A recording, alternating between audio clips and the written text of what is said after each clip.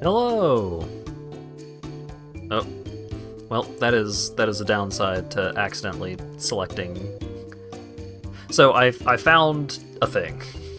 I was just clicking around while waiting for the right moment to start talking, and I found a place that lets me input text into text sources without having to open up like the properties for the text source.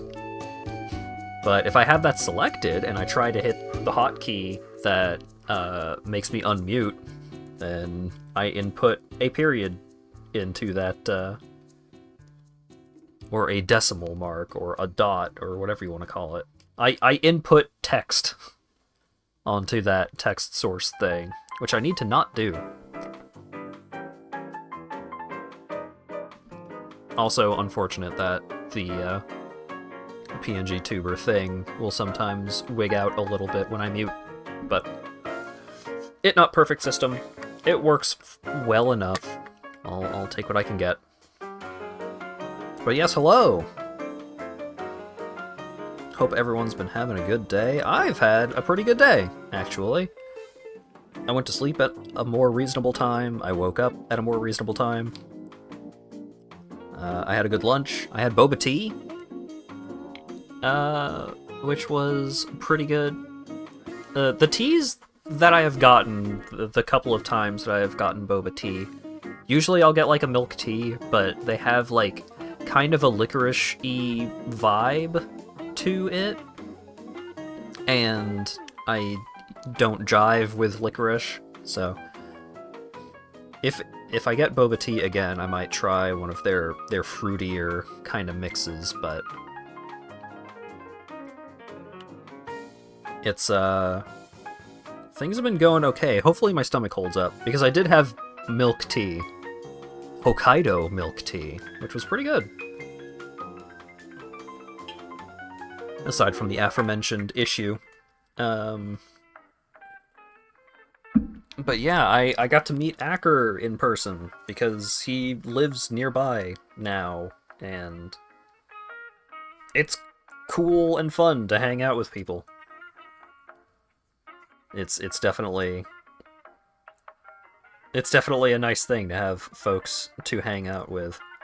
And good thing for Lawyer Dog and Lago for having even more people to draw conversation aggro. Because boy howdy, they can attest that there's a reason why I do mostly solo streams, and that's because I don't need other people to actively speak to keep a conversation going for hours.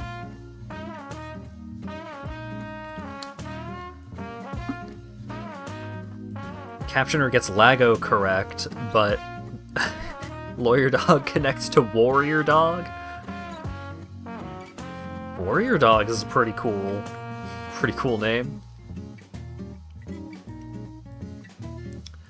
But yeah, despite overall having a good day, I've been a little under the weather. Just a little bit. But my throat is feeling a little tingly.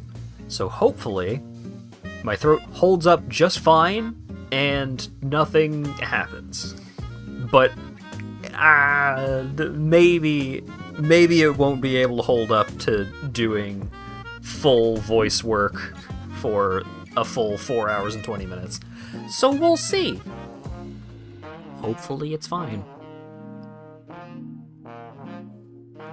Last time on Dave the Diver, I got bamboozled and failed to do a boss fight quest because there was a party going on, and I didn't even make a ton of money off of the party, which was fucked up.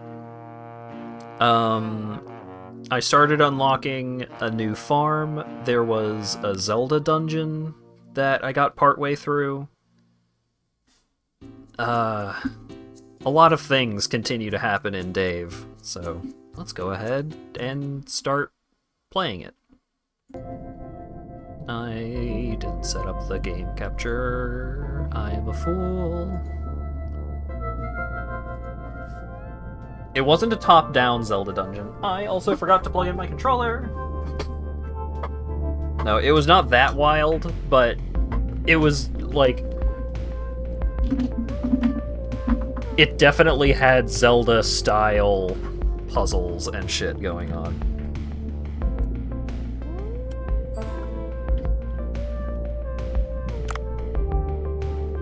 No, don't overwrite. Continue, please.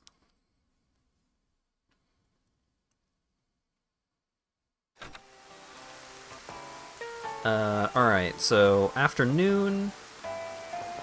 Right, I need to get the crowbar from the delivery ship wreck. I need to hunt a fangtooth. I don't think there's actually only one save file. I think it would overwrite my autosave. I think that was the warning. I did not actually read it.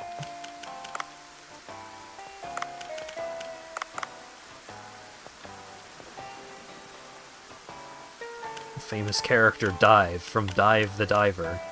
So true. Alright, so I still need an animal leg bone.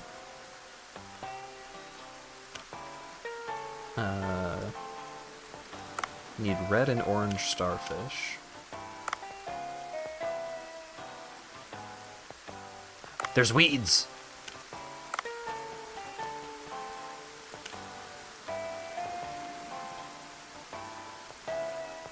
Discovering issues with Baldur's Gate 3. May not be unlucky to be forced to wait. Yeah, I mean, I probably should have waited when Wrath of the Righteous first came out.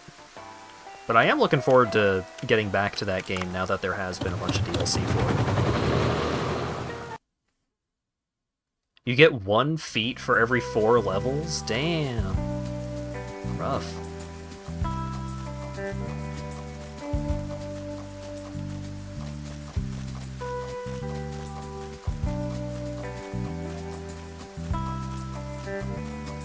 They're eventually going to increase the maximum to 20? Huh.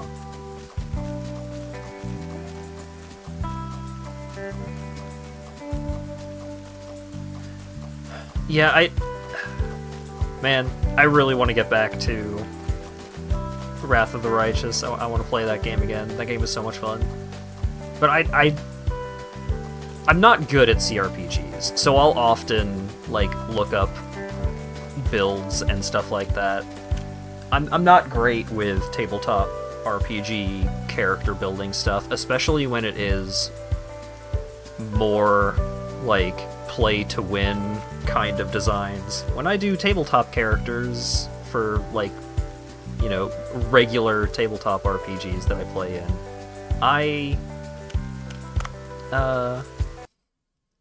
a lot of my characters end up not particularly combat capable. Or like, if they do, then their combat capabilities are, like, pretty narrow, and in situations wherein their particular style does not function super well, then they struggle a lot. It's weird.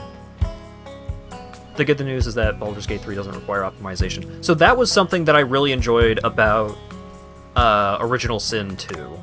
Divinity Original Sin 2, I was able to complete that game without really getting super deep into any kind of optimization or anything. So I think that's just something that Larian does well, is, like, balancing the game such that the average player can play on normal and do fine.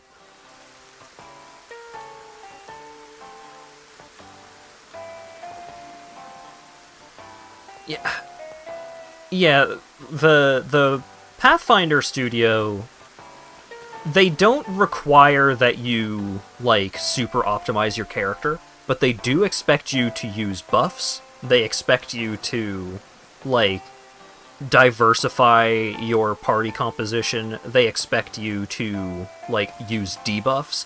They expect you to use the wealth of tools that you have at your disposal. The downside to that is that in a lot of tabletop RPG systems, the buffs are pretty generic, so it's like, Alright, had a long rest.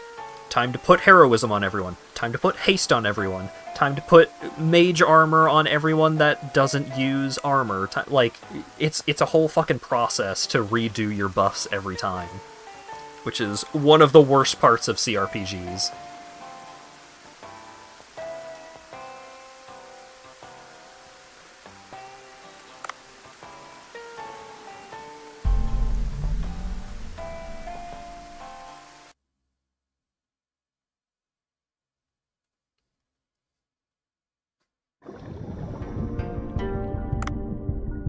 Okay.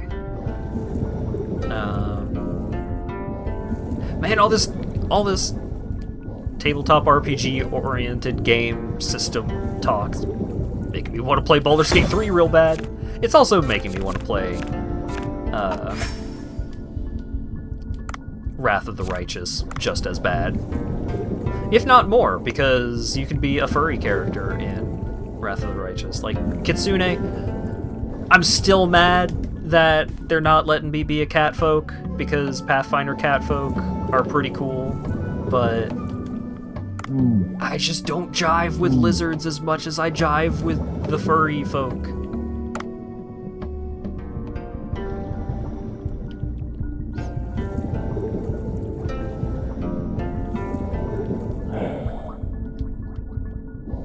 Alright, so Seaweed Farm is not available yet. Melee weapon forging is not available yet.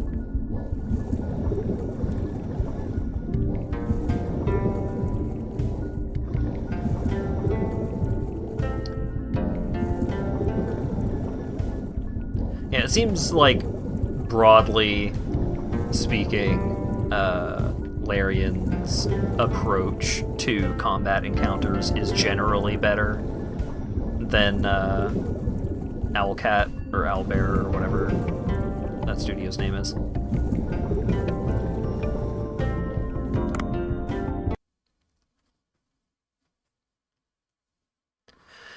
But it like, one of the upsides to Wrath of the Righteous, like, especially in comparison to Kingmaker, is that the epic levels are a lot of fun to fuck around with.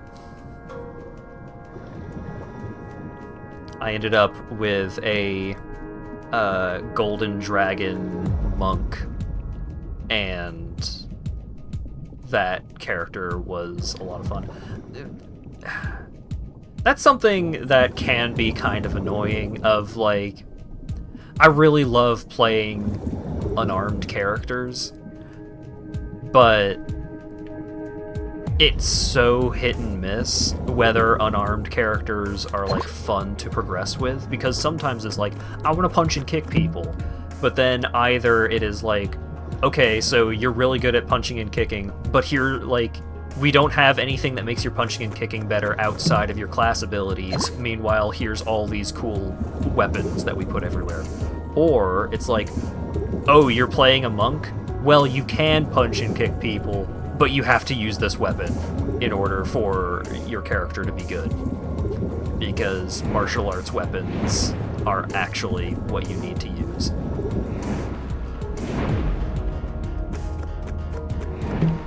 No. So, like, Dungeon Mans. That game, a lot of fun. Generally enjoy it. We'll probably go back and play it some more at some point. But that game has a problem where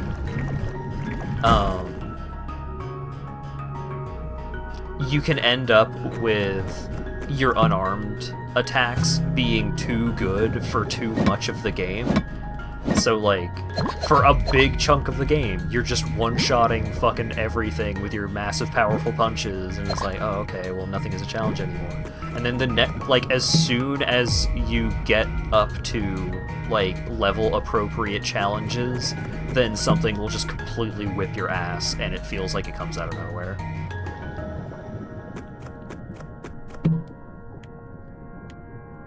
System design is hard, and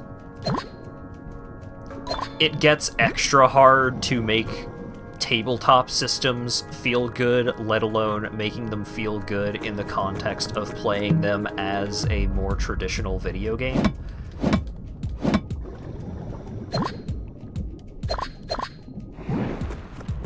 Like, the Shadowrun CRPGs, Shadowrun, Dragonfall, and Hong Kong. Those games are tons of fun. Those games don't fucking play like Shadowrun, the tabletop system.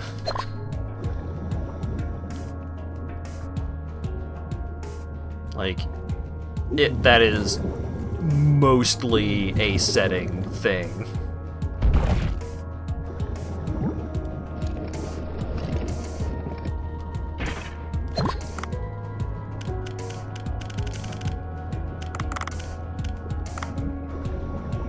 So, yeah, it's weird. Hang on.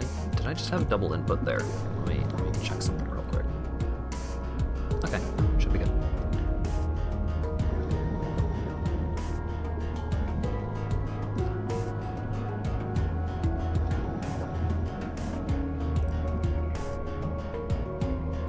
But yeah, I think the biggest thing that has, like, well, there are two notable things that have stopped me from going back and having done another playthrough of Wrath of the Righteous already, because I do really like that game. The two things are, one, sustaining buffs. Like, stacking up all of your buffs every time you take a rest is a huge pain in the ass, and the process of going through and applying your buffs to everyone is such a chore. But the other problem is that game does not run great on my computer. That is definitely one of those games, like Cyberpunk. I want to go back and play Cyberpunk. I liked Cyberpunk. I was having a good time with that game. But eventually it just got to a point where, like, just a little too often it ran a little too bad, and it just started to bother me.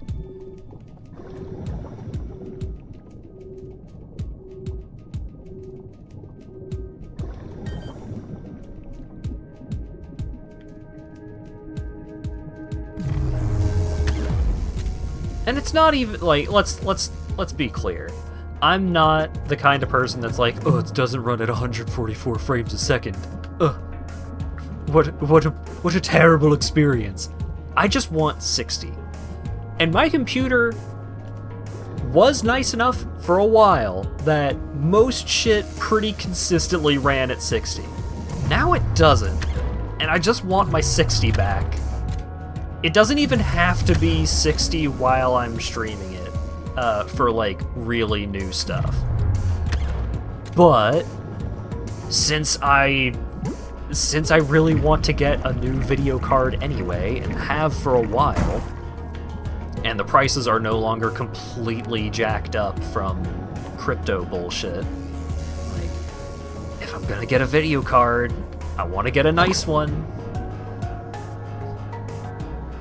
And then once I do, oh my god, there's so many games that I'm going to be going back through and replaying or, like, playing for the first time. Trepang 2 is another game that I know my computer is not buff enough to handle, but I really want to try it out.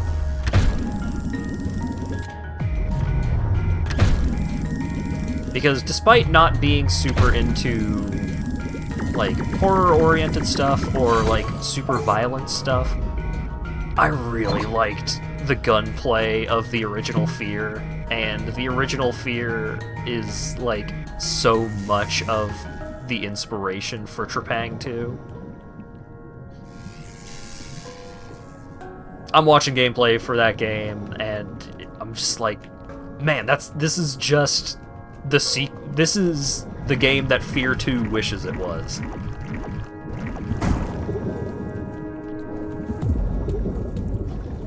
So I'm looking forward to getting around to that at some point. But it's like, man. Can't some of these video cards go on sale or something? Because I can afford it. I literally can afford it. I don't wanna. It's a lot of dollars.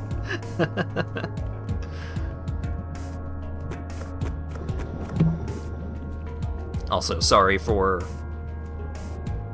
so little discussion being about what's on screen. Just talking about completely different games and tabletops and so on and so forth, but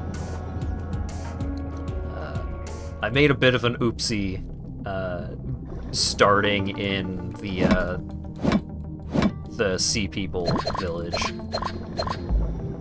because I need the crowbar, and the crowbar is very high up in this area.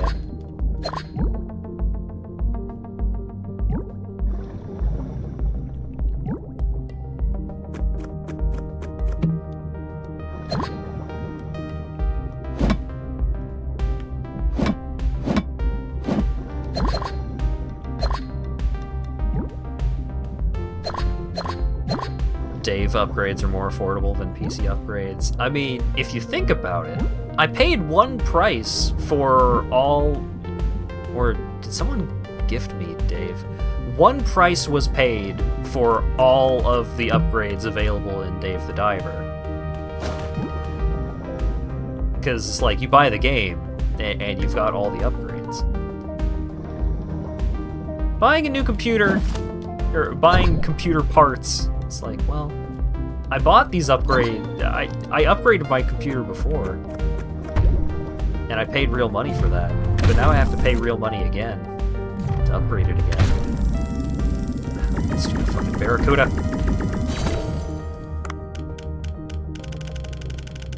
I don't think this Barracuda is very great at all, actually. Get out of here. Exploded jellyfish, get out of here.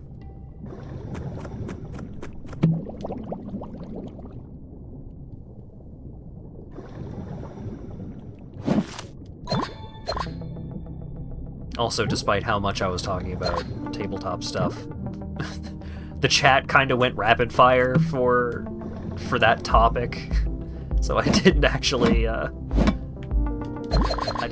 get through all of the messages that people were saying about it. I'm sorry. A 2-star mediocre Barracuda. At best. Although, if I did just keep all of the Barracudas that I have caught over time, I could have just upgraded the Barracuda sushi a bunch, and it would actually be a valuable dish.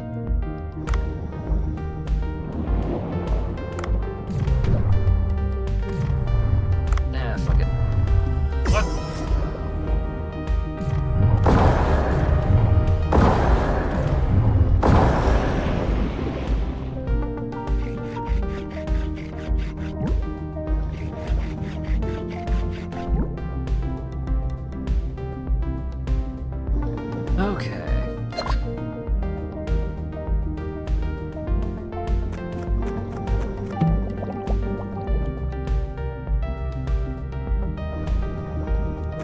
Although it's like, on the topic of just things to talk about, I don't have as much gaming stuff to talk about as I usually do that isn't like Baldur's Gate 2 oriented stuff, because, well, okay, I've got, I played more Settle Moon recently, and I figured out some stuff about that game that makes it play a little smoother for the way that I tend to play idle games. So, I mean, it was a recommend right out the box for sure, but now I am personally enjoying it more now. So there's that, but there's also, alongside it, I have also been playing more Idle Wizard. I don't know how much more Idle Wizard I'm going to play, but some of the mechanics that they have added to Idle Wizard since the last time I stopped playing are pretty neat. Later, Mech Mantis. Oh, there it is! Cobra's crowbar. It's buried under the rocks. I need to remove the rocks.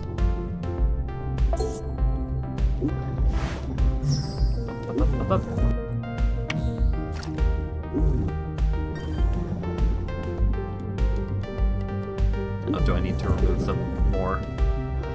Oh, there's a blue zone over here. Okay. I'll need a crowbar to get this crowbar out. It's like you buy a pair of scissors and they're in that clamshell packaging. Ah, clamshell? Get it? These crabs are pissed. Looks like I aggravated a colony of crabs. They look ferocious. I need to deal with them to pick up the crowbar. Whoa! Oh my god.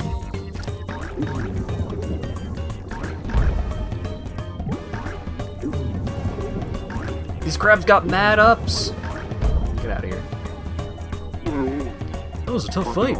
I'm gonna pick up the crowbar and go.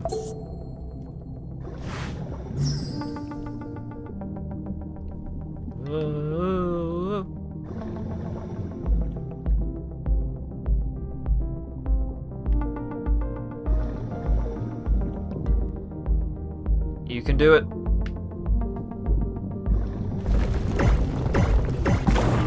Yeah. Good. This must be the crowbar Cobra mentioned. Why does it look familiar? I don't know. Let me get to the boat. Why do I have to go back to the boat? Why can't I just go down to where I need to use the crowbar?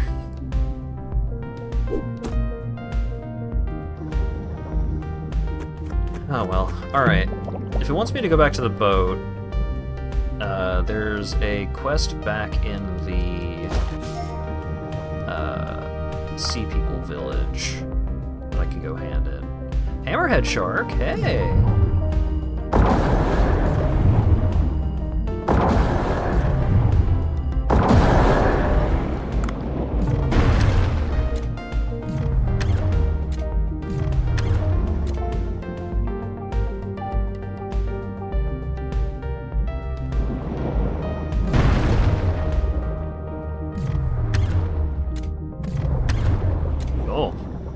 Tough boy. Oh, he does shark combos! Rest in peace, Hammerhead Shark, you were really cool.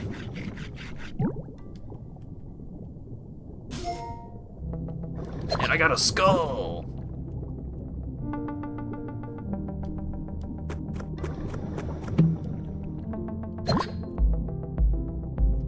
Sesame seeds? Oh, the captioner actually got that? I guess I don't know what else it would be.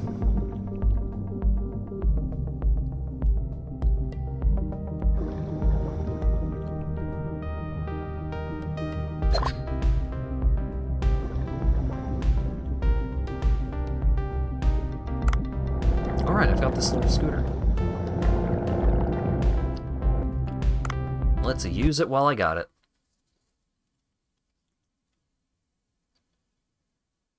Oh, belatedly, you can't bind all your buffs like a MapleStory macro. No. So, I saw that there's an add-on that will do something like that. Like, there's a mod for the game that lets you set up...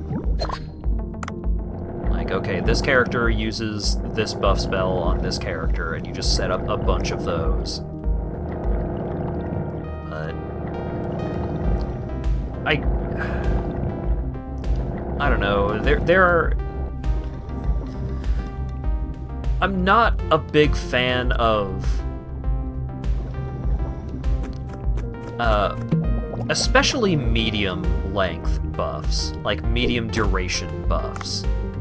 Those kinds of buff mechanics feel like, man, if it's expected that I'm going to have this buff at most times, Like, surely there's a better way to do it. Like, some kind of way to make it a... like a toggle or some kind of infinite duration situation. Like, short duration buffs, alright, I get it. I still prefer a lot of buffs to be like, you unlock the buff, and then you just have the buff. But short duration buffs are like, okay, this is designed that you only have this for a little bit. I get it. So if you're in a really tough fight, then, you know, if you use it, then you might not have it for the whole fight. But then, just like, ooh, this buff lasts 10 minutes. Oh, okay. So, in 10 minutes, I'm gonna have to take a rest and then reapply the buff. That's what you're telling me, huh? Okay.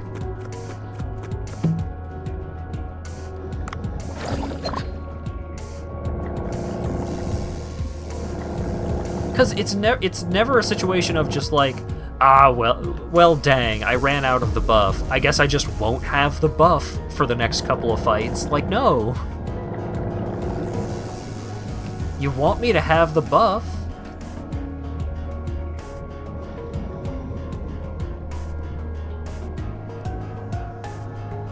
Just like, okay, I allocated this buff to my spell slots. Just let me have the buff. Or something.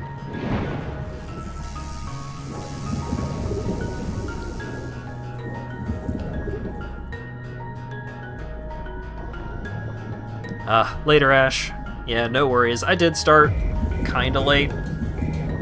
I mean, starting at around 8 is not that unexpected these days, but starting a little past 8 is still a lot. I understand. No worries. Thanks for dropping by, and yeah, for Judgment, I'm looking forward to playing more of the main story of Judgment, but I don't know how much more I have in me for doing the side content. It's just not great. Like, it's not bad, but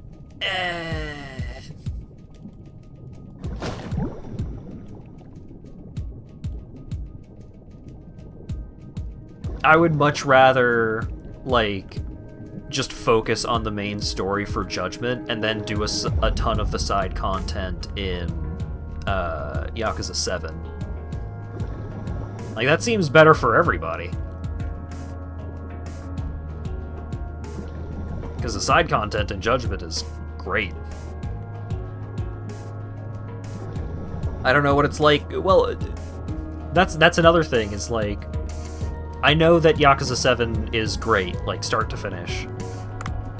So there's that reason for people to be excited about it. But there's also, like, hey, if you've been enjoying watching me play through all of these Yakuza games, and, like, you like the Yakuza games, and you like me as a streamer going through the Yakuza games, if all of that is your jam, then just wait until you get to Yakuza games that I haven't played before. I haven't played Lost Judgment before. I haven't played Ishin before, and there's by the time I get through 7 and those, well, by the time I get through Judgment and 7 and the 2 games that I haven't played before, there's going to be another game that I haven't played before, and by the time I get through that, there might be another game on top of that I haven't played before. So I am excited as all hell to, like, continue going through. And the fact that we're getting closer and closer to those games makes playing through the rough parts of Judgment, like, that much more of a challenge. Because people are also telling me, like, oh man, yeah, Lost Judgment is a lot better. Oh. I want that. I want to see why it's better then. Looking forward to that.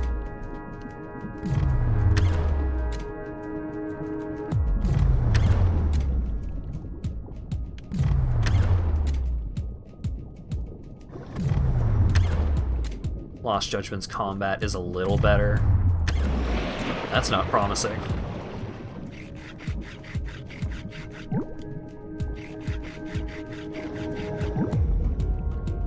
But, on the other hand, you are just not particularly into the Dragon Engine action combat anyways, right? Like, your floor for Dragon Engine combat is already pretty low, isn't it?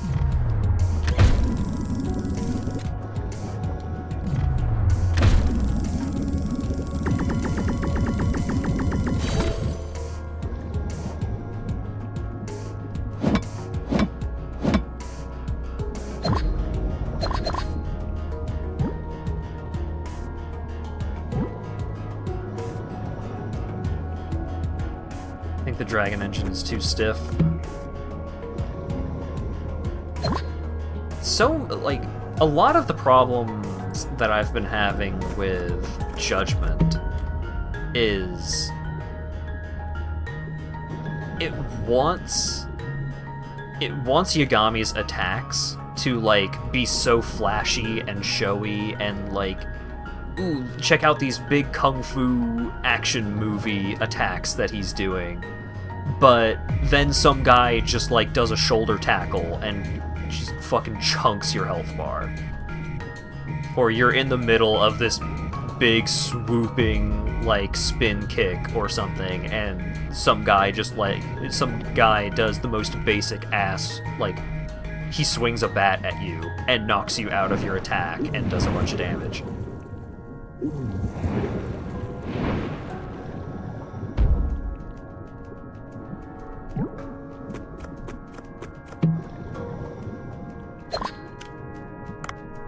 Just flies around the screen uncontrollably. Yeah, like, it's so difficult to have anywhere near the level of control with Yagami that you had with Kiryu. Like, even Kiryu in the Dragon Engine games, like, you have so much more control over, like, what you're doing, how you're moving, where you're going.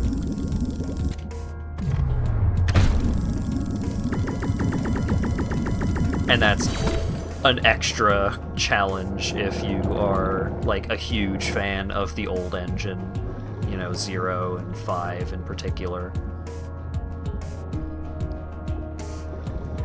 Yeah, the old engine is definitely a lot snappier. I understand the appeal, and I agree. Like,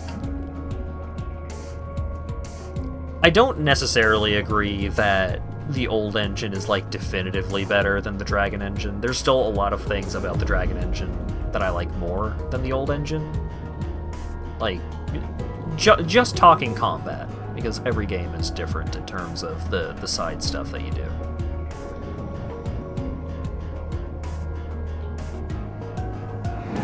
Woo.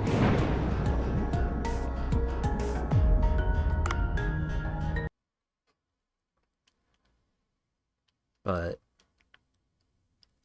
like, it feels a little strong to say, because it's like, ooh, damn, harsh.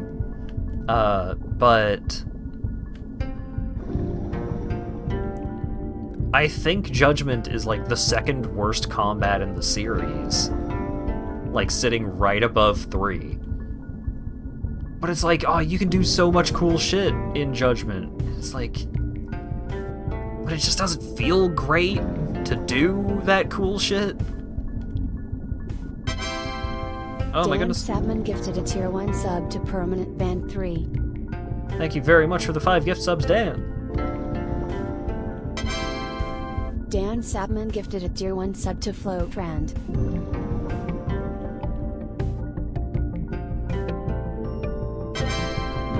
Dan Sapman gifted a tier 1 sub to your frienda. It's so contextual, it's like trying to corral a squirrel. Yeah, like... Dan Sapman gifted a tier 1 sub to Ronan Nate. Like, trying to do any of the running attacks, or, like, trying to... Dan Sapman gifted a tier 1 sub to Marnique Suwu.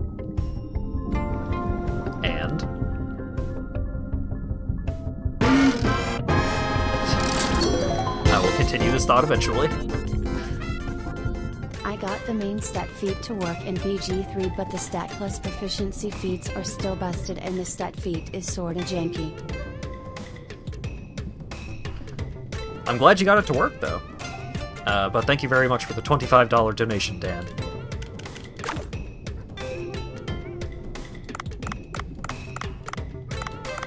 I said I would continue that thought.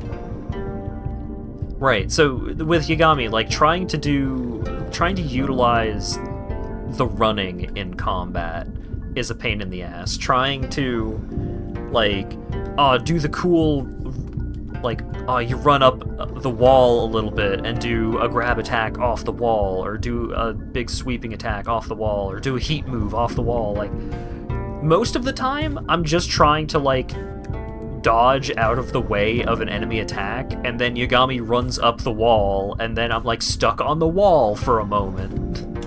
Oh, God damn it, get off the wall!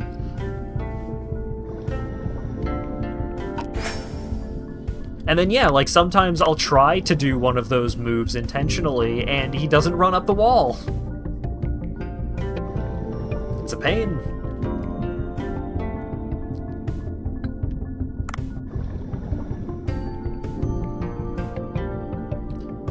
So it's like, all of these controls are like, yeah, the game's got problems, but then you've still got to put it into perspective that, like, for as much as I complain about Judgment, like, it's still not a bad game. Like, Yakuza 3 also was not a bad game. But in comparison to the other Yakuza games, those, like, all of the side stuff in Judgment is rough. The combat in Judgment is rough.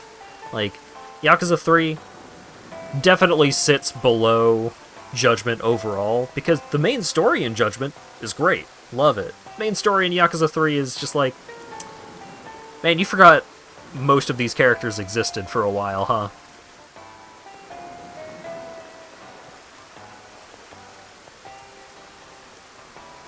Sorry, I am eating a boba pearl real quick, because I remembered that I still have a few.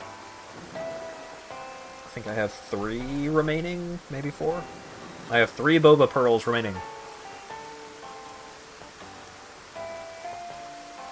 Joe Kazama. Yeah, it's weird. Ah, that's the one I ordered. So you take this to the rock, insert it between the cracks, and pull hard like this. Then you'll be able to take out the rock. Nice. I'll be able to move the mirror with this. That's good. Since you're here, why don't you check your gear? And don't forget to stop by Bancho Sushi.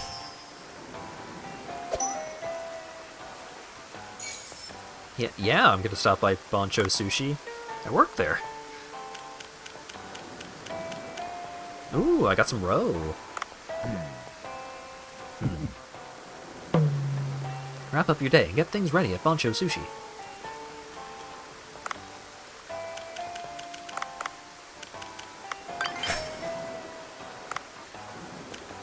Oh, you don't want me to check? You don't want me to pick up more fossils? Damn.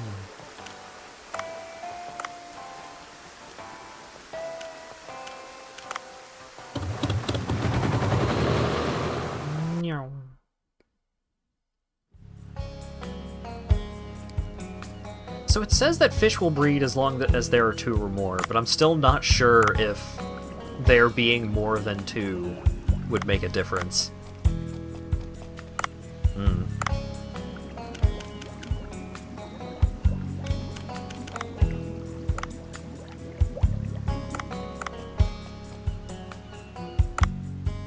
Ooh, look at all these fish eggs. Oh, it's getting crowded in here.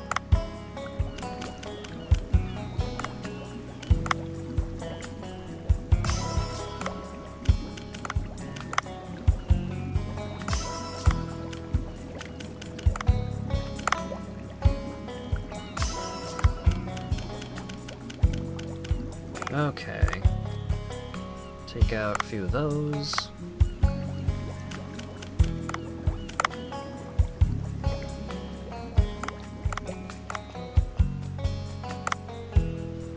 All of my 420 depth fish are still growing. Do I want to go and do some nighttime fishing? I don't think I do. Oh, Michael Bang is gonna be here tonight, isn't he?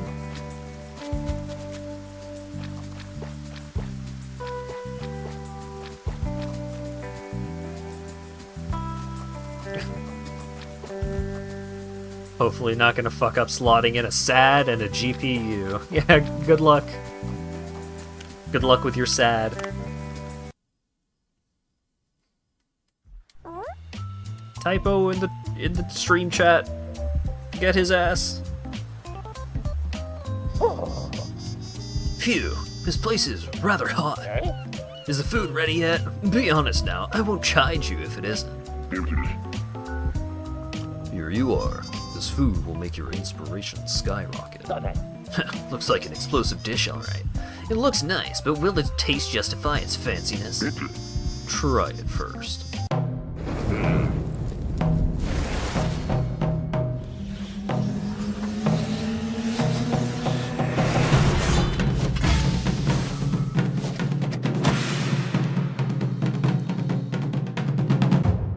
Or sure. Ingredients arrived! Here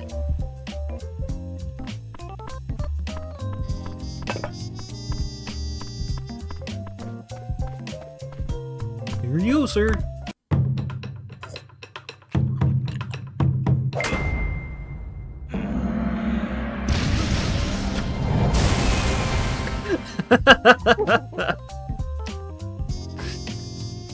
He loved the sushi so much a jet exploded out of him. It's coming to me, yes! Such powerful inspiration is filling my soul! Haven't felt that way in a while. This rice. It's not easy to find such rice in these parts. How did you... I had some help from a friend. I'm glad to see you like it. If you'll continue making your masterful movies that pluck at the heartstrings, you're welcome to eat here whenever you like. You're quite the man. I like your style. Perhaps my next movie should be about a sushi bar. It should feature a man with a missile launcher in one hand. What kind of story is that?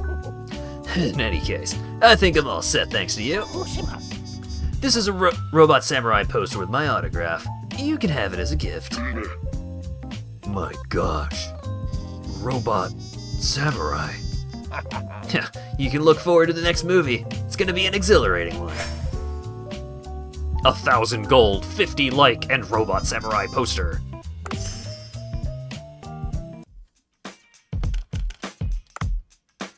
Where does the Robot Samurai poster go? Ah, no, I could also put up the portrait of Selgio. But I gotta put up the Robot Samurai poster for Boncho.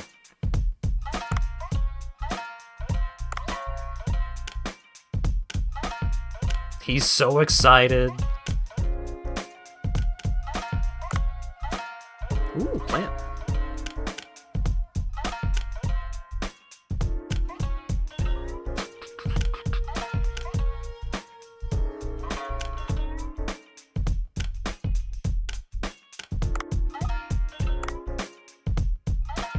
Alrighty.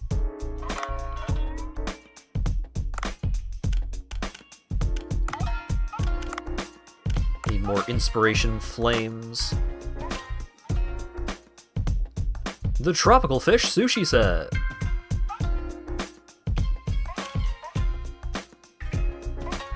Alright, I got the goblin shark.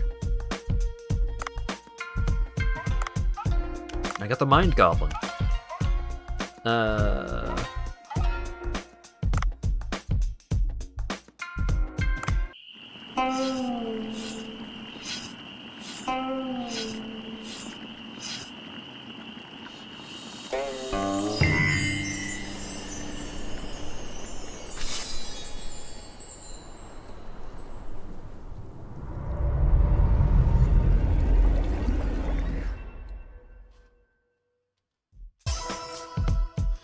Enhance is complete.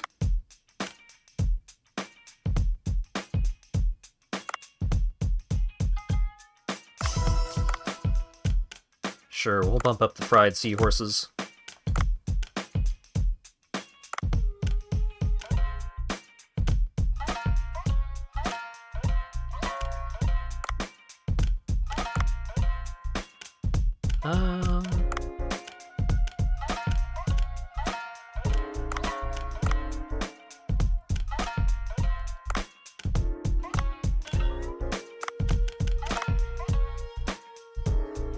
The remaining food will be discarded. No.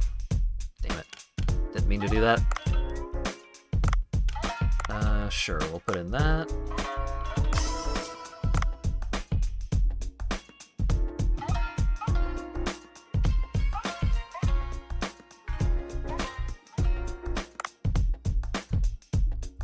Yeah, having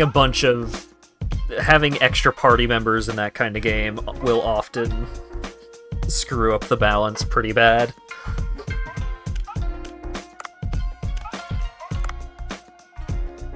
You gotta be really careful with that, but I definitely understand the appeal.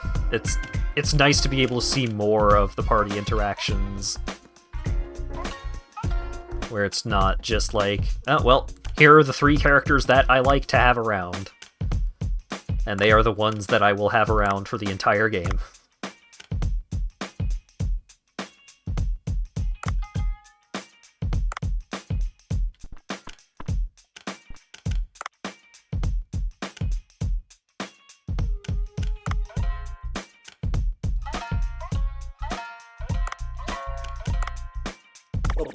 Sure, let's upgrade Maki a little bit.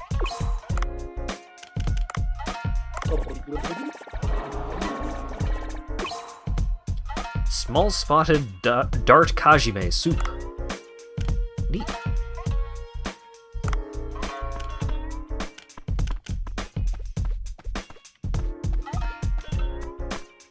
Oh wait. Oh, I don't have enough heats for that. Alright, let's open the restaurant. Hopefully I remember how to do all of the mechanics. You want green tea? Green tea? Green tea? Anyone? Green tea?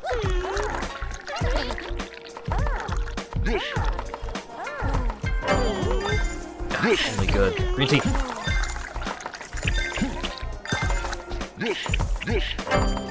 Only good. I'm undershooting it. Oh my god, the wasabi is running out so fast. Alright, let's do an early wasabi restock this time. Let's see if that helps. Alright, green tea. We got a beer waiting. Perfect. Beer.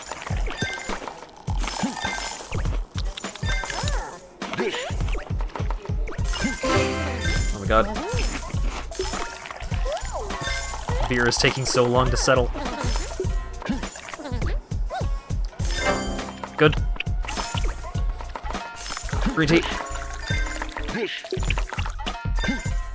Oh my god, the beer. Hurry, get the beer.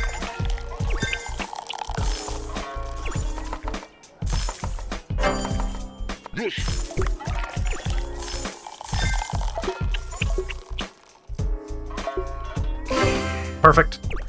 Get the beer. Oh shit, do we have no people leave unhappy this time? Was that the first 5-star in like several nights of running the sushi restaurant? Ooh, look at that cash. Holy cannoli, let's go. 5 stars. I didn't see how much food was left uneaten. I kinda don't want to know how much food was left uneaten.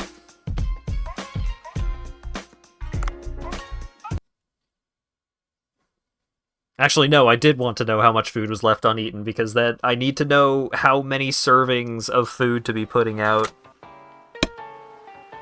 in the evenings. Ah, jeez. Hello there. A wonderful Monday. Thanks to your help, we were able to get a special in the magazine we issued today. Please keep up the good work. I'll be back on Saturday, hee hee. Weekly fish! New fish found!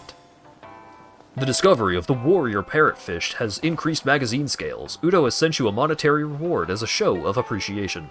1,000 gold. I guess that's not nothing. Huh? Some kind of mail is here. Should I check it?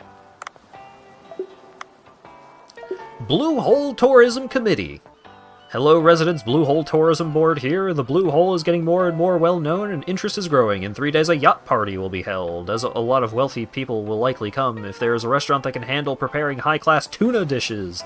This could significantly increase your sales. We ask for your support until it becomes the best attraction in the world. Signed, the Blue Hole Tourism Committee.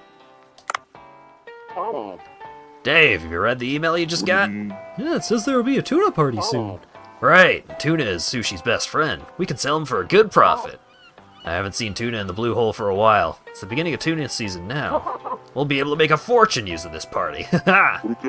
Isn't it difficult to catch tuna? I heard they're very fast swimmers. Ah, that's why investment is needed. In the afternoon, I'll bring a tool that can catch tuna. I'll catch you later then.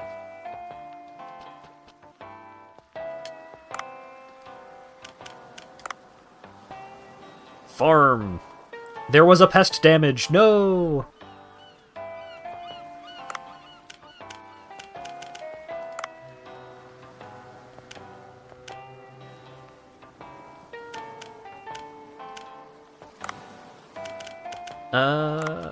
Hooksta. Boncho Sushi has a new family. I will take good care of them. Hashtag new family. Hashtag Momo family. Oh, such a delicious and chewy shark dish. What kind of shark was this again? Hashtag goblin shark. Detoxified pufferfish is the best. Hashtag pufferfish. Just thought of the most awesome idea. Prepare yourselves for my next big one. Hashtag the stone. After working at the farm, I'm just about starving. Hashtag delicious.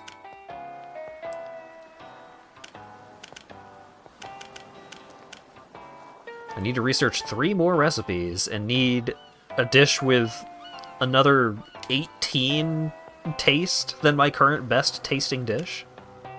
Damn.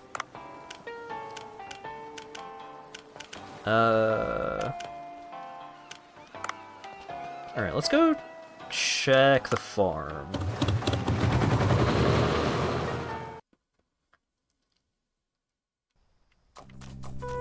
Weeds! Oh wait, one of those was the rice that got fucked up by the... Dang it. Alright, let's go feed the cat.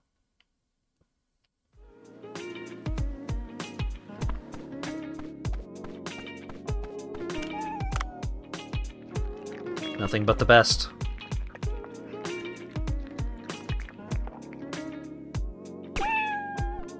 Yeah.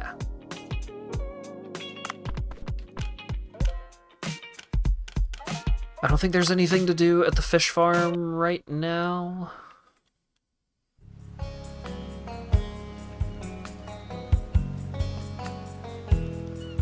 Hat leaning over the counter shouting green tea to customers. Look, I need to know! Ooh! Look at this. We got some high-rank fish growing in here. The Dumbo octopus. So rude. Got a shrimp in here.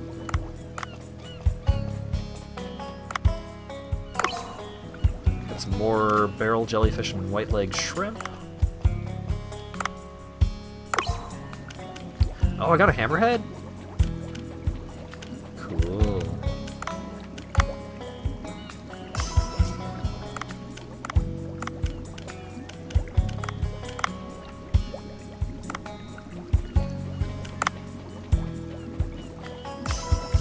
Sell to you, The aquariums are nice. It's fun looking at them. Ooh, bunch of chambered nautilus.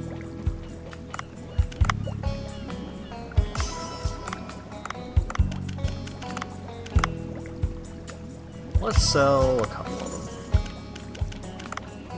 Comb jellies. I'll take the 3 stars. Fang tooth. I don't really care about Fangtooth. Yeah, I know. Get out of here.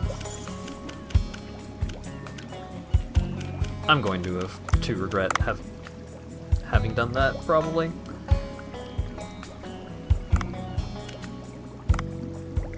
Okay, 50% density, that's fine.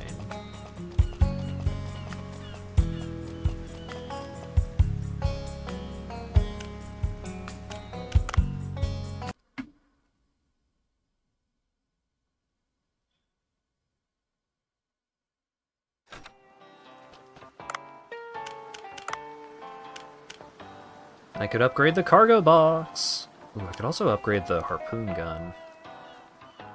I could upgrade both, actually. Do I have a bunch of sellable stuff?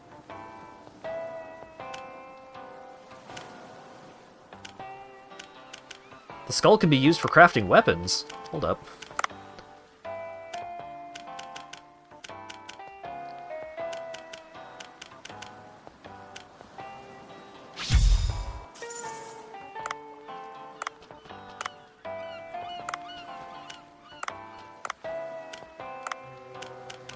Let's upgrade the harpoon gun. I think that is a more pressing thing. My air has been fine. Oh, I didn't actually have enough for both upgrades. Alright. I can't upgrade my sniper anymore at the moment.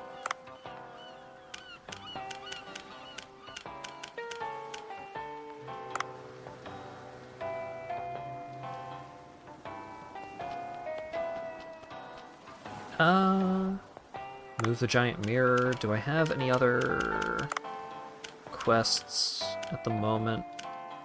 Nope. Just the one quest right now. Alright. Nothing to it but to do it.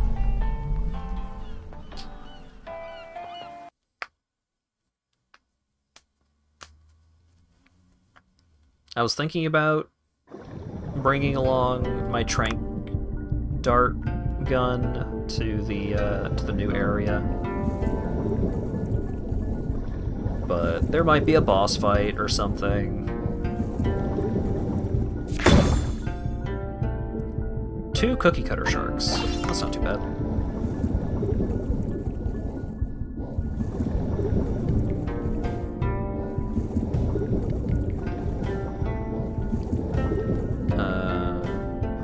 There's not a marker here, but maybe? Imagine. Humans aren't evil, I'll help you out eventually, if I feel like it. Okay.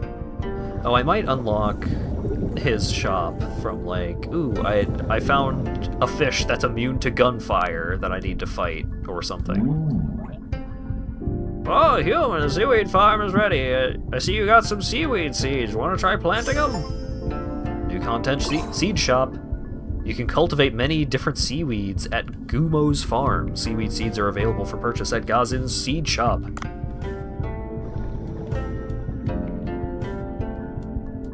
How do I do that? There we go. Can cultivate. Ooh, something that I can spend Bay on. Hey!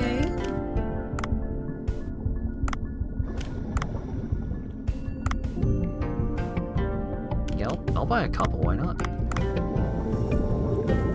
I have a feeling that I'm about to find out why not. And why not is probably, I'm gonna need all that money to upgrade my melee weapons. But we'll see, I guess. I will happily spend a bit of time gambling to earn some of that money back, if that turns out to be the situation. Oh right, there's food buffs. That's another thing to spend Bay on. Mima's Special Dumpling, a big dumpling made of various seaweeds and corals, are only served at Mima's restaurant. Reduce damage taken, increase damage of harpoon gun, increase movement speed and melee damage. Reduce damage taken, increase melee damage. And then there's a couple that are just one of those. Give me movement speed, please. Oh! Cutscene!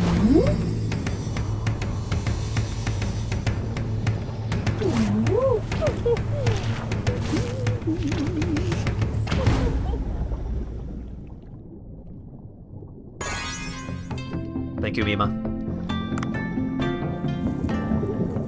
Oh yeah, that. Yeah, that's a movement speed increase, all right. Cool.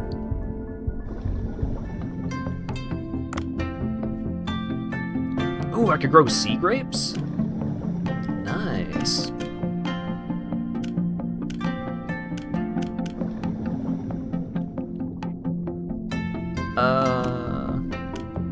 So I got some seaweed seeds. Let's get some kelp seeds. Actually, let's make it so I've got 3 of each.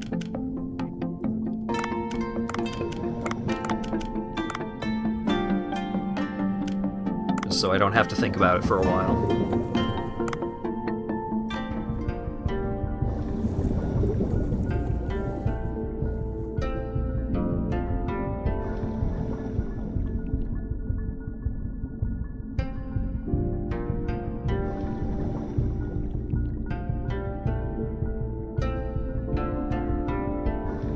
Sorry, I'm finishing off the boba pearls in my tea real quick while I've got an opportunity.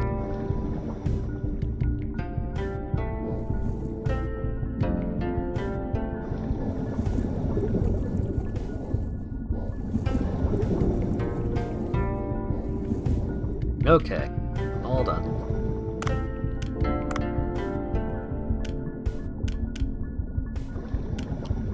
So, seaweed and kelp. And fuck it. Just expand the whole thing.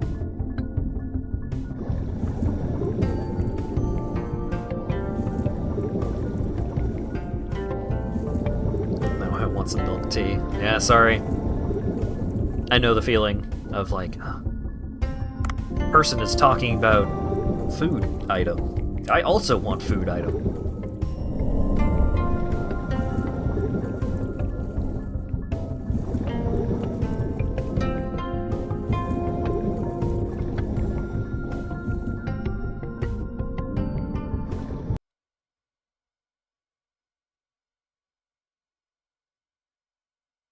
Alrighty.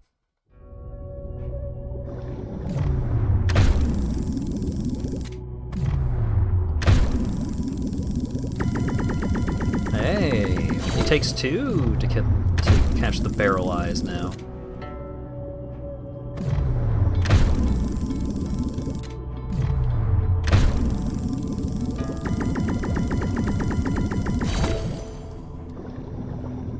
Have we unlocked another farm tonight? So I finally actually fully unlocked the kelp farm, which has been the 3rd farm that we have been close to unlocking for a while now.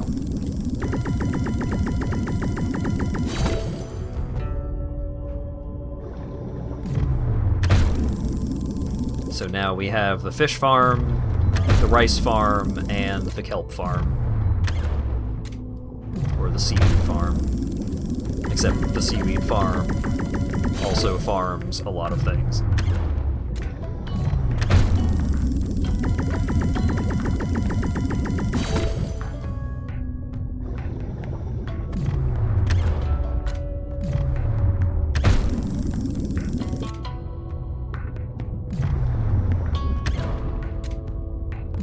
Dang it. Get over here, you.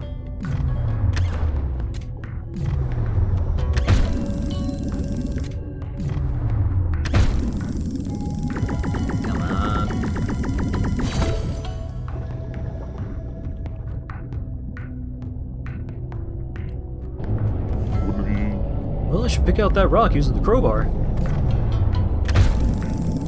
I wonder if there's going to be a crowbar minigame.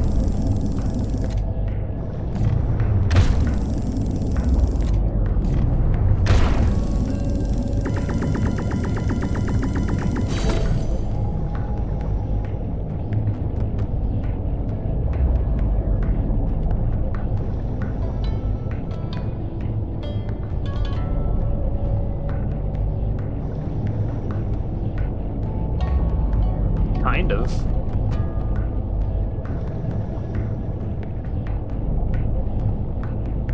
Oh, there we go. Got there.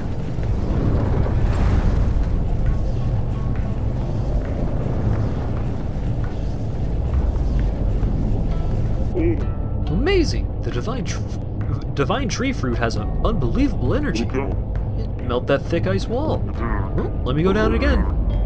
It's too cold, by the way. I could kill for a hot bowl of miso soup from Bansho Sushi.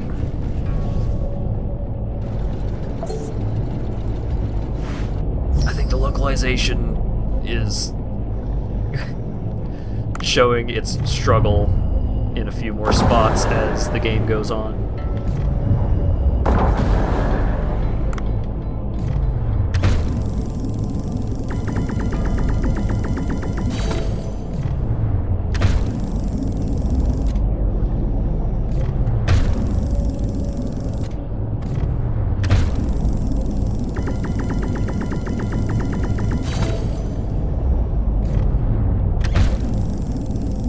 It's just weird to think of a game that has characters and designs like this.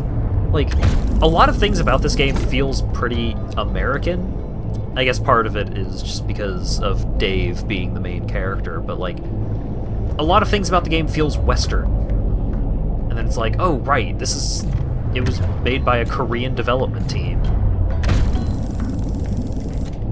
So some of the writing may be localized from members of the Korean team.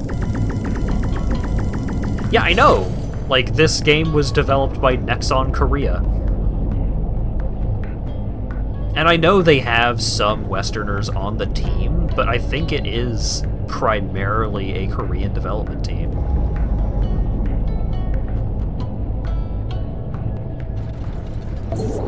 Whoa, whoa, whoa! This is a dead end, too. Almost there. I should check the surroundings first. What the fuck are you?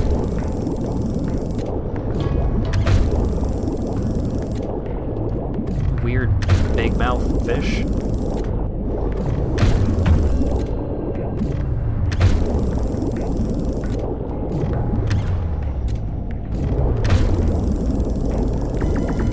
What? We're getting there. The pelican eel. Pelican, pretty apt comparison.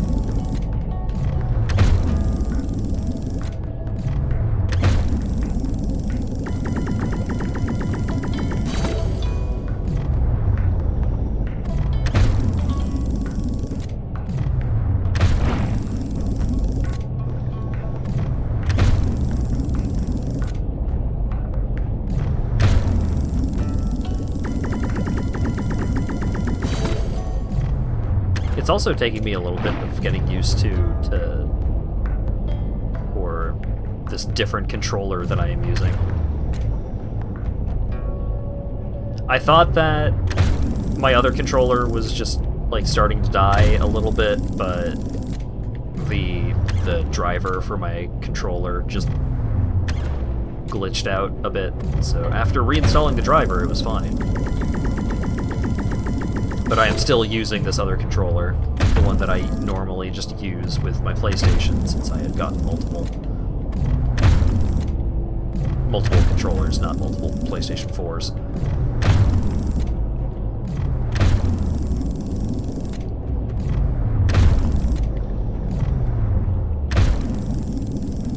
Come on.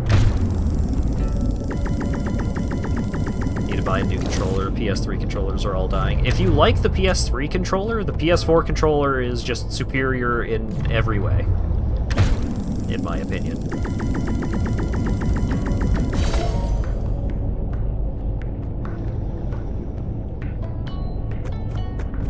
Like the other PS4 controller that I was using, that thing lasted me many years of pretty active use before anything wrong happened with it. And like, it still works totally fine, it's just the down button on the D-pad is a little mushy.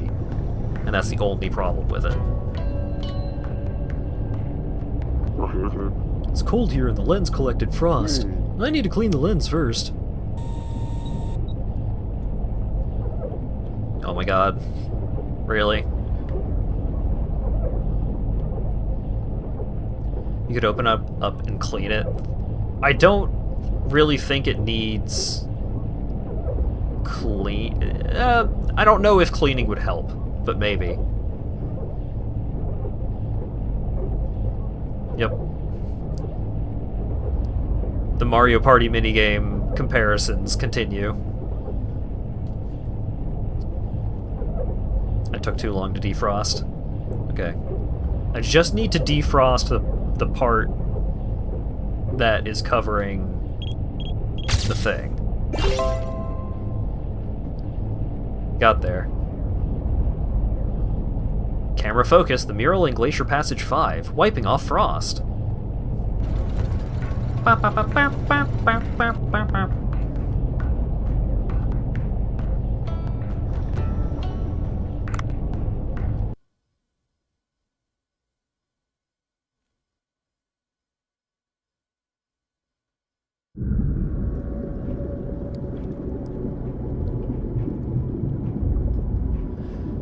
Oh my god, it continues to be a Legend of Zelda-ass dungeon up in here.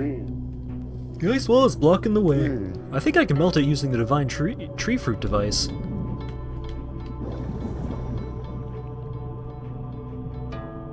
But can I find a divine tree fruit? Oh, there it is. Alright. Oh, damn. Yes, you can.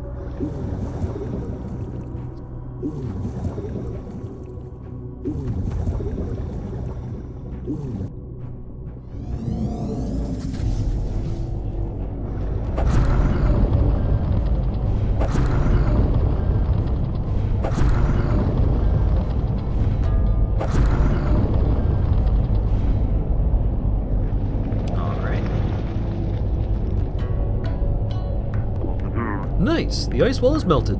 Let me go inside.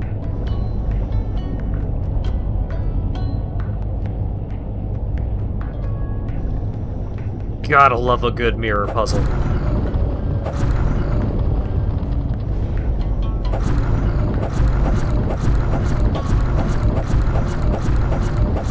Oh, using the knife moves you downwards a little bit. They're fun to reflect on afterwards? Oh-ho! Funny joke.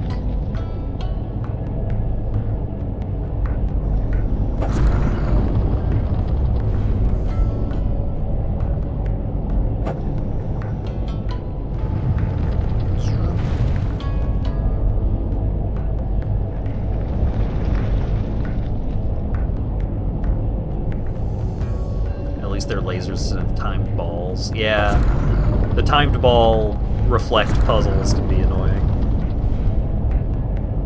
Can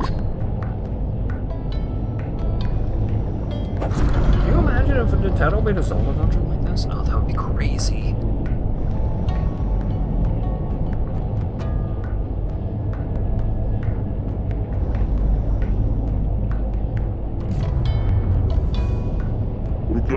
There's a mural here as well. I should take its picture and show it to Dr. Bacon.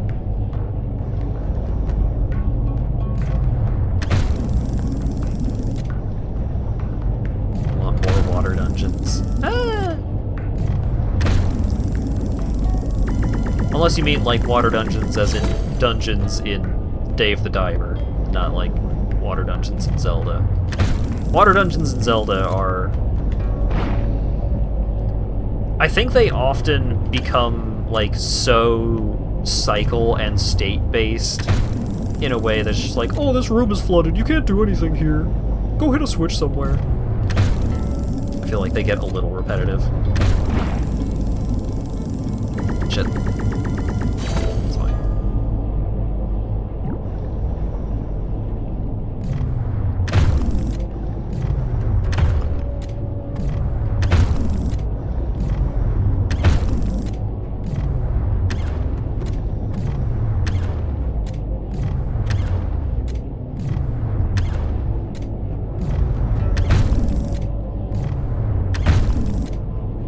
Okay, will you get out of that corner?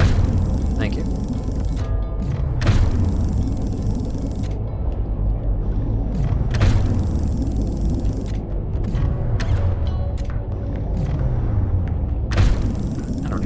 what you're called.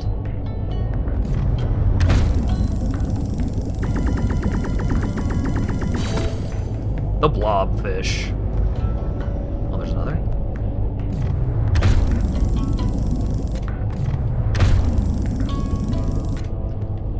Last water level you played in a Zelda game was the fish one in Link's Awakening. Damn. Been a minute.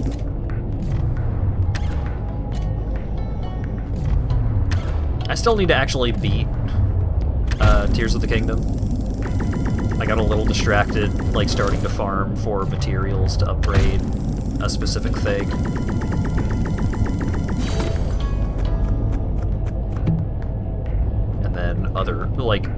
And then like 8 games came out.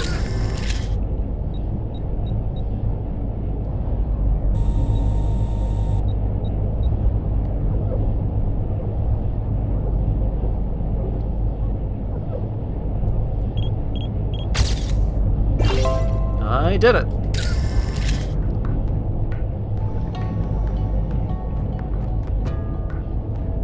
Became a don't get hit guy. Oh yeah, I've completed every shrine, and I have like a bunch of good healing items, so it's not really a question of like, oh, I need armor so that I don't take damage. It's more like, I just want to upgrade the thing because it's cool.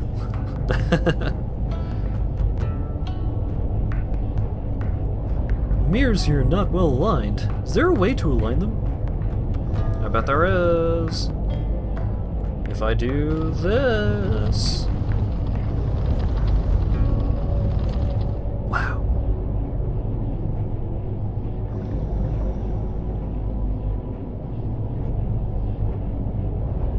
Oh wait, no, that's probably not the right way to do it. Okay, I see it. Shit, that was correct. No, turn it back.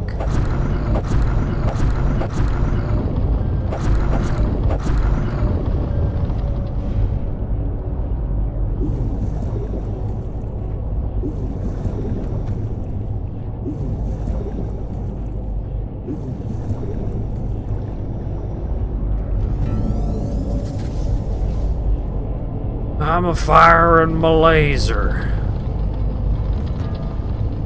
Alright, so over here.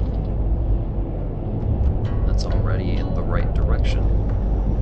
Then up here, and you just leave you like that.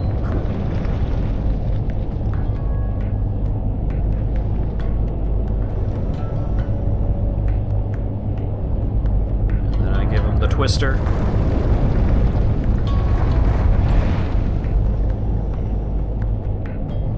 Huh.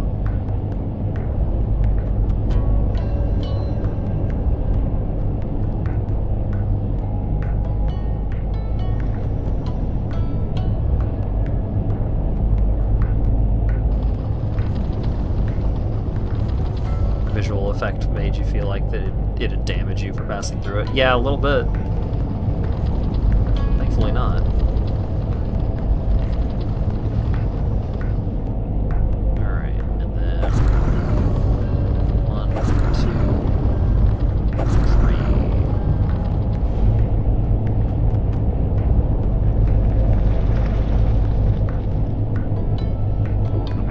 3. Good, the ice wall blocking the exit is melted away. Now if we go past it, I'll find a door to the glacial area.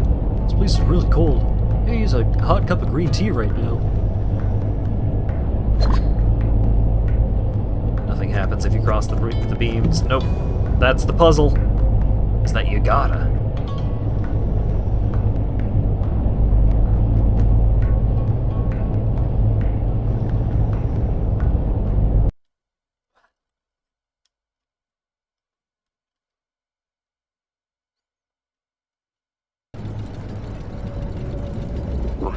This place is too dark to see anything. I hit this fruit and it glowed. I should use this.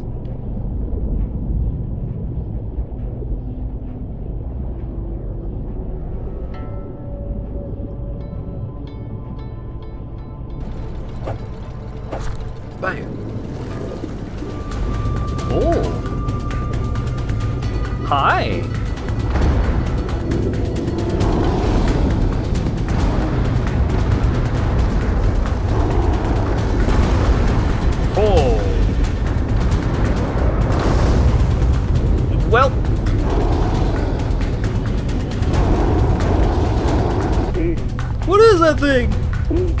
That Godot is humongous! It's unreal! It's thankfully chained. We need to escape this place right in the current.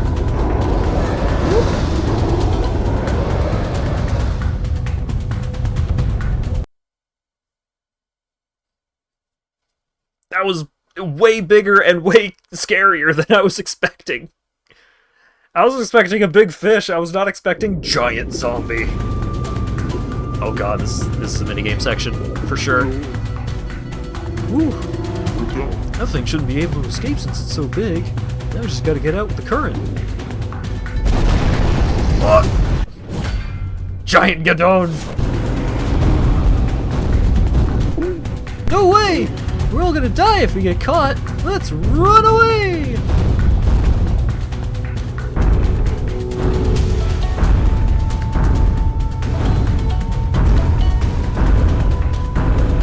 Oh, boy howdy.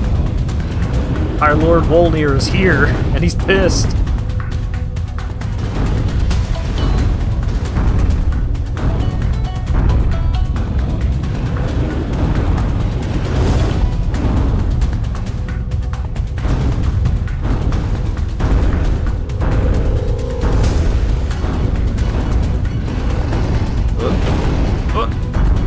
What did that do? Oh, okay. Ow! Go, Dave, go! Oh god. I can't do my little dash in this sequence. No. I should have upgraded my health.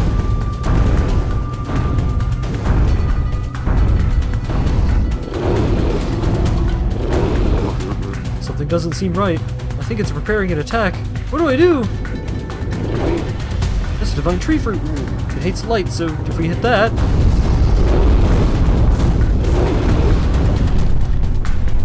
What? That was a different kind of quick time event that the game has not used yet.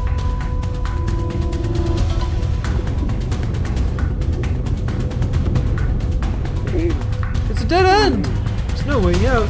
Oh my goodness!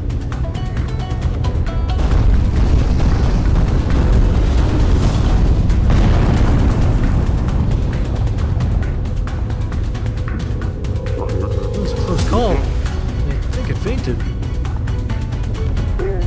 Path opened up after we hit it earlier. Let's run away before it awakes!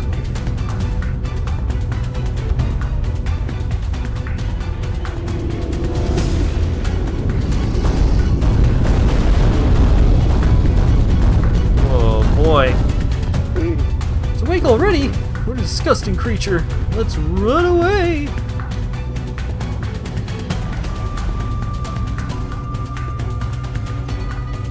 Go, Dave, go. Oh god, the obstacles are coming a lot faster.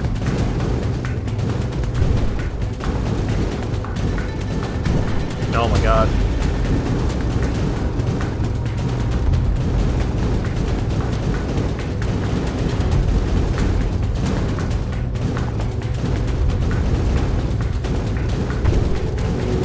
I'm gonna die. No, I especially died because I couldn't fucking see the obstacles coming up from the bottom of the screen because it was completely red. That's not fair.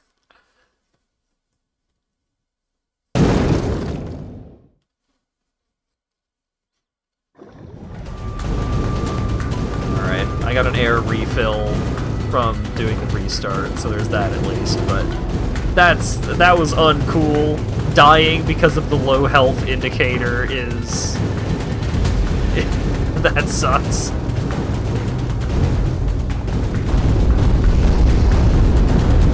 Oh, and I was like inches away from completing the section anyways. Oh, double damn it.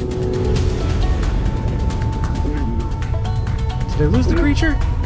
What is this vibration?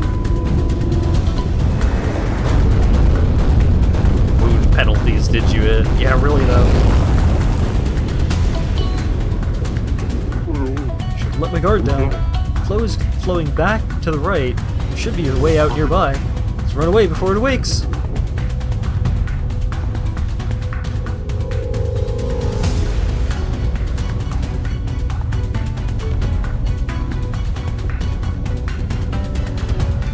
This is so much more involved than I expected a section to be. I mean, I wasn't expecting a chase sequence with a giant zombie anyways.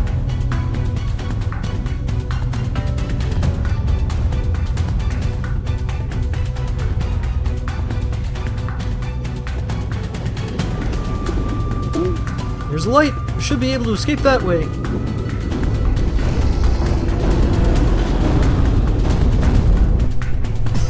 Dodge! Dodge!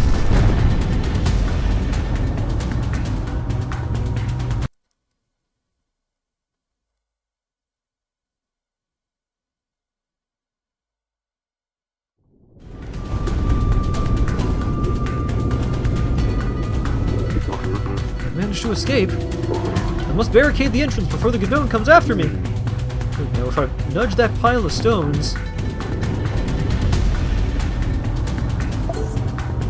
Yank it.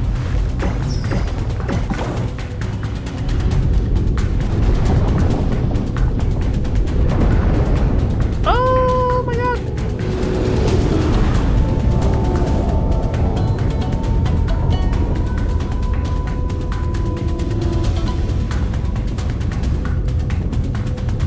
Who saved me?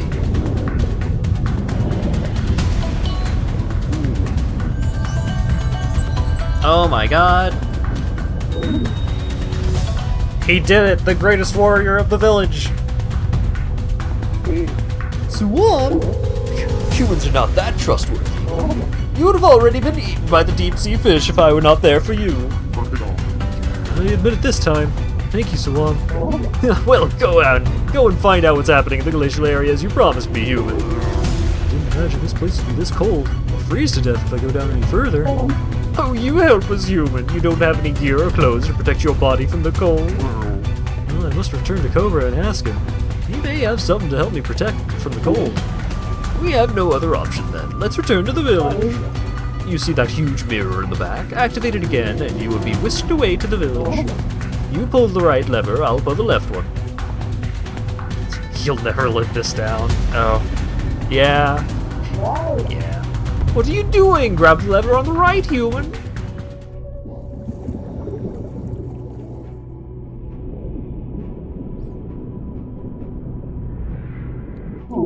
Alright, we pull these levers at once on my signal, okay?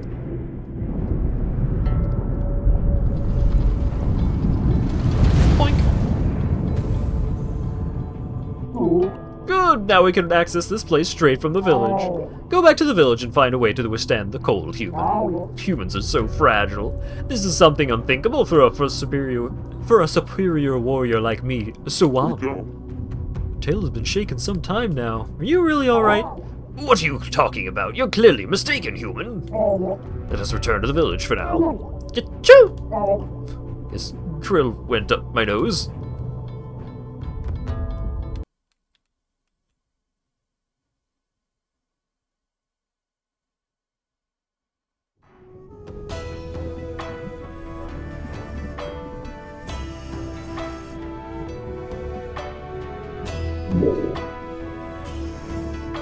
What voice did I give this guy? Oh, you came. How was the glacial area? There was a huge Godone in the passage, so...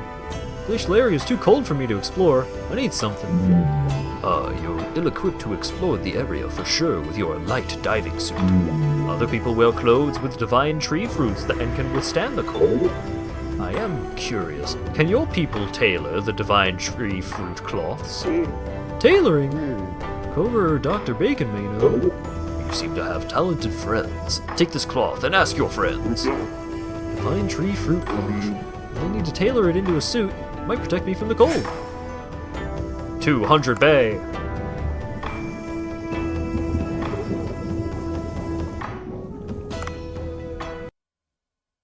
Better or worse than being saved by a smug teenager in a mask? Well... We'll see. It all depends on how it gets followed up on.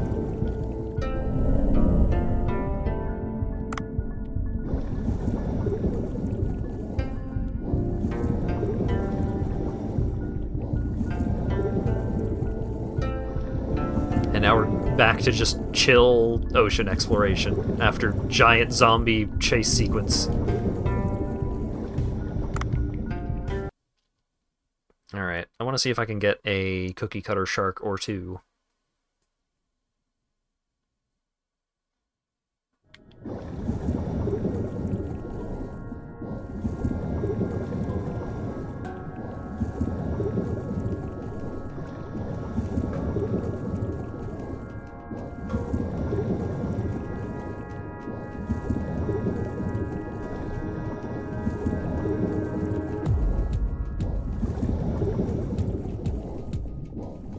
Boy, ingredients.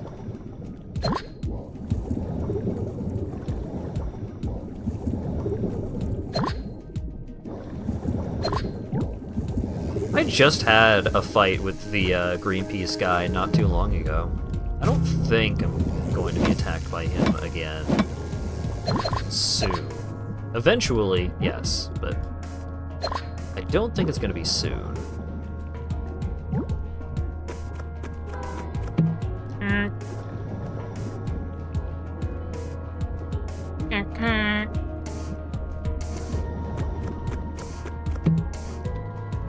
Hype train. Everybody be excited for a train passing by.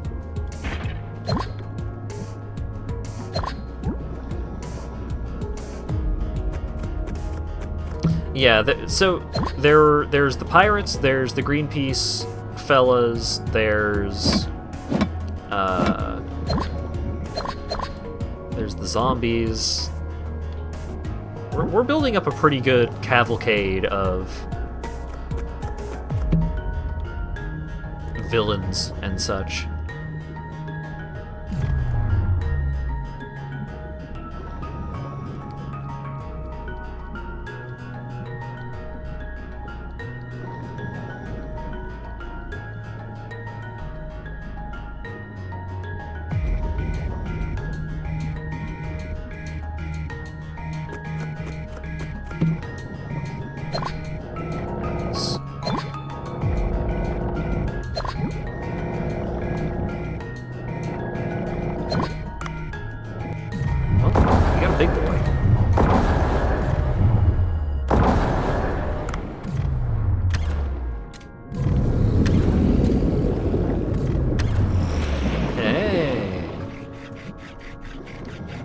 Food safety inspector a villain too?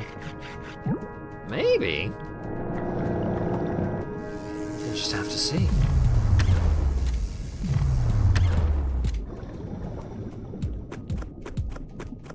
If the health inspector turns out to be a villain, we can just kill him with a bad sandwich.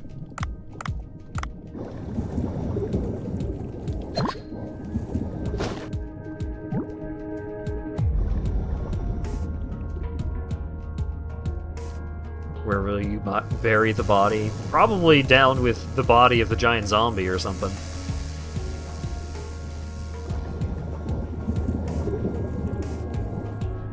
Alright, I'm over capacity and have decided that I don't want to search for a cookie cutter shark right now.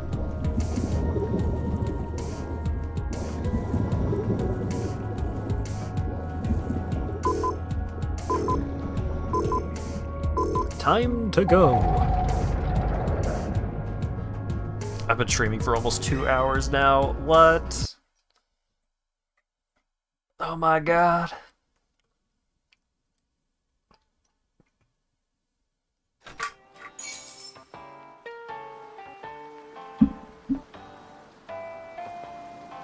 Yeah, I'll just use it as an ingredient. It's only a 2-star sea fish. Or seahorse, rather. Ooh. I got a bunch of fish eggs, so that's pretty good. Well, let's hunt tuna for real, shall we? Take this, it's a steel net sensor trap. Even the swiftest and biggest tuna cannot escape this trap. And I got a secret weapon for today's hunt. The underwater drone. Took me quite a while to replace the one you broke last time. Very expensive stuff to buy, you know. It wasn't my fault. It broke the moment I activated it. I made a big investment for moments like this. That's what a businessman does. Let me show you how to use that. Just follow my instructions. Dive in the water. No, I want to talk to you. I've got stuff to sell. I've got upgrades and shit. I got shit to do. No, don't tutorialize me. Okay, fine.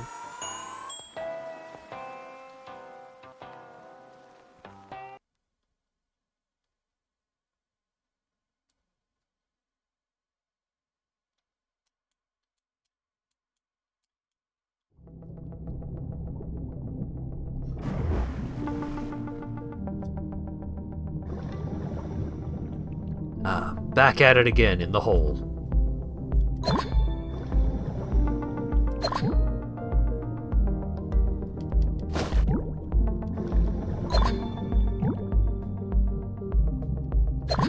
Just because you're sending me in for a tutorial does not mean that I'm not gonna collect random materials.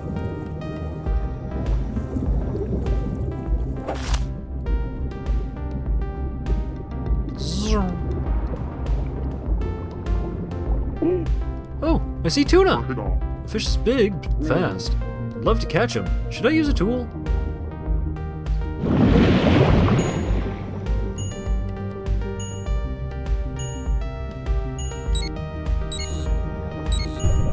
Ow.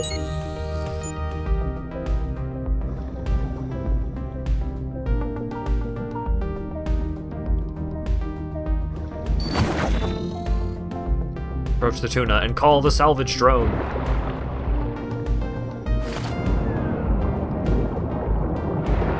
Yoink! Oh, I can get this big tuna without a problem. I'm impressed. It's very powerful, so if you ever catch a big fish, use the drone. You'll need to use one of these drones to keep the grade of your catch. Fish with wounds can't have a high grade. I'll lend that drone to you for now. It's a basic model without any options because it's expensive. Bring that eye diver if you want upgrades. Now let's collect as many ingredients as we can before the tuna party. Large fish caught with a net can be retrieved using the salvage drone. You have a limited number, but it can be upgraded in the eye diver.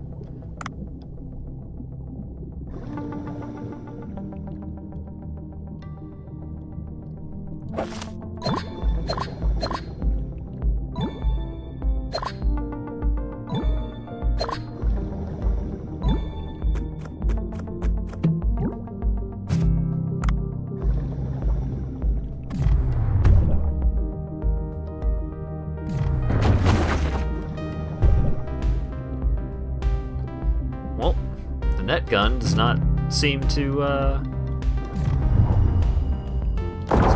function. Oh my god, they're so fucking fast.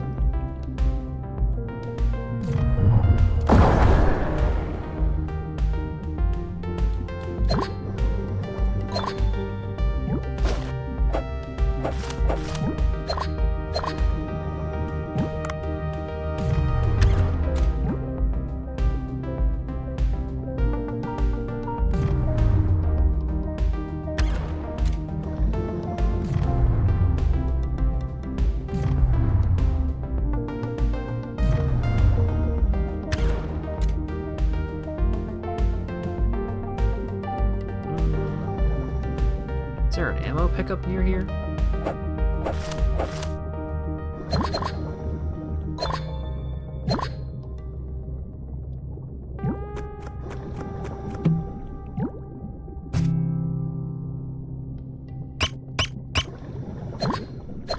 Chance to immediately tranquilize, but I don't know if that's gonna work on the tuna.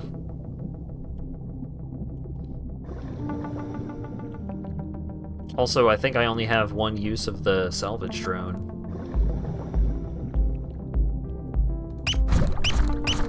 It worked on the tuna, but yeah.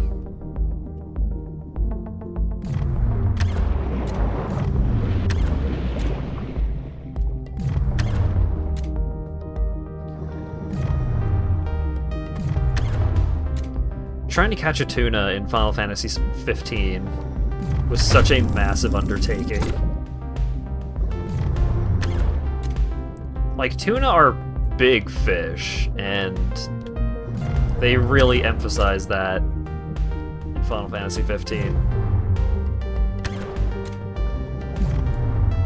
Just like, hey, catching tuna is hard.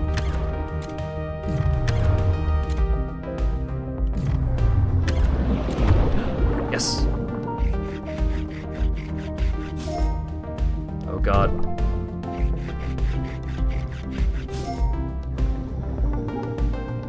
Yeah, I know. Oh god, now I'm gonna have to deal with this until I can go find an oxygen thing. I'm not going back to the surface when there's 3 tuna just hanging out right there.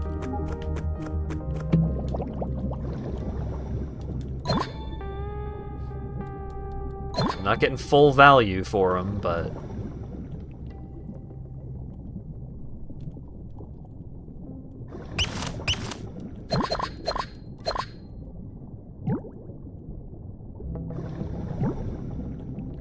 Oh, right. I was just about to say, let's find some ammo while we're at it.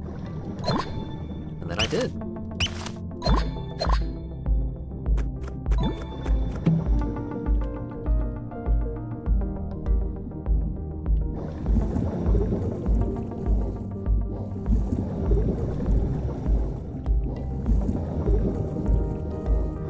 Alright. Here's the boys.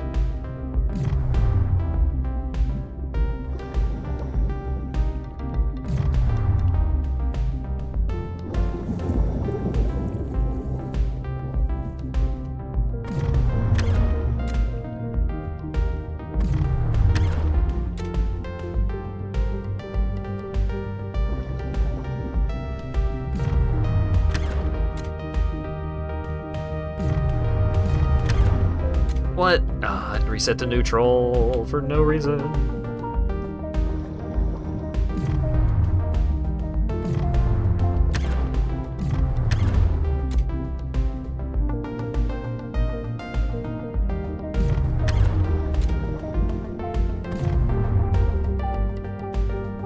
Oh my god, these tuna. Please.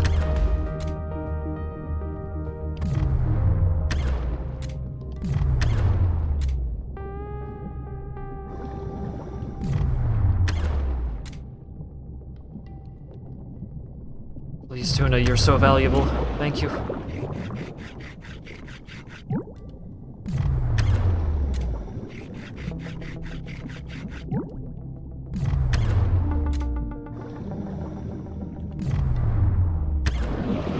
Nice, nice.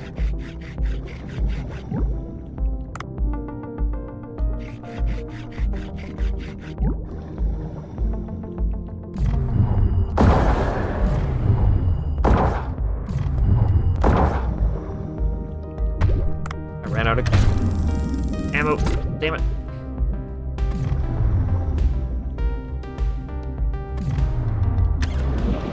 Yeah. Tuna acquired.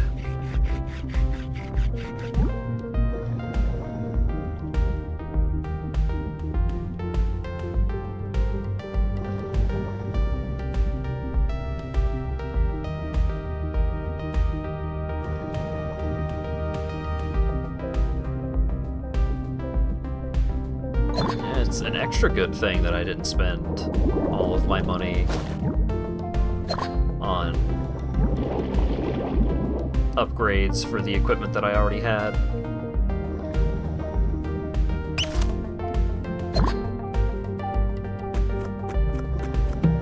Oh god.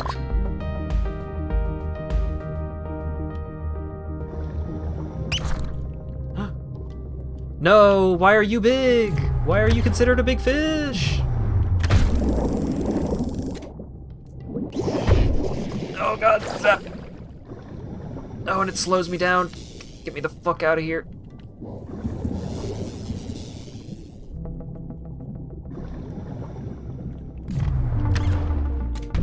Oh, fuck off.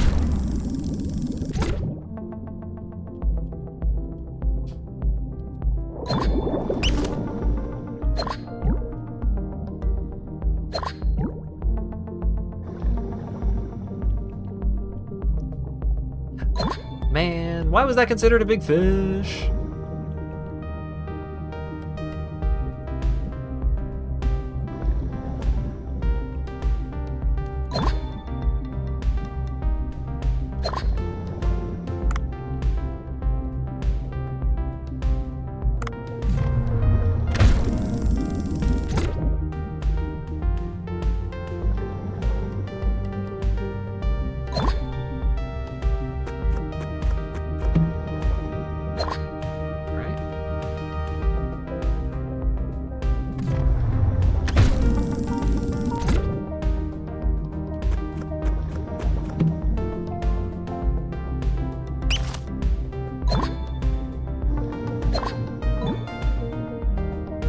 a lot of the Eco Finder progress up here.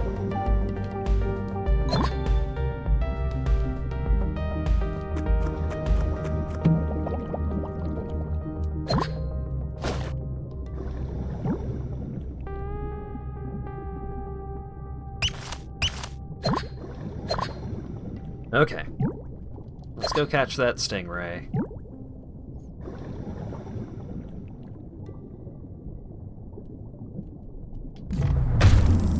That was so close. Oh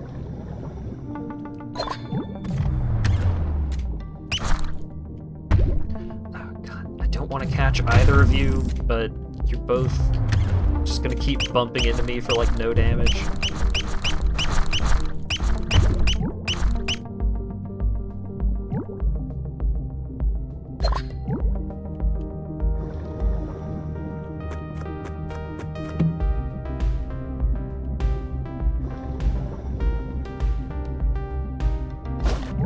Was that stingray?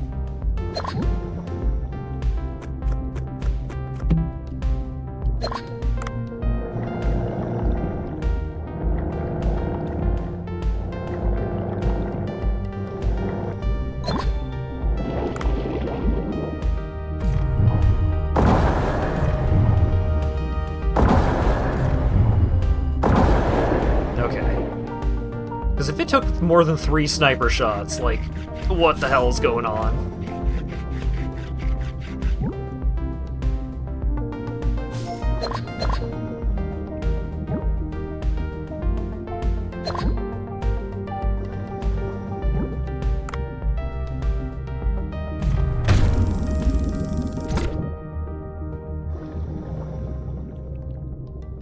Stingrays can't be that OP. Whoa, big tail shark!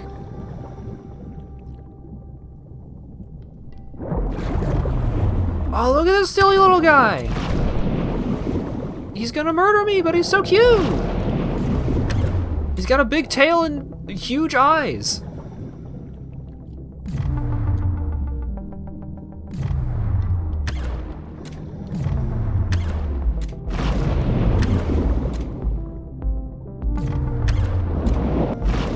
Oh god.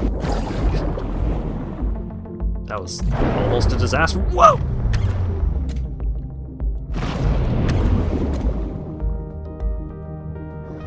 The shark has attacks. Oh my god. I need to get the fuck out of here. The shark is gonna murder me. Unless. Okay.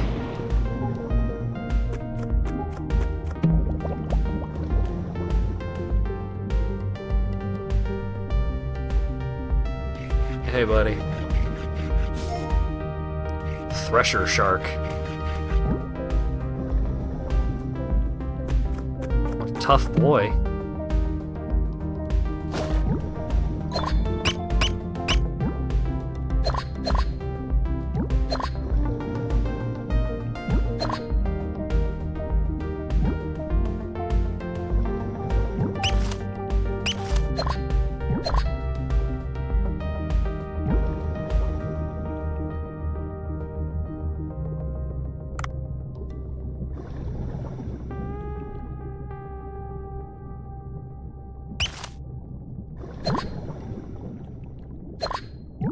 Alrighty.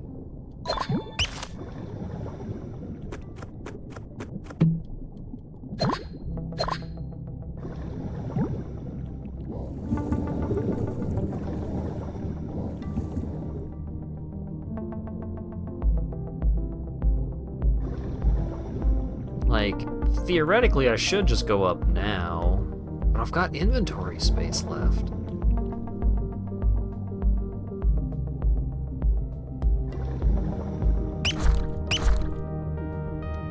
Right, you're too big.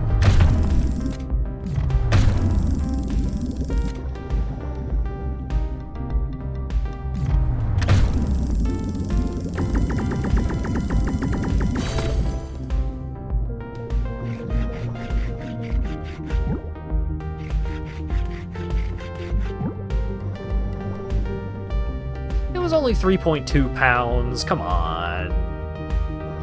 can shove that whole fish in the box.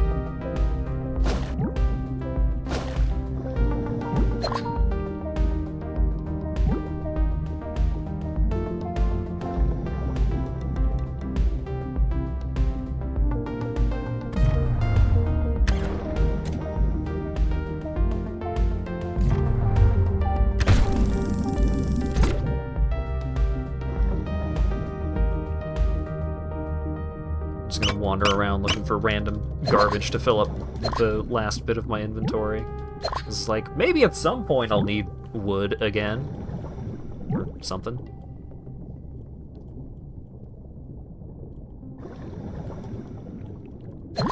Scrap iron? Yeah, maybe.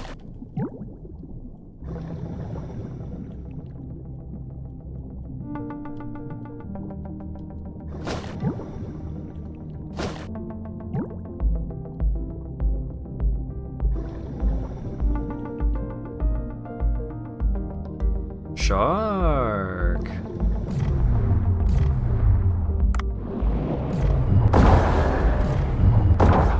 No, I missed.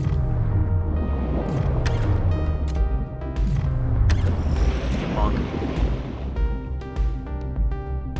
And there's an escape pod right here.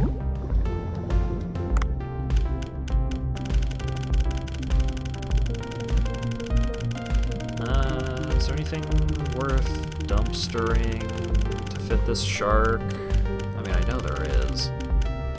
How much effort do I want to put into it?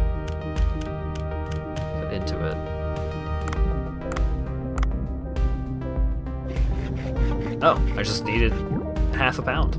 All right, perfect. And away we go.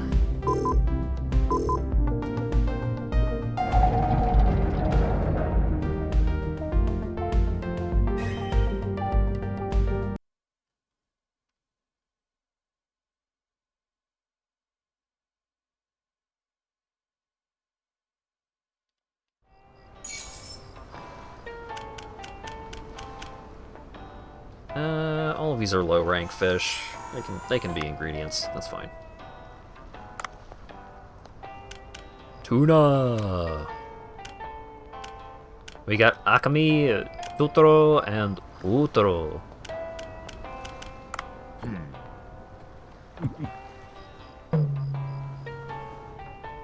Tuna these nuts. Oh my god. Salvage drone. I mean, I definitely want at least one more of that.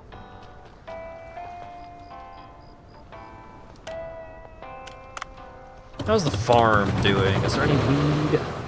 Is there any weed at my farm? Because there should be 0 weed at this farm, but a ton of weed at the other farm. The seaweed farm.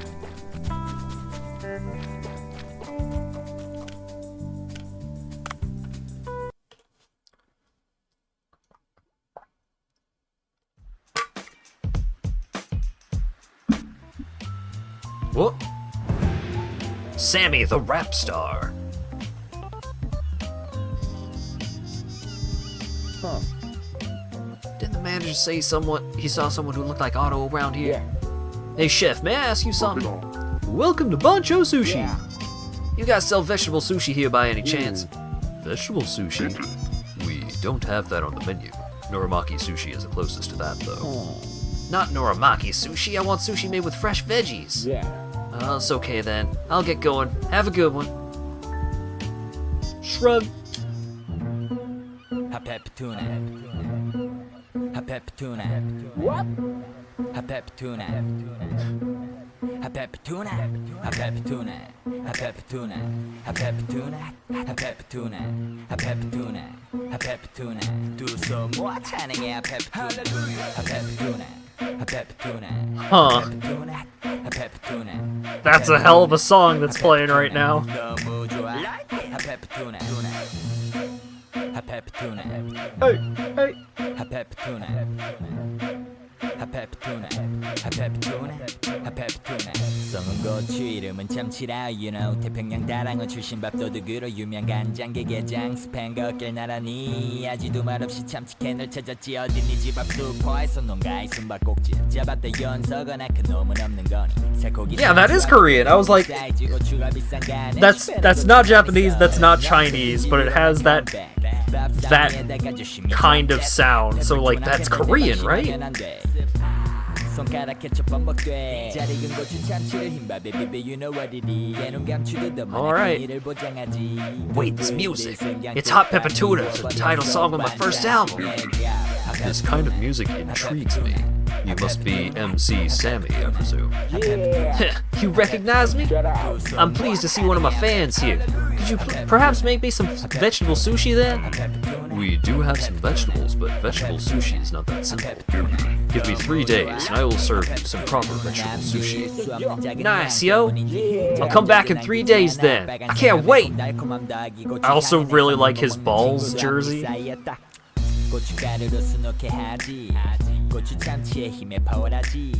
This guy is a hell of a guy.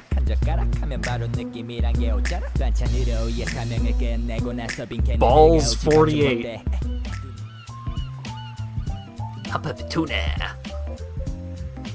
Moncho, you got any ideas? Nope.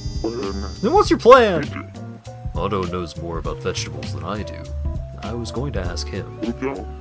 That makes sense. I'll give him a call. Hello, Dave. What's up? One of our customers asked us to make some vegetable sushi, and I need to secure the ingredients for it. Vegetable sushi. That's one of my favorites. That customer knows what's what. Give me some time. I'll have to work through the night. I'll call you tomorrow morning. Nice. I'll visit your place in the morning.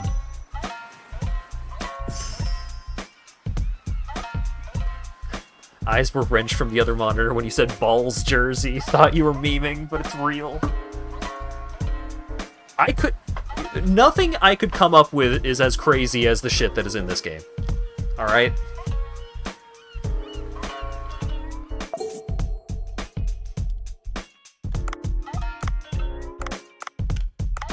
Hot Pepper Tuna.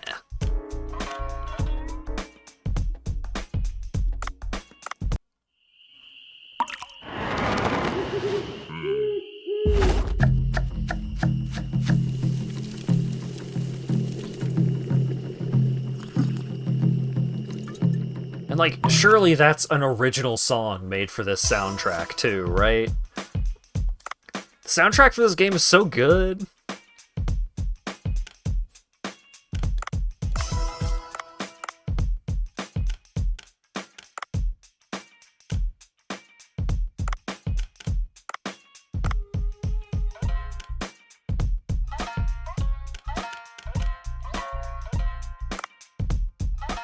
Alright, 5 Megamouth, 3 Frilled Shark. Got enough for the tropical fish sushi set. Oh, it uses triggerfish, harlequin hind, and coral trout. I have some harlequin hind growing at the fish farm. I guess I need to make sure that I don't get rid of all of those.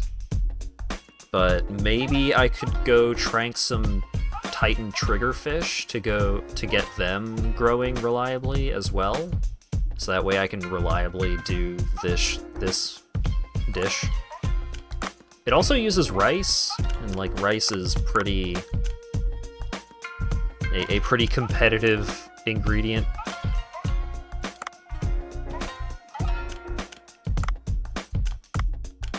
So I don't know how much I'll be able to have it anyways.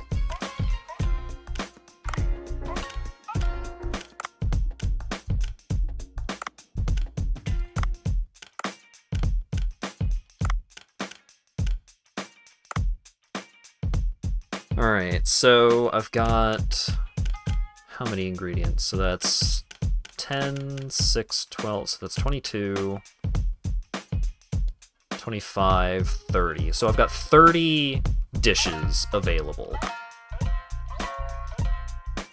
So let's see how many, let's see how many are left over, if any.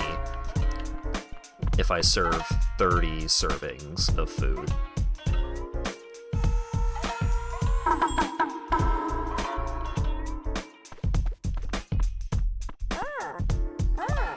I'm just gonna have hapepetuna stuck in my head for a while now. I can feel it.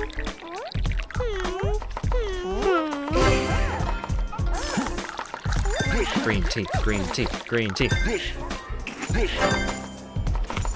Only good, I'm so sorry.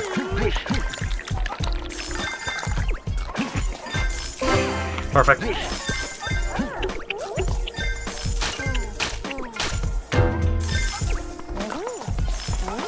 Oh god, beer at the other side of the restaurant. I'm coming.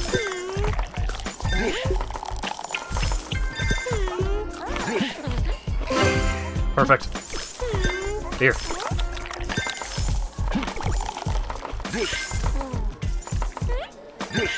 Perfect. We're almost out of sushi. I'm a little worried. Perfect. Okay, so we've got 3 dishes left.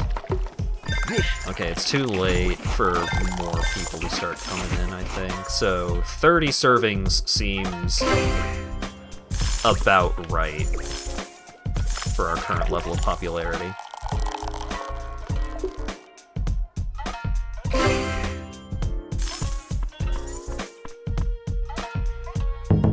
Another perfect night.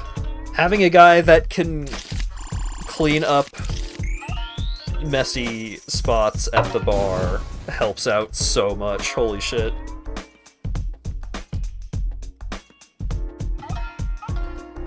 That's a 5-star night, baby! We did not earn as much money, but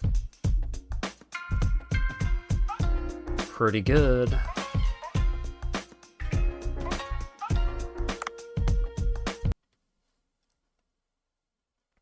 A peptuna.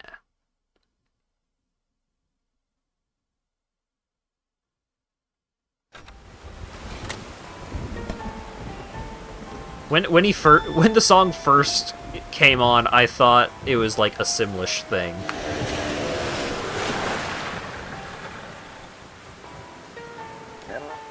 I was like, nope, that's just Korean. With some English tossed in for fun. Dave, is everything going well? I opened the passage to the glacial area, but I can't explore the area because it's too cold.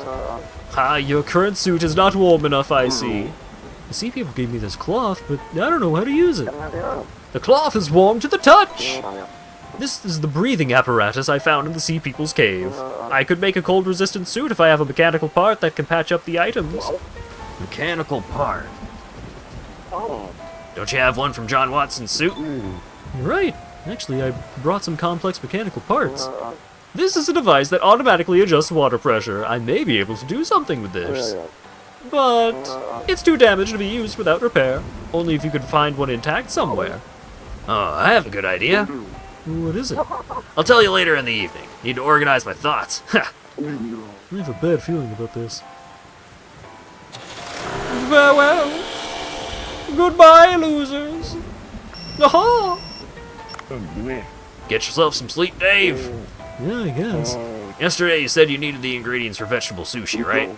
Yeah, some customers were looking for that, but I think sushi tastes best when it's made from fish. Come on over to the farm first. I got something to show you.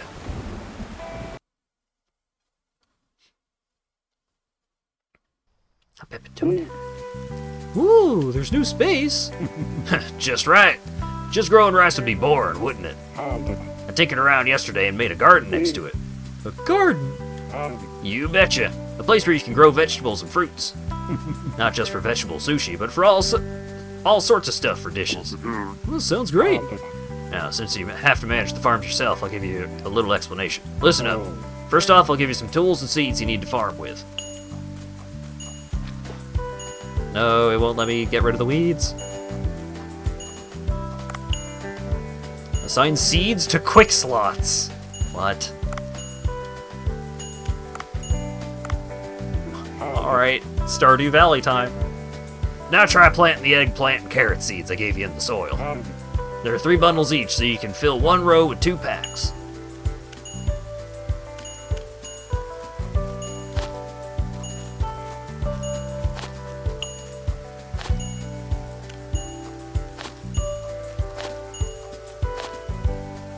There you go, you got it. Now time to water them. No need to pour water on rainy days like this, but try for practice.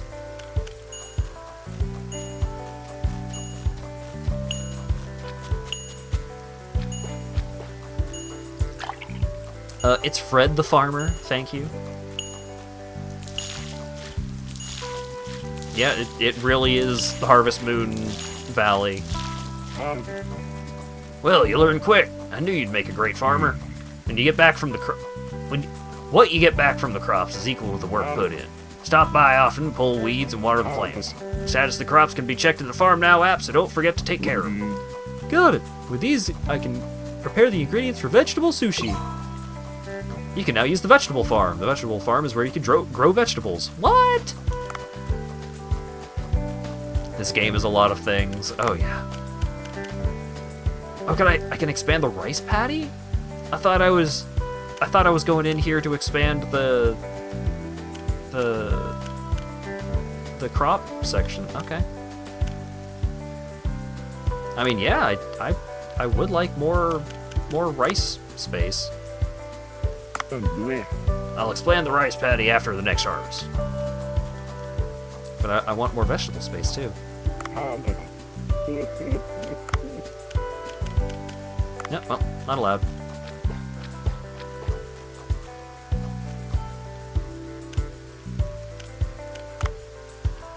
How's the fish farm doing?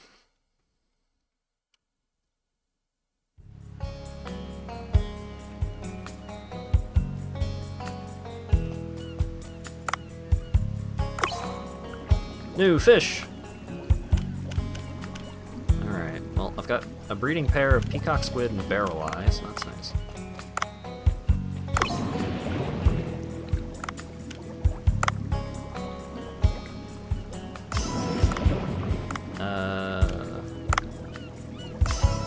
Send some of these over. Oh, I got a ray row? Alright, sell some of these. Sell some of these.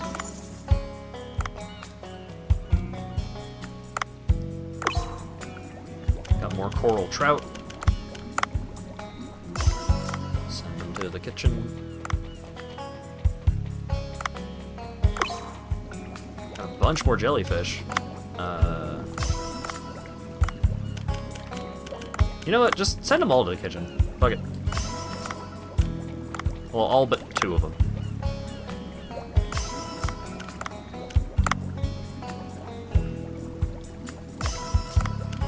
Because I can also use... I can use the extra meat to upgrade the dishes that those fish are used in.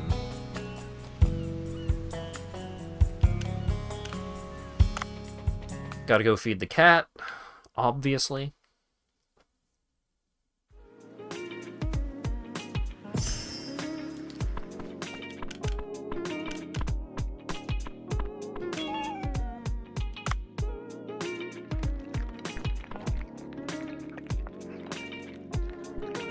Mama cat, baby cat, they love it.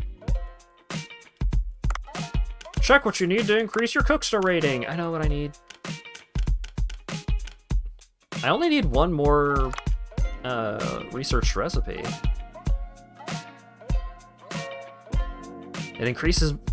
Going platinum increases my maximum wasabi. It lets me have an extra cook? I feel like I don't need an extra cook. Oh, you can't see... Oh, shit. I've been using the wrong thing this whole time. I'm sorry.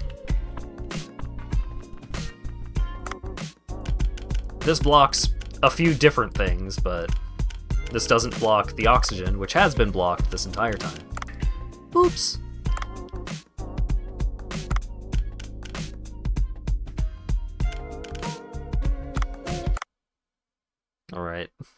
I've got this really good. This is a really good minigame.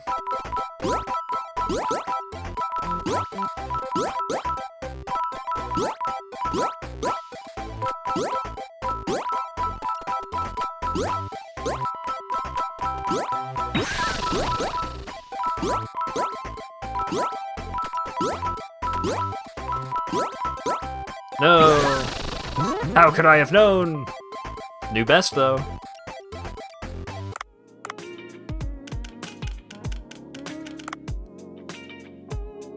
Alright. Everything over there is going great.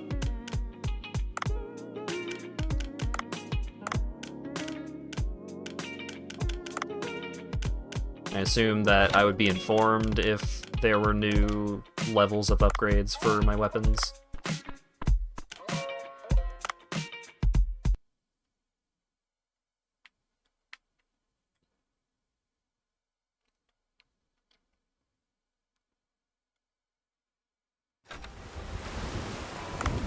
Alright, switch out the gun for tranq pistol.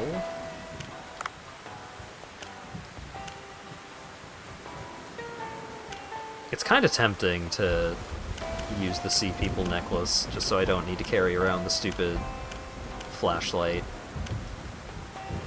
You know what? I'm doing it. I'm getting rid of the dash. I like the dash, but it's annoying to click the stick regularly.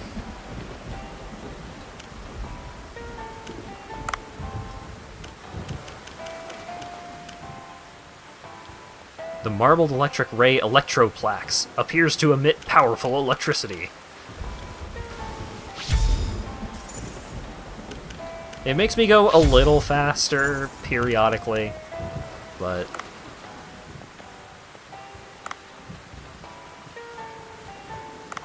actually,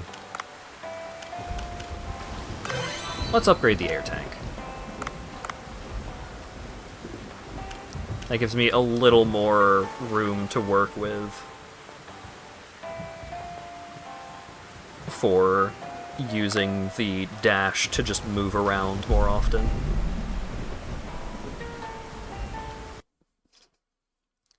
Pasta and a variety of seafood. Sounds pretty good. It is, like, just now getting the point of the day where it has been long enough since lunch that I am getting hungry.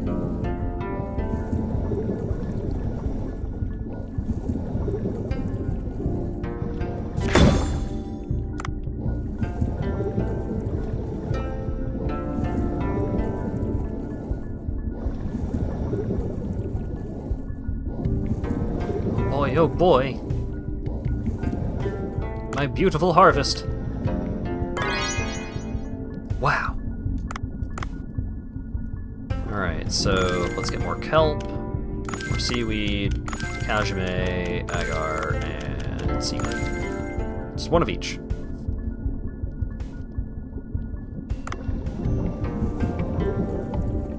Took a moment to register where I'd moved to. Yeah, I'm slippery like that.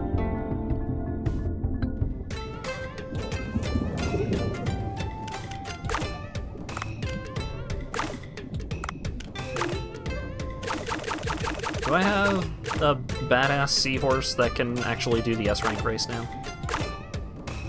Ooh! This fella seems pretty strong. Oh, they got a weed dragon over there. But maybe it'll be fine.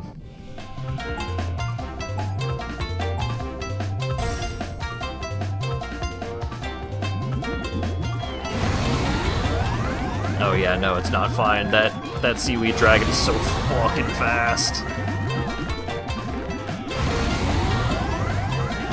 Holy shit.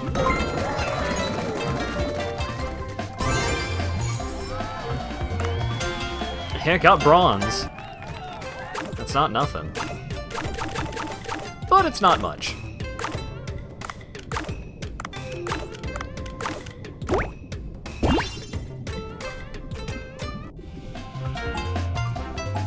The obstacle course I should generally have a better chance at.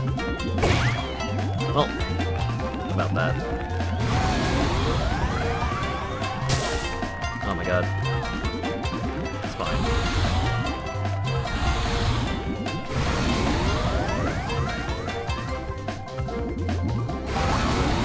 Mad. You're bad.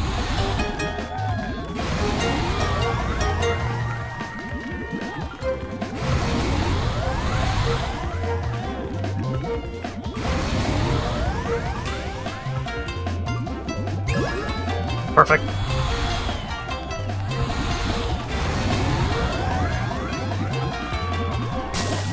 No, slightly too early. It's fine.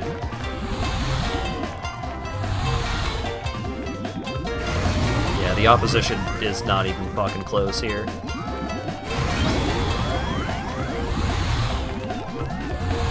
Shouldn't the thing say run is swim instead of run? Ah, don't worry about it.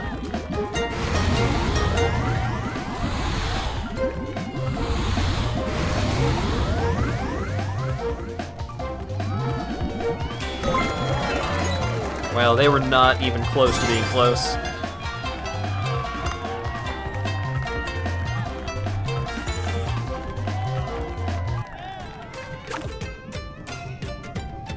Oh, that was only B rank. That's why.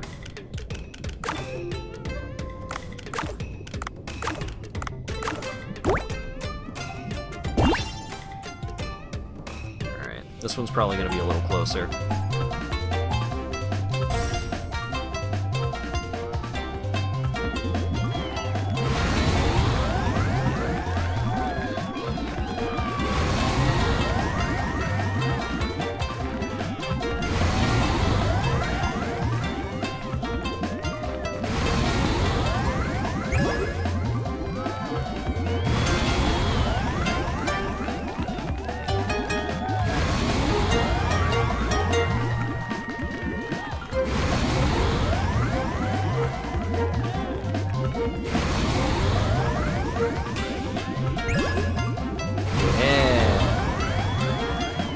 These perfects. The opposition cannot hope to compete.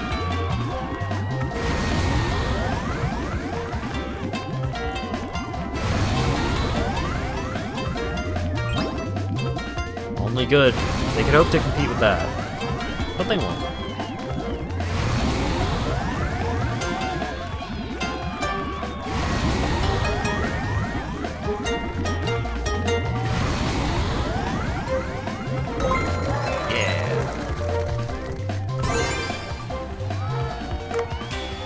Didn't get sub 70, but what are you gonna do? It's still 240 bay. New races unlocked, but I'm not going to do them right now. Oh, you're right, it would have been 69. Punished. If I were 0.2 seconds faster, it would have been 69.9. Get a third party involved.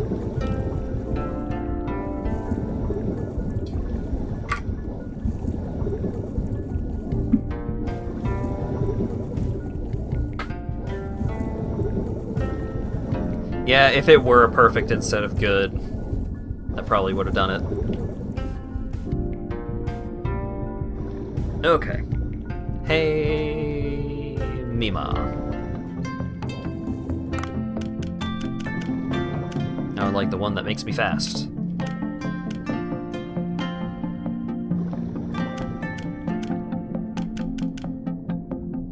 I don't really care about melee damage, I'm just gonna get the one that increases my move speed.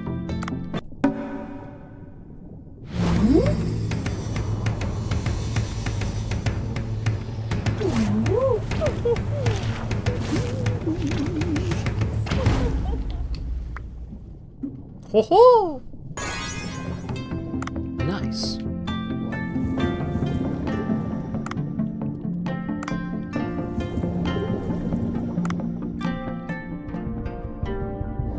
I can't double up on the movement speed, which is a bummer.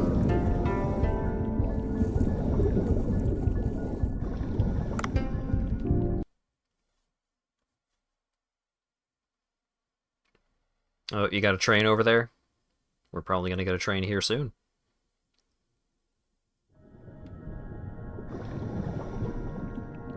Yeah, sometimes you get it first. Sometimes we get it first. Hey, level 2 Hush Dart.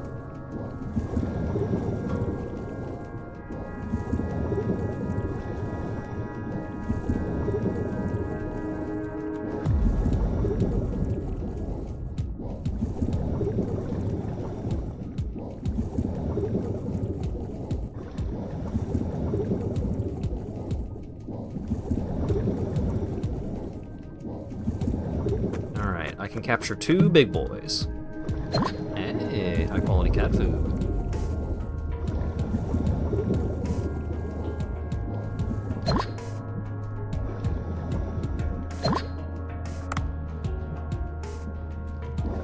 I don't really care about capturing jellyfish, I think. Oh god.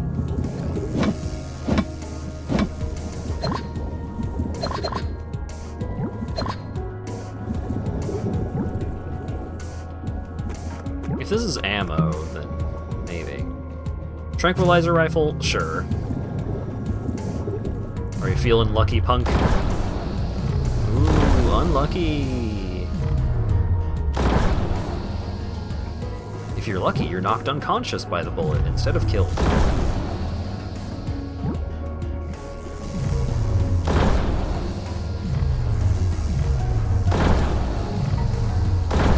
Because if you get killed by the bullet, then you are worthless.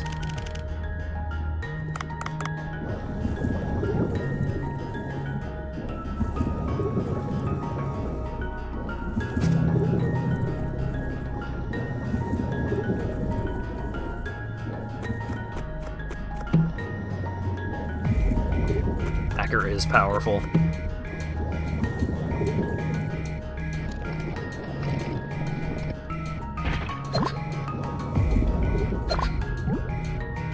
Hey! Nice. The charm works as described. Ooh, more diamond.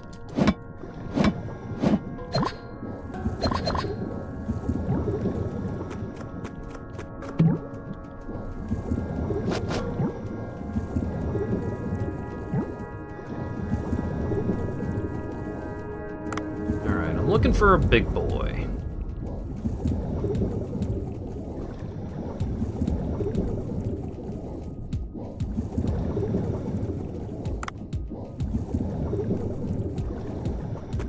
They were also powerful before, but they are more powerful now.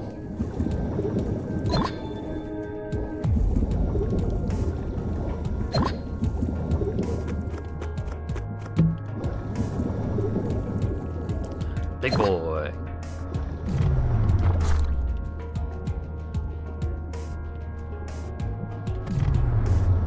I'm still not sure if hitting them with multiple darts is good. Like, if I should be using extra darts on them while that little 3-dot indicator is there.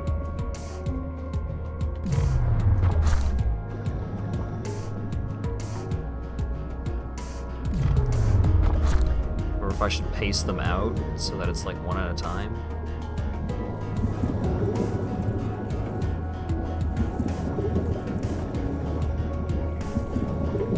Is there an ammo pickup near here? Ah, jeez.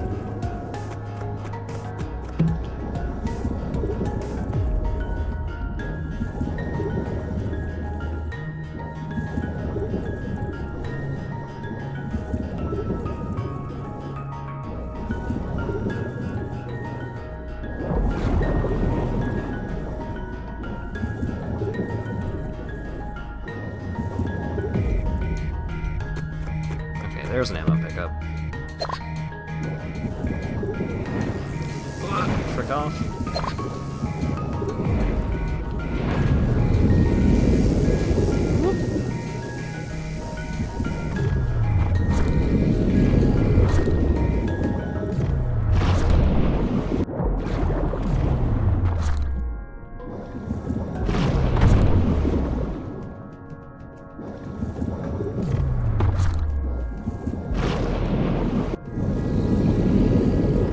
The results are unclear, because it is still not unconscious.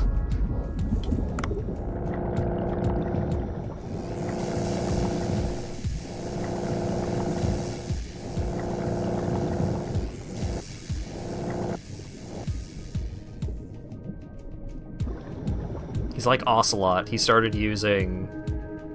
Or he trained himself to be resistant to tranquilizer darts.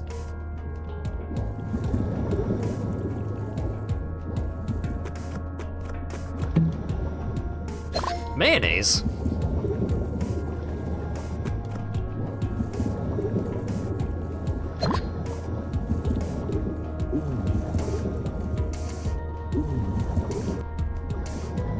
That's like Hellman's too. Gross.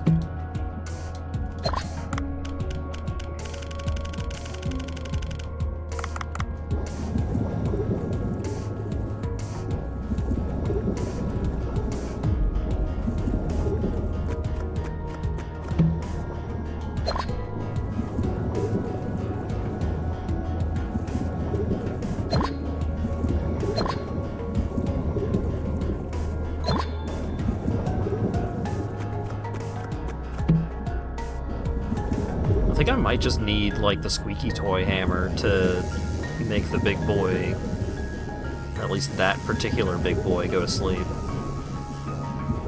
'Cause, like, this is an upgraded Hush Dart gun, and, like, 2 full reloads of the gun just did not knock it out.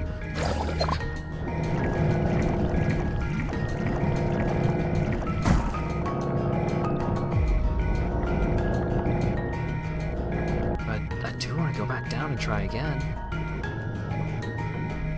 Oh wait, is this the self-contained little area? No, okay, this does lead downwards. Oh, you just loaded in, you son of a bitch. That's cheating.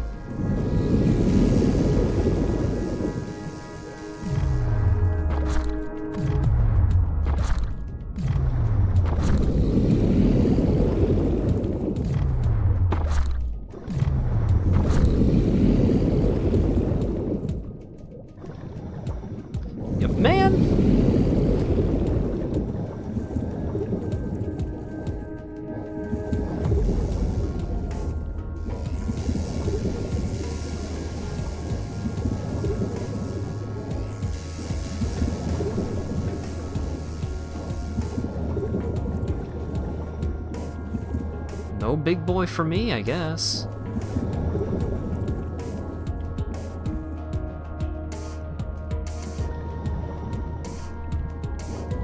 I just wish I knew. I just wish I knew if hitting it with extra darts while that icon was up was good or bad.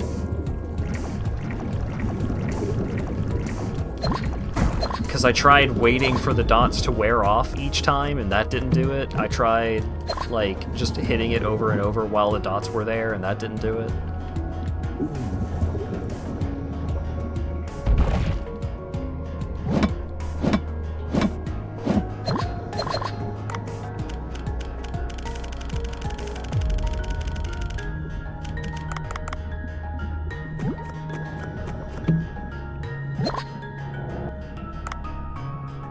Anything cool happening in the turtle house?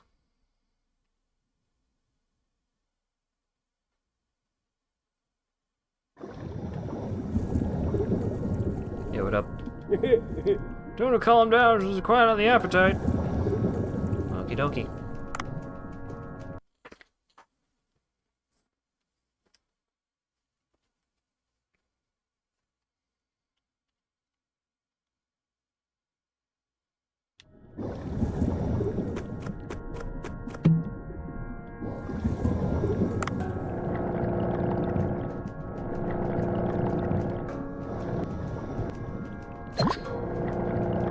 Alright, well, let's find some kind of reload.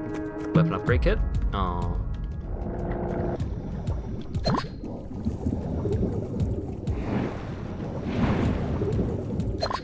Alright, there's a reload.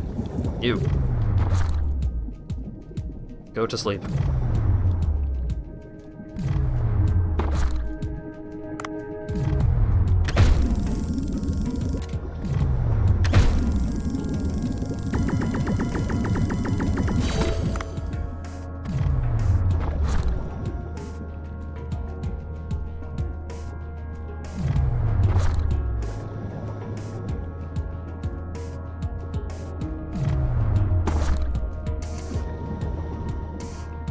Is there...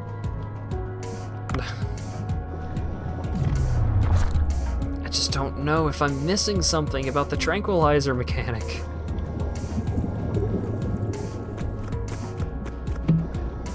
I just want to know.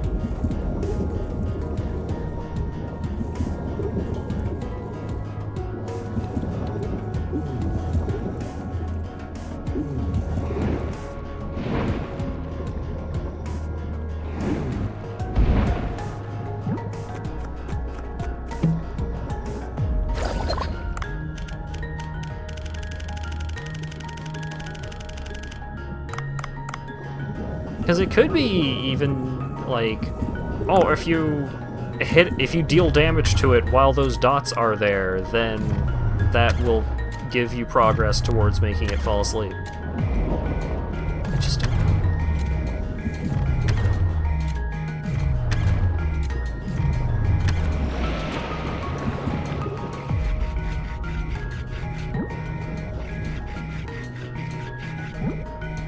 I'm not gonna use my drone,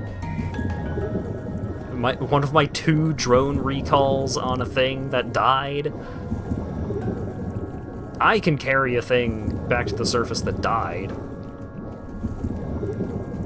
The appeal to the drone is that it lets me take things back alive when they are big.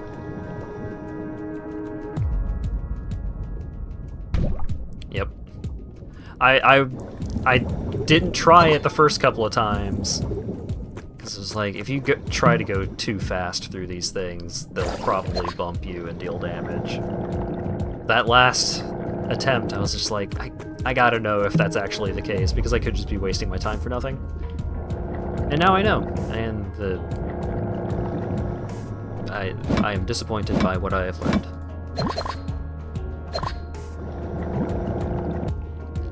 Okay, ammo, please. I would like to catch a thing alive. If you don't mind.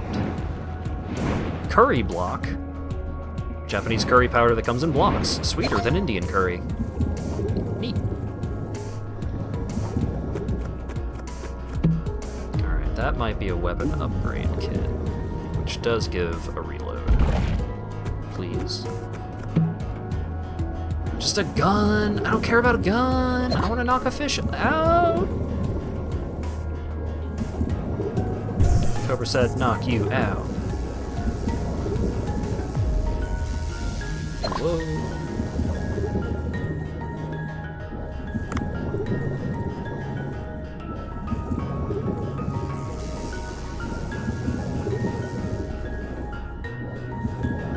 Alright, you.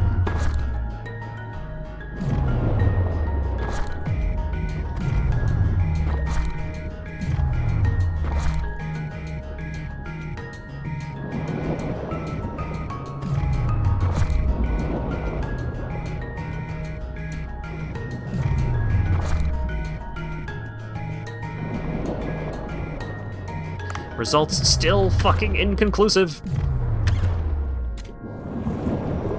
Because all of the fish down here are just so incredibly tough for my fully upgraded tranquilizer gun.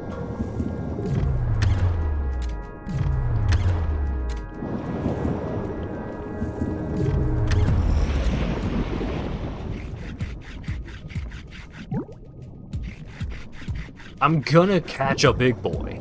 It's gonna happen. I'm gonna make it happen.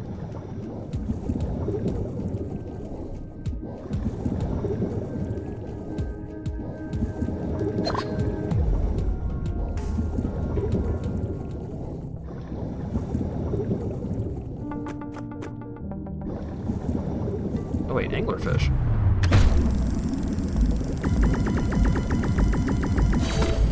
Oh, I have caught one of those before. Huh.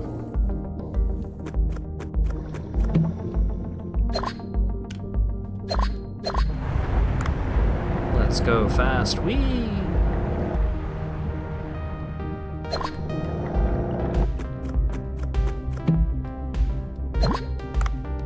Okay, big shark. Dart.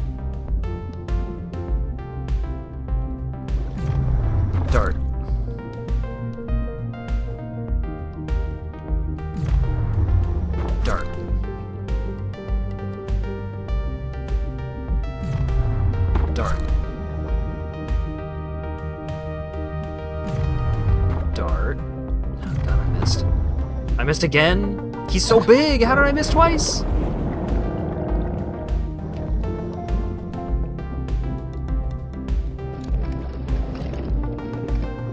I'm just never going to knock a fish unconscious with my stupid dart gun ever, so I'm never going to know which is correct.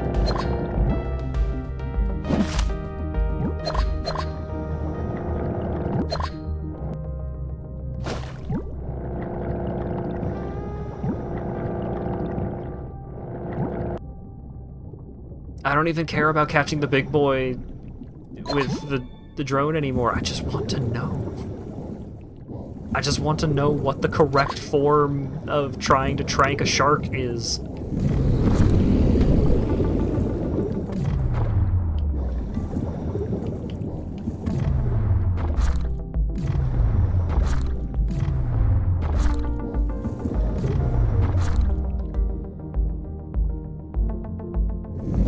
Nothing.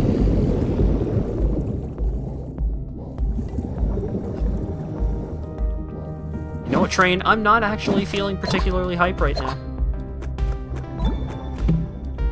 It doesn't care. Okay, level 3 trank darts. Let's try this.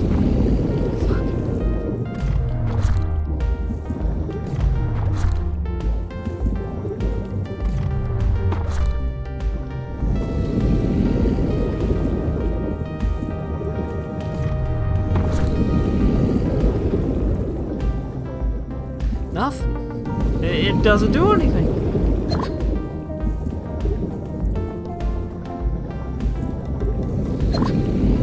Just go in the ship. Go in the boat. It's starting to seem like the only way to knock out large fish is with the things that just have a percentage chance to knock a thing unconscious.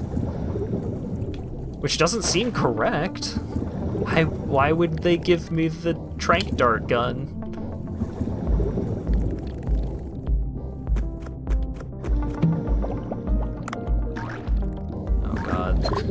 These crabs again.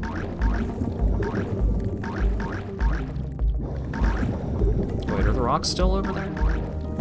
Yeah, they are.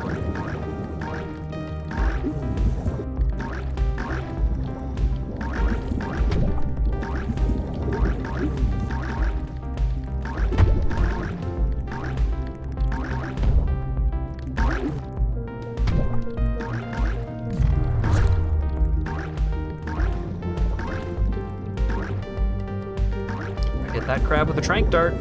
Didn't do anything.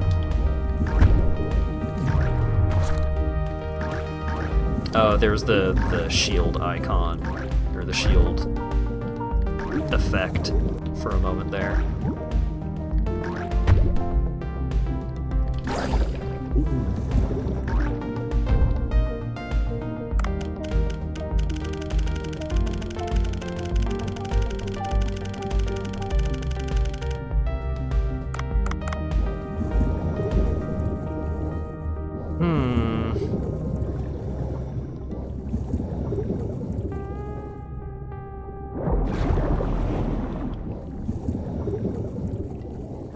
There's no way that I'm going to successfully tranquilize a hammerhead shark with this stupid dart gun. And this barracuda is going to chase me to the ends of the earth if I don't capture him now.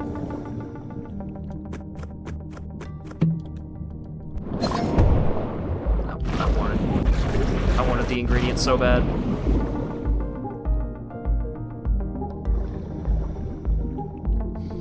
That big stupid tiger shark is probably going to be waiting for me as soon as I leave this cave, though I'm probably dead.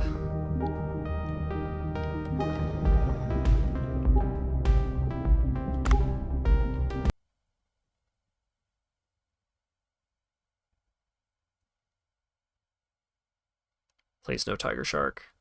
Because there was an oxygen tank, like, really close by. No, it wasn't an oxygen tank, it was a gun box. Maybe the gun box has something cool in it? It doesn't. Hello, Will.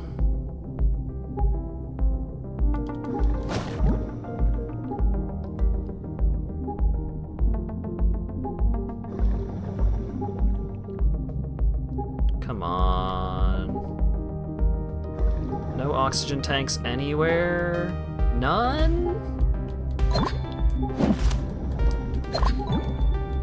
Bummer.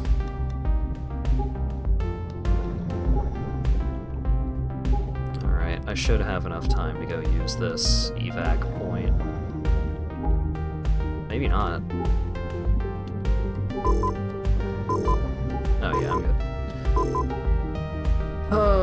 Get me out of here. Stupid sharks, stupid fucking sharks! I spent so much money on upgrading the drones so that I could capture the sharks, but then the sharks are just immune to trank darts forever. Ugh. It is a combination of pixel art and 3D graphics, and I think it looks real good.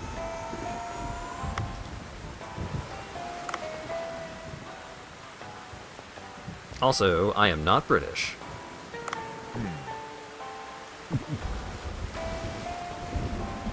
Crops are going. Oh boy, my crops. Where did that take me? It did a double input. Oh, it took me to sushi. Okay.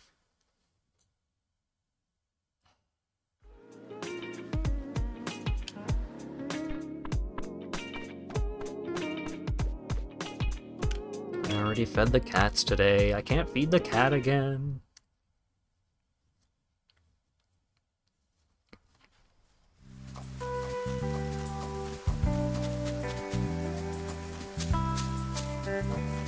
Oh boy. I have acquired rice. Need to remove all the weeds to restart farming. I did.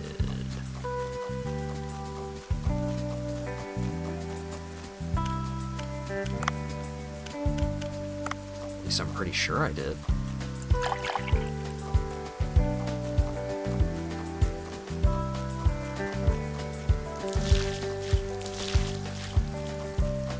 It's rainy, so I don't need to water them. Unless there's secret weeds, then yeah, I got all the weeds. He's working on upgrading the size of the farm.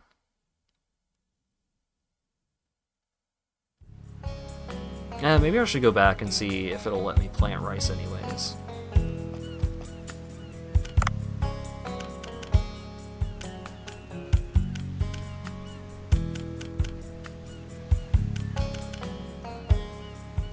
I don't think I need to expand any of these areas. This one's getting pretty full, actually.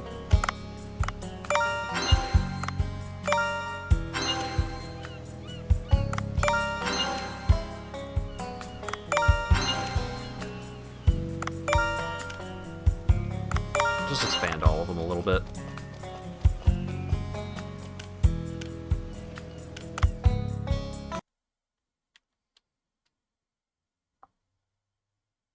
Oh, right. Cobra said he was doing a thing on the evening, right?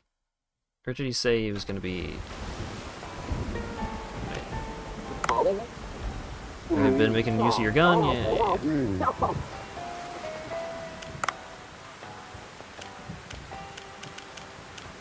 Alright. So, sell the bowls.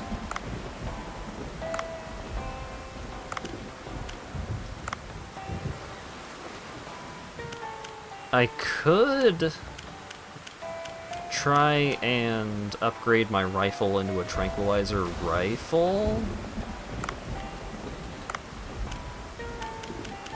Oh, I completed an Eco Watcher. Oh, I just have enough to turn in. Okay. If I complete one more mission, I get the next level of reward. So that's nice.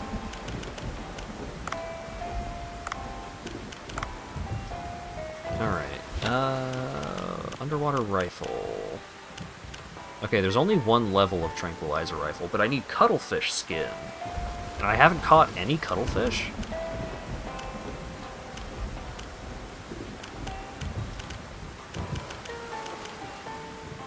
Yeah, I need cuttlefish for, like, any of the tranquilizer guns, it looks like.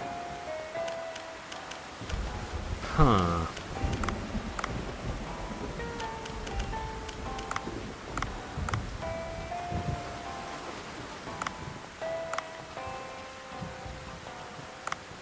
guess I'll stick with my stupid trank darts that don't do anything, and just hope I get lucky with finding the squeaky hammer in an item box or something?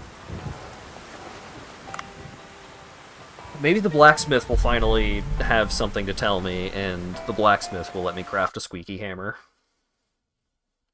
Because I want to capture sharks! I spent money upgrading that drone, and I want to use it!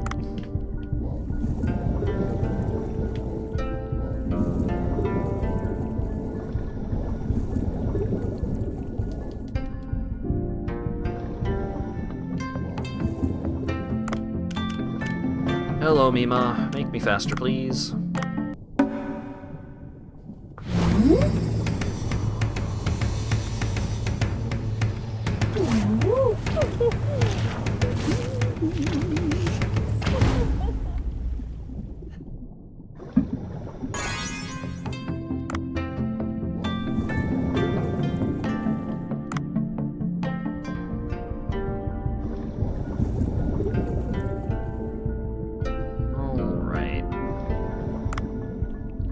No notifications anywhere.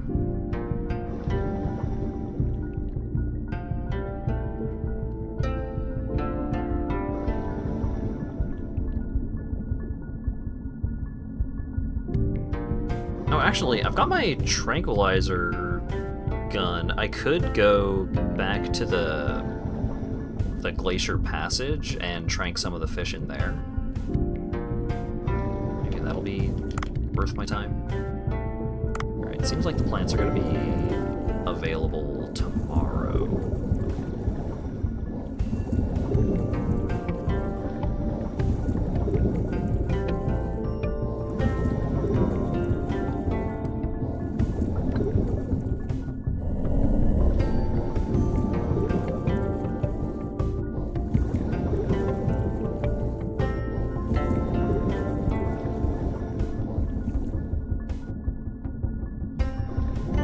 Narwhal?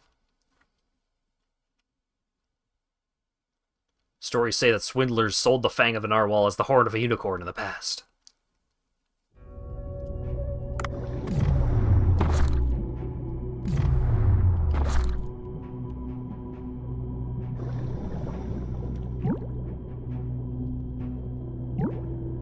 Okay, it seems like the correct way to use the darts is to wait while the dots are over their head.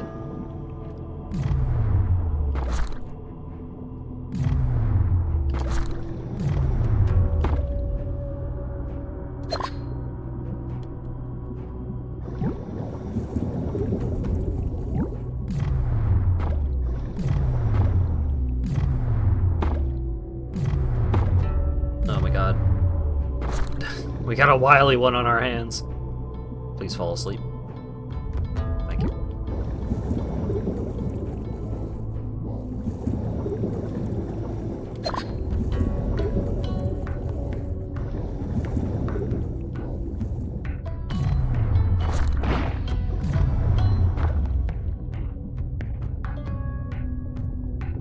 It only takes one for the squids, too.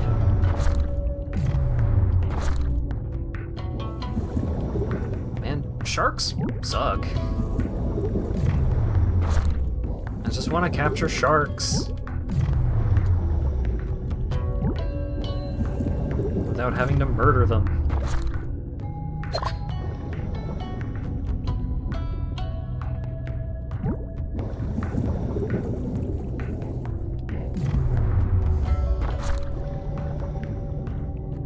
Need really big darts. I'd get them if the game would let me.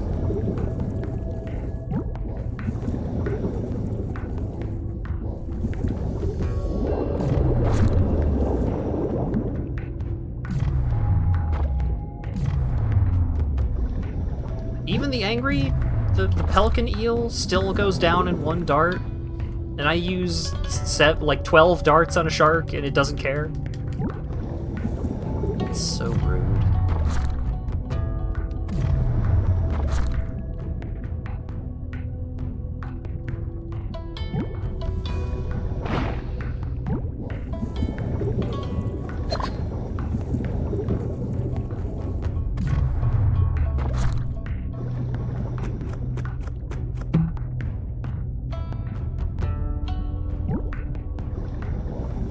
Alright, well, filling up my bag with a bunch of these Glacier Passage fish, so there's that at least. And if I get lucky while exploring, and I can find a squeaky hammer,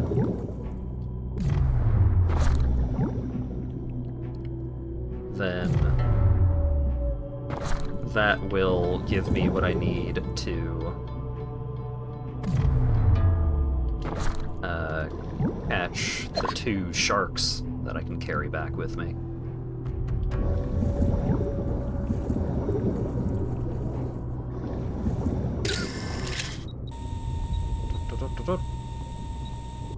And then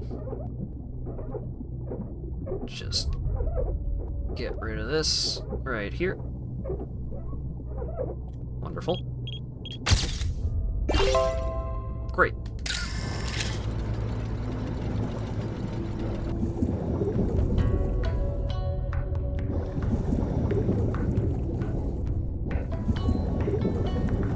Anything else in here? Seems not. And I don't really want to go down any of the side passages because that would take a while. I don't think there was many fish in any of them anyways.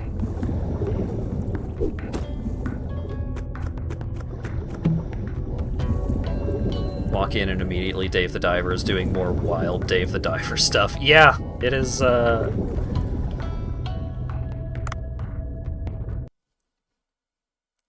don't really want to spoil stuff that's happened because it's like, oh, I could tell you about all the stuff that's happened this stream, but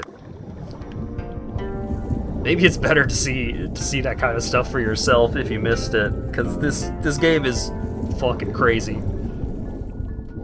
Yeah, just like a lot of the craziest things have been little things that go on. That's just like, ooh, you need to take pictures of these ancient murals so that you can, you know, you can take these to the guy who's researching this place. Oh, but it's really cold down here, so you need to get rid of the frost on your camera lens. And it's like, they just make a little Mario Party minigame out of that.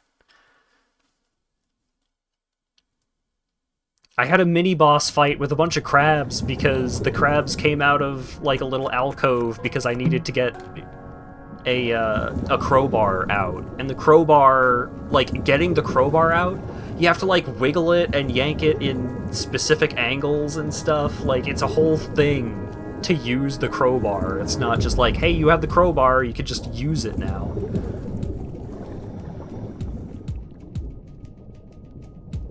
Yeah, like, that underwater city, it's huge, and like almost every NPC in the city has given me at least one side quest. And some of the side quests are just like, hey, deliver this thing from point A to point B, but some of the side quests are like, hey, play and win this minigame, because I gave this guy my frickin' driver's license in a bet, and I lost, but now I need my driver's license back.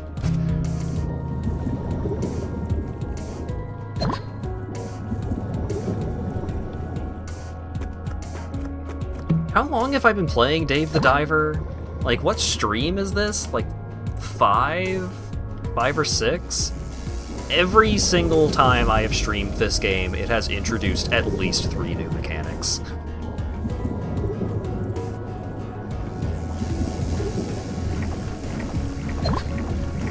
Oh god, no. Yeah, the last couple of streams have each had their own farming mechanic, but this one introduced 2 farming mechanics. Although one of them was just expanding on the farming mechanic from one of the previous streams. Because we already had the rice farm, but now we can use the rice farm to farm vegetables. Because a Korean rapper walked in with his own, like, unique rap song that was made exclusively for this game. And the guy who owns the sushi restaurant was just like, Hey, I've been listening to your music. It's really interesting. I'll make you some vegetable sushi. The guy's like, yeah, cool!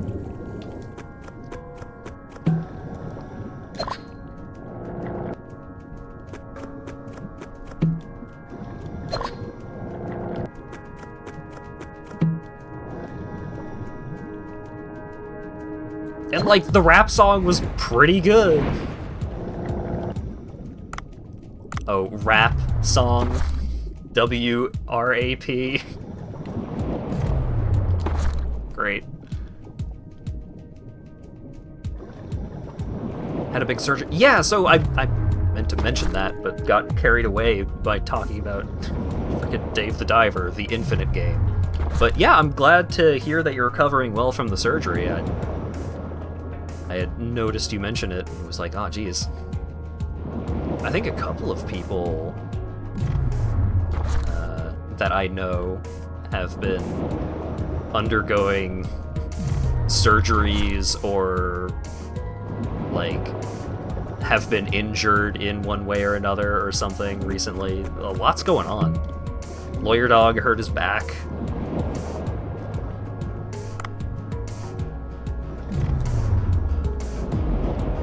Gonna be a long process, but I'm glad you're past the hardest part. I'm glad you are past the worst of it. Surgery sucks. Yo, I failed the minigame.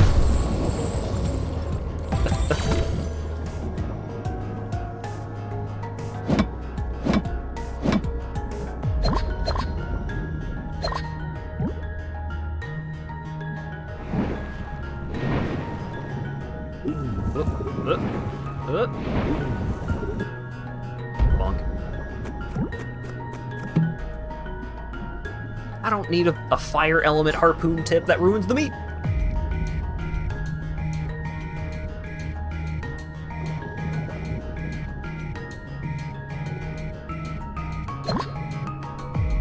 I hope I don't have any issues that are going to require surgery, but I do have a couple of things that are probably going to need a procedure. So I'm not looking forward to that.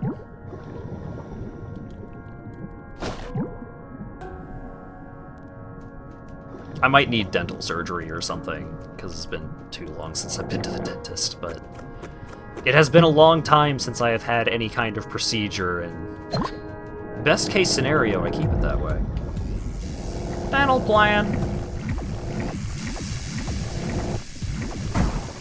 I'm pretty sure my Obamacare coverage plan thing covers dental to a certain extent. I don't know about optical. I think it does. The biggest upside to not having a real job is getting that sweet, sweet Obamacare. The downside is that I don't make a lot of money, but at least I don't need a lot of money. So I'll take it.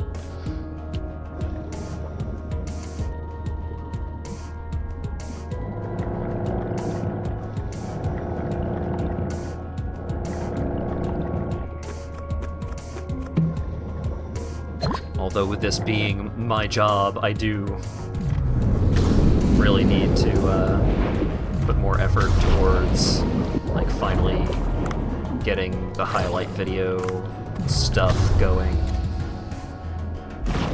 Or at least more reliably uploading VODs of previous streams, because I finally did a formal announcement for the VOD channel, which I'm happy about. That is... Woo! Big boy captured. Haha! What? Oh, okay, I thought he woke up. But... Goodbye.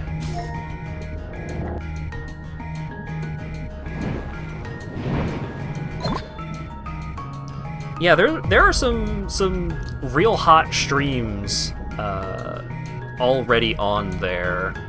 I think I might make an announcement for when I upload the retro console stream, because that stream was a lot of fun. even if it was completely jank. God. The midis were so fucking loud. And people were just like, I thought the midis being so loud was part of the joke. No, you were supposed to be able to hear what I was saying. Ah!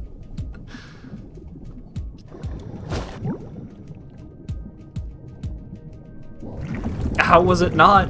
I mean, it kind of became a bit like after the fact, but it was not. That was not supposed to be the way that stream went.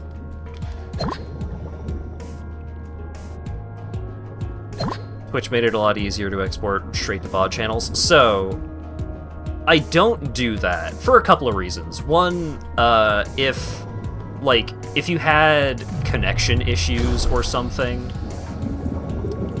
like you disconnected partway through a stream, then that farks up the Twitch VOD a lot worse than it screws up the local recording.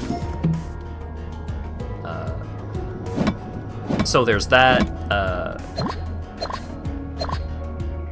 The stuff that gets muted on Twitch will not always get muted on YouTube and vice versa.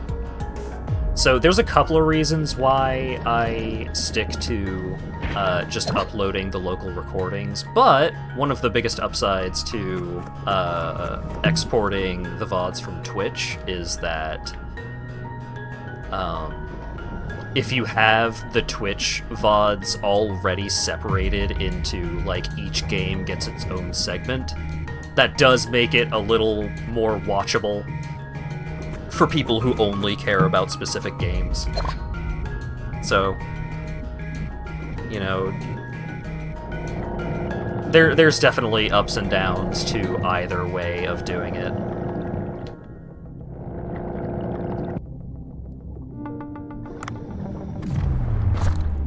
Yeah, I should probably look into audio track stuff, but a lot of things... I have gotten more sections of VODs muted from just songs that are in games than I have from, like, playing a song, like, on Spotify or something and getting that muted. Like, Jet Set Radio Future. There's 2 songs in Jet Set Radio Future that got parts of those VODs muted. Just like, man, this is the game. Like, I'm allowed to stream the game. Why am I not allowed to have the song from the game in the video of the game? Yeah, and just, like, sometimes shit just gets claimed completely fraudulently, and the process of trying to get those VODs unmuted is such a fucking pain in the ass, because it's like, by submitting this claim, then you are stating that you own the rights to broadcast this audio. And it's like, I don't, but I know that this person does not have the rights to be claiming this audio. It sucks!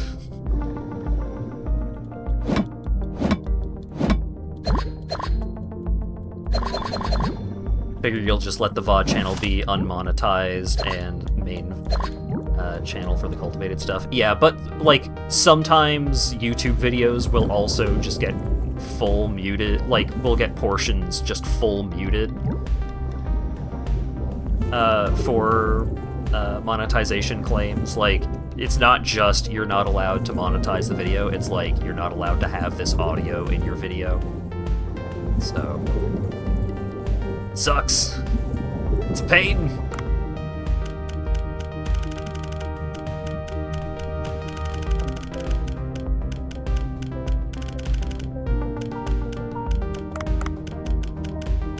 Yeah, glad to hear you haven't had any issues. And it's like, it's not like I'm getting cash dollars from having these VODs anyways, even if I did have monetization on these videos. Like, I ain't getting ad revenue out of these videos worth a goddamn.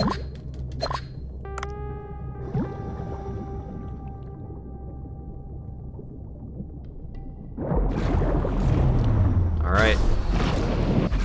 Time for RNG. I shouldn't have done this. I need to leave. I was gonna try and just, like, get lucky and stun the shark. Wait, I don't have any more uses of the drone anyways, so there was truly no point to me fighting that hammerhead shark. Time to leave. Yeah, like, I would love to be able to just have a video just be like, hey, don't put ads on the, like, you can put ads on this video, but I don't want any money from this video. I just want this recording of this thing that I did to be intact. Just please, don't take away part of my video.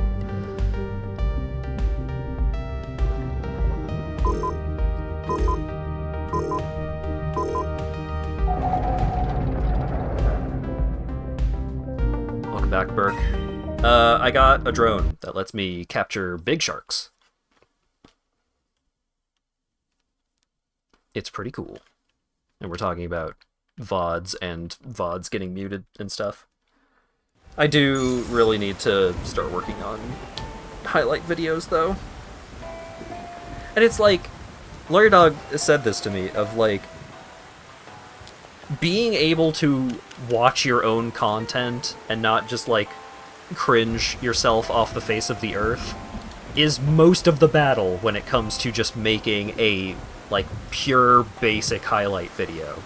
Like, not doing a bunch of fancy editing. Like, if you're just doing a video that is highlights of a stream, like, just watching through it and cutting out the chaff is so much of the effort that goes into that kind of thing. It's like, I just need to get myself to start doing it in the first place.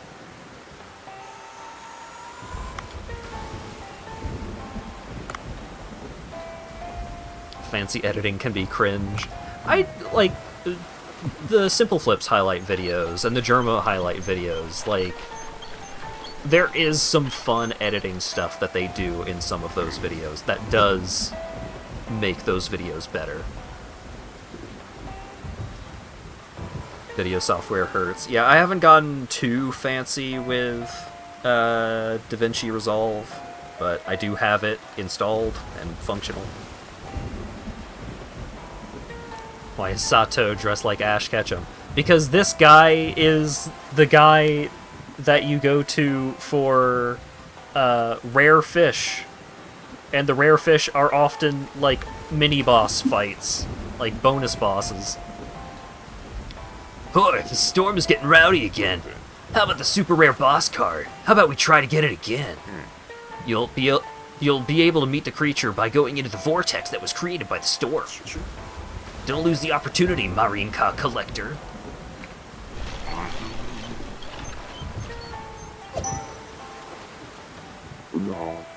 So what's the idea you mentioned earlier? Oh, that. What if you infiltrated the Sea Blue base and retrieved the mechanical part? Oh, right, so the Sea Blue is a, like, Greenpeace eco-terrorist organization who is angry at Dave for catching fish, and then the dude that is running the frickin' sect will just shoot grenade launchers into schools of fish. Not too long ago, I had a boss fight against him where he was in a mecha diving suit, and in order to beat him, you had to knock his rockets back at him with a baseball bat.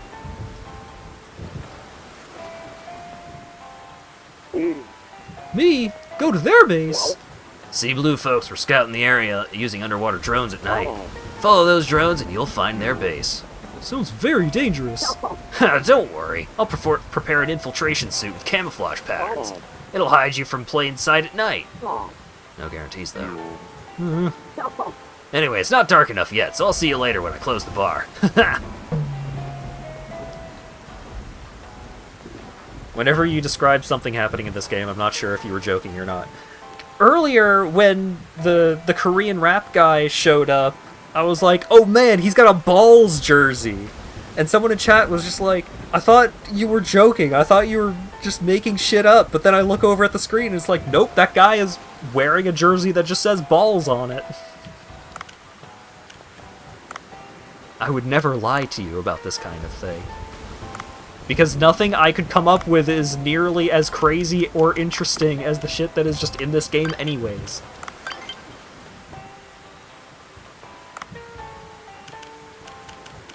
Alright, the guy was talking about Marine Ka. Those are Marine cards. You get a Marine card for each fish that you capture. And then you get different rarities of the cards based off of the quality that you captured that fish at. So if you captured a fish with only 2-star quality, then you get a 2-star card. But if you get a 3-star quality catch, then you get a shiny version of the card. Gotta fish them all. When are you getting a Balls jersey? I'll think about it. The guy makes it look pretty good. Oh no, it's this guy. Wait. So these are the rare fish, but I might also be going on a rare fish hunt from the Ash Ketchum guy. Hang on, I need to prepare for this. Why are there two different unrelated Pokemon mechanics in this game? No! Try again. Because they just kept making this game. They just didn't know when to stop making the game. It's like, hey, I made a Pokemon mechanic, and somebody else at the office is just like, we already made a Pokemon mechanic, and he's like, can we put it in the game anyway? Yes, of course we could put it in the game anyway, but, you know, talk to someone first. No! New high score, though.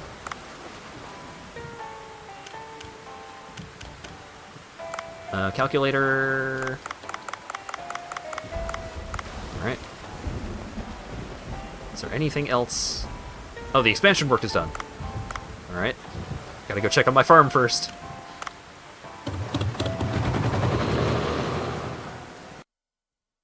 Yeah, the Fishmon is the week. Yeah, okay. I think the Fishmon is the weekly thing, like the weekend boss fight that the guy calls you out on.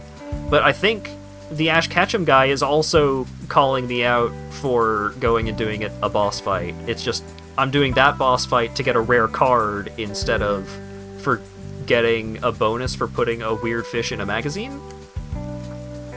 What do you think? Neat, right? It is neat. Oh, and he planted the seeds for me, and it's still raining, so I don't need to go and plant more, or I don't need to go water the vegetables. Hell yeah. Increase farm. Can I just increase it again? Hey, buddy.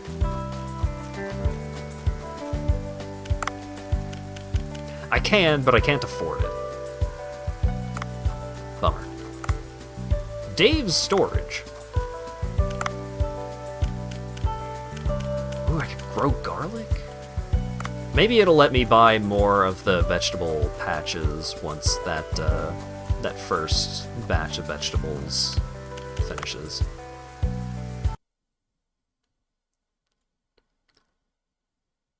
Okay, fish farm.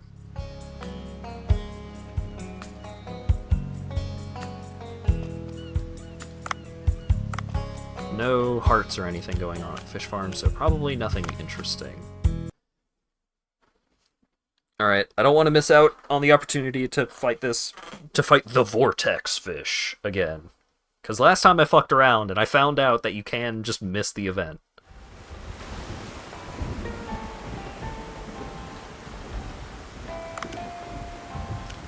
Alright, so I've got my sniper rifle, I've got my Dragon Bite harpoon gun. Oh,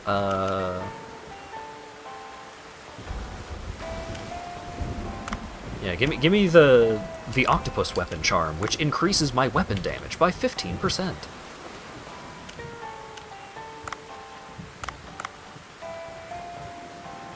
You can only dive once at night. A third of the evening working hours will be consumed. That's fine. There's the yacht club event is not ongoing.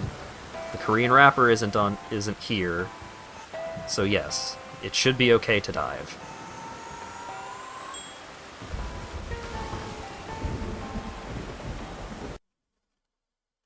Polar eel pout inhabits the coastal waters of the Arctic Ocean.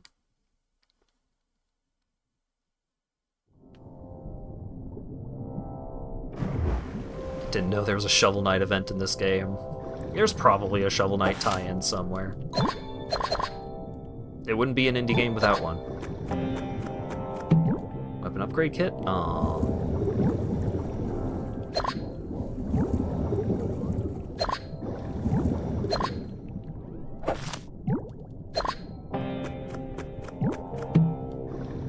Well, now there's a bunch of the Titan triggerfish, which I would like to catch some of those.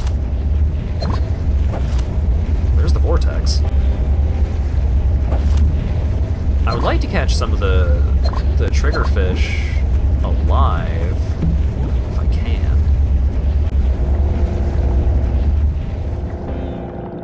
Because they are part of one of the meals.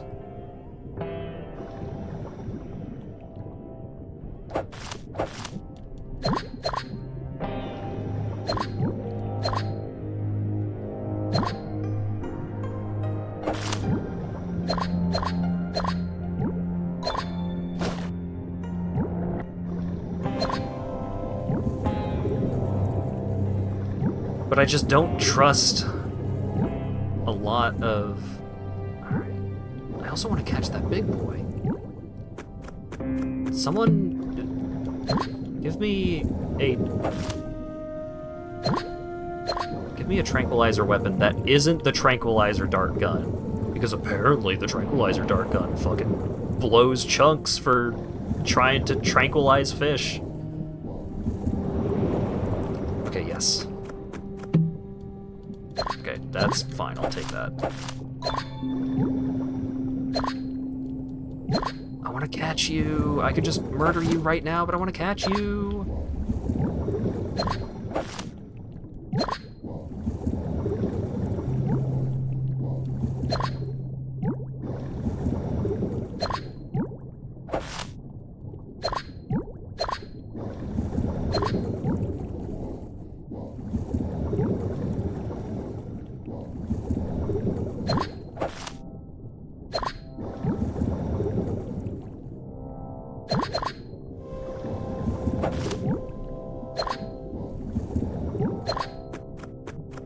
No, stay away.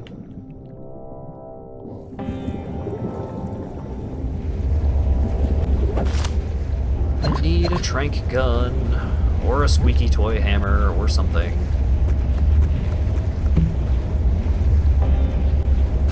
I'll take the shock bang stick. That's handy.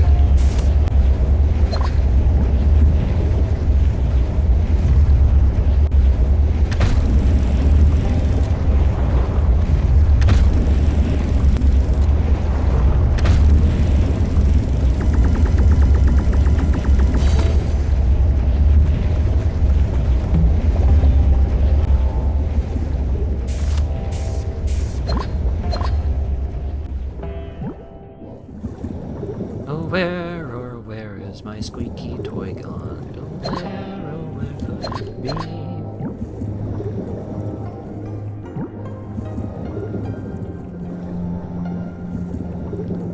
Alright, it's right in here.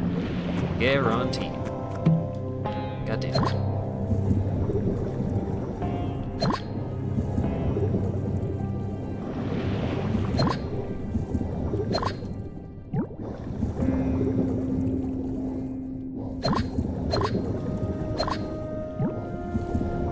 I'll also be happy with a tranquilizer harpoon tip, because that's just a percentage chance to instantly tranquilize a fish on hit, which is fine. That'll do the job. Come on. I don't need a triple axle. I don't need a water shotgun.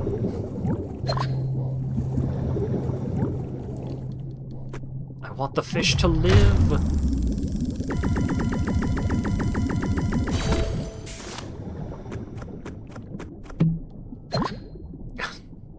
Cheap Japanese sword. No.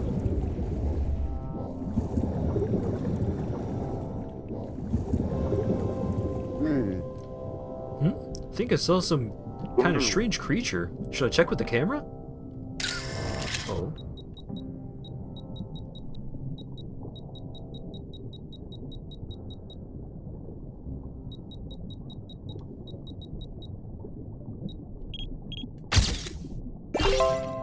Hey!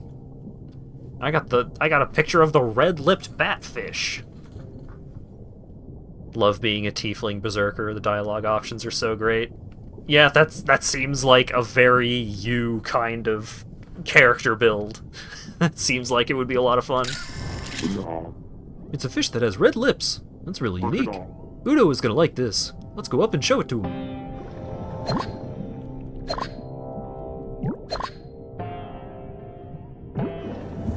Yeah, I've been hearing real good things about Baldur's Gate 3.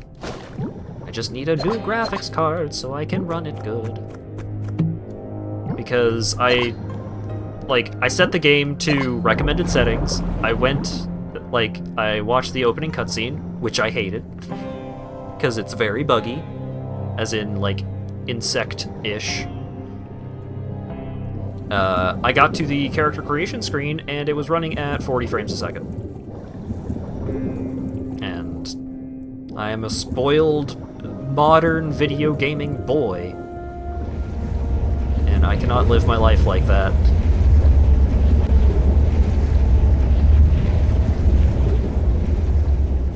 If recommended settings does not take me to 60 frames a second, my computer needs a little more juice.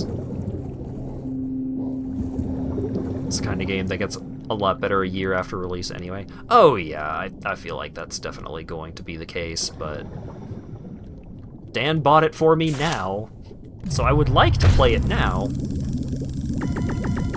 But video cards are expensive now.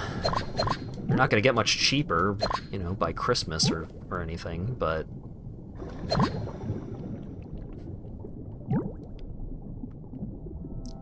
I have a NVIDIA 1070. That's my current card.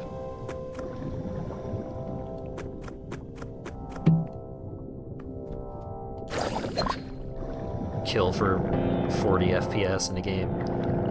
I mean, especially since I stream games, like, my computer being powerful enough to, like, handle new games also means that I will be able to play these games and stream them at the same time. Like, I know that if I tried to stream Baldur's Gate 3, then that would probably be running at 20 frames a second or something. And that's a bad time.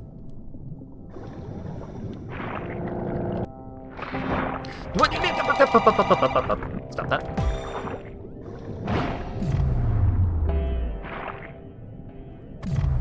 I don't know why I'm trying to capture this stupid thing alive. I know it's going to take all the darts and not even get knocked out. I knew it. I just need one of the things. Nope, you stay away. Rig off. Oh, and the Barracuda is coming through. Clipping through the ground to come fuck with me.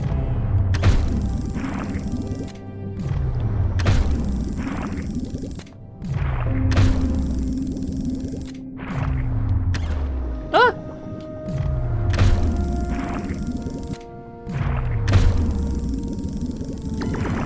You're so buff!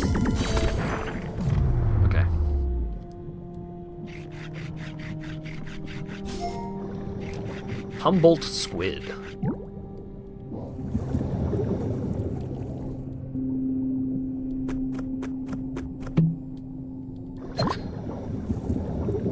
More cat food.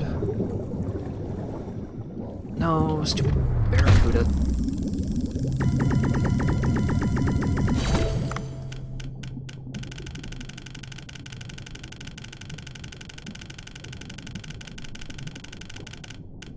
I wish there were some, like, sorting options for going through your inventory during a dive.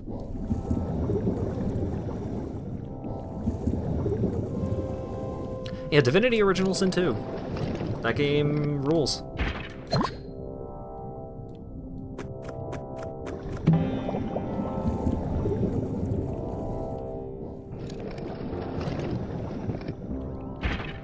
I never did multiplayer with it.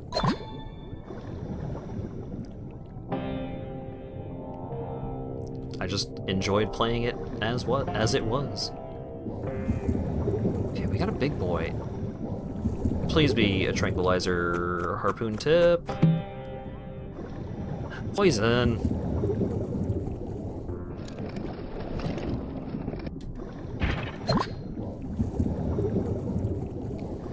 Sad you can't get into CRPGs. They do have a particular gameplay to them. Like, they tend to be... like, you really gotta pay attention to your build, and, like, having an in-depth knowledge of the mechanics makes the gameplay just so much better. So, I understand not being able to get into that kind of thing. And, like, I'm usually not great at that kind of game, but I'm also not really afraid to just look up a build if I don't feel confident in making my own. Or if it's just like, hey, I want to have a strong build so that I can play this on normal and, like, have a shot at completing all of the fights. No.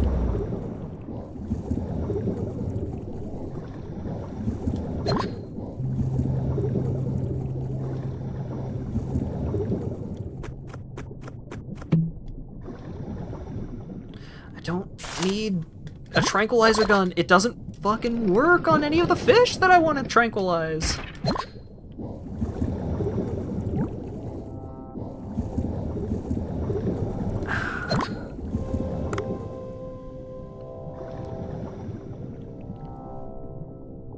Oh, just like prolonged periods of mouse and keyboard gameplay. Like, it's not high-intensity keyboard and mouse gameplay like you get out of a action RPG like Diablo or something, but I could definitely see it still causing some issues with long-term, extensive mouse use.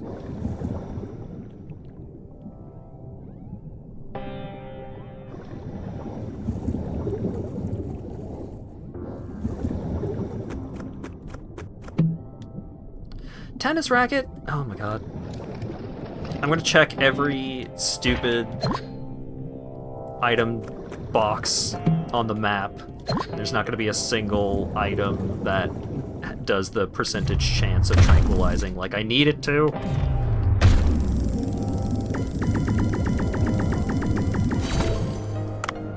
If you enjoy, like, really sinking your teeth into, like, developing builds and learning all of the ins and outs of mechanics and stuff like that, then CRPGs are definitely worth looking into.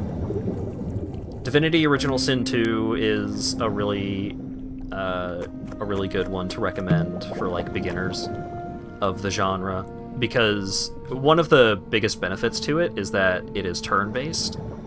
And some of the older CRPGs are real-time with pause, but that's just a trick because in all practicality, it's still turn-based. You just have to pause, like, constantly.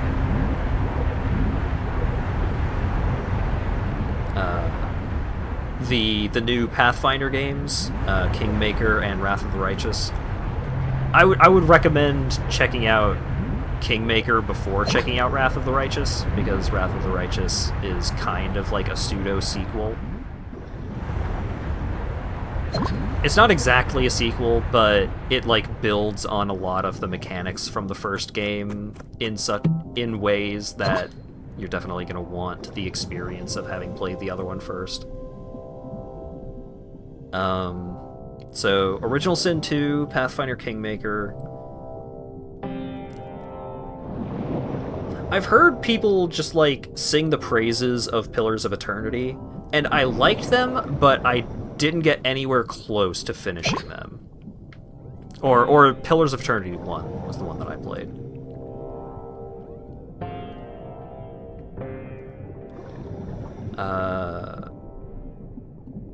Oh, and if you like Shadowrun, like cyberpunk style stories and settings and stuff like that, the 3 newest Shadowrun games.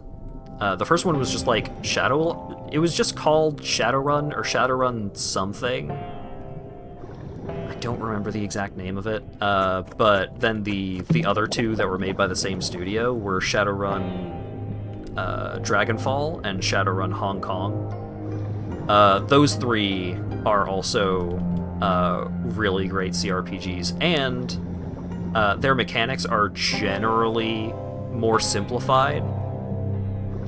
Their combat is a lot more approachable to some of the more complex games like the Kingmaker Pathfinder. Yeah, Pathfinder Kingmaker.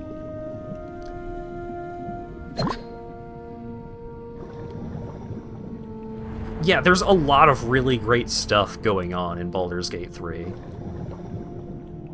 From what I have seen. Like, that Larian Studios, the team that made Divinity Original Sin 2 and Baldur's Gate 3, they're really great at having just, like, good writing. Just funny stuff and well-written characters. Yes! Finally!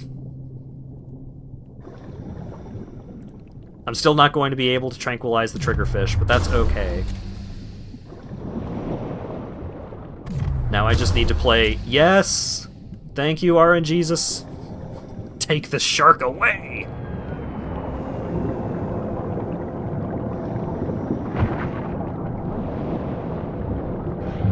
Whoop, whoop, whoop.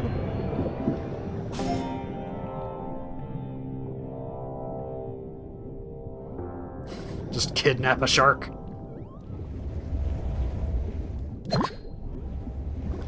So many of them are generic fantasy. Yeah.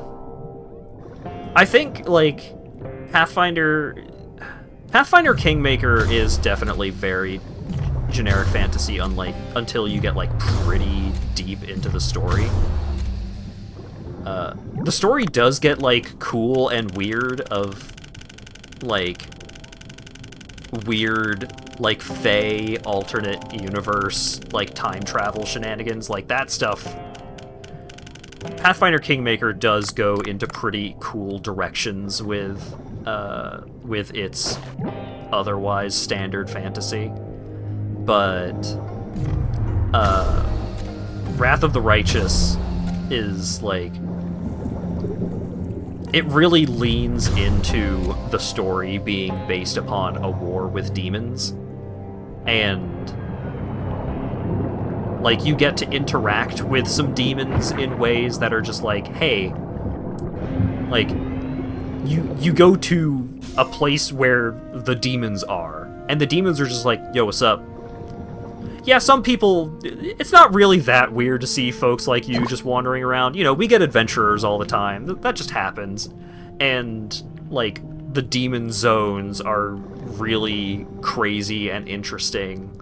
Like, there's one section... it kind of sucks to actually navigate, but is thematically really cool. There's a town, like it's a demon city, and different path, like the game is generally like isometric, like more like angled downwards, like you're looking down at your characters from the sky. But in this demon city, the shape of the city will change based off of the angle of your camera. So if you rotate the camera, then like some paths become blocked off, some paths become opened up. It's really cool. It's cool shit. The actual gameplay of that area kind of sucks, but if you can handle like it being annoying to navigate, then it's very, very cool.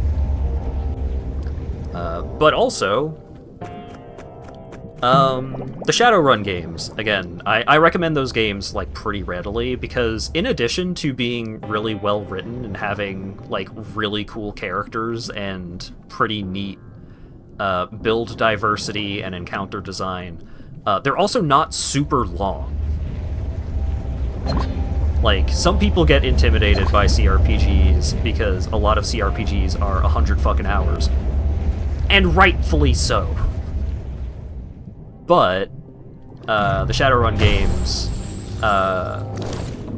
run closer to within, like, the 20 to 40 hour range.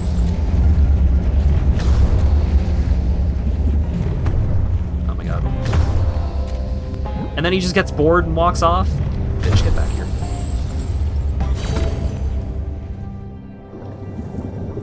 Now I need to find another oxygen canister somewhere.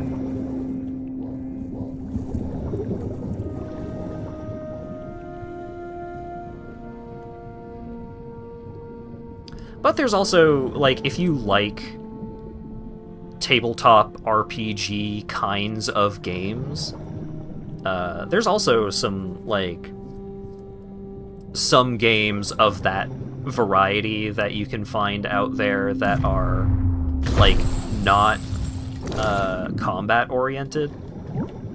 You can find games that are like Citizen Sleeper was a notable one that came out within the last couple of years. Might have been this year even. But that one is like, it's basically a heard good things about that one. Yeah, like, you're playing as an AI on a space station or something along those lines, and the core gameplay loop is you just go around this space station and just do, like, you encounter events and handle them as, like, situations, and it's not just, like, it's not jumping from combat encounter to combat encounter. It's like, hey, this is, like, you go over here and there are some people arguing, and here's what they're arguing about, and you can take one of their sides, and it's more of, like, a social kind of thing. So, if you're looking for, like, a CRPG in the sense of, like, CRPG was, like, originally developed as a term for computer RPG, for games that are similar to tabletop RPGs, but are, like, formatted more like a video game. There's a good variety to that genre.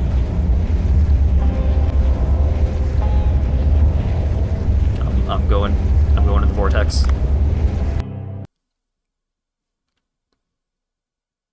Yeah, I've heard about the Gene Forge games and how they are hella like that. There's also just, like, cool, like, classic examples of the genre, like Baldur's Gate 1 and 2 from the fucking 90s. Icewind Dale 1 and 2, if you enjoy Baldur's Gate 1 and 2, you're probably also going to enjoy Icewind Dale 1 and 2. But those games can be pretty rough to go back to, because, like, they can be pretty clunky. the real-time combat, but basically it's just turn-based, because you're constantly having to pause the game to change what all of your characters are doing. Like, that stuff is rough to go back to. I went in the vortex and ended up here. Maybe these things... Ooh. Accidentally kicked one of my cables. Maybe these are things that got caught in the storm and disappeared. Whoa! Nexon tire. I think that big truck just moved. Yeah, that's a big truck.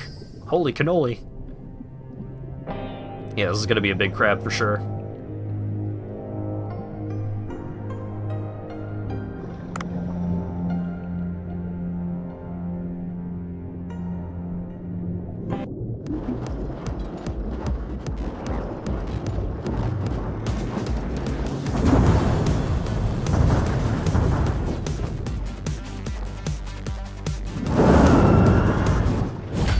Truck hermit crab. A moving truck? It's not a truck, it's a giant hermit crab. I don't think a gun will do anything. What do I do?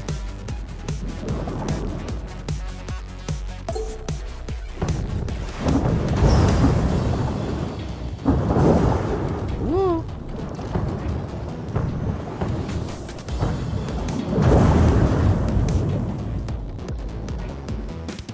What?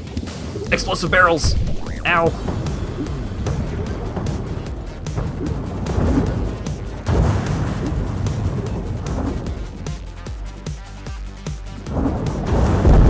What? There it goes. No, the other one exploded. Or, it didn't even explode, it disappeared.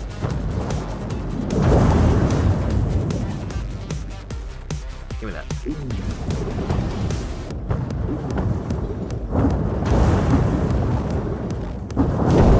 No, you jerk. Try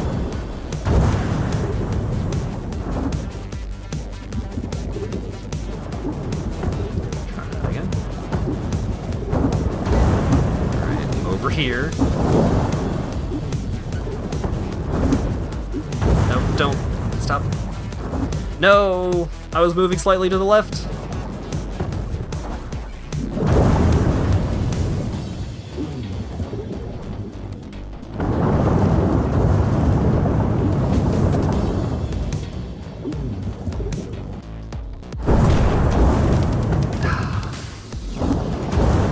So rude.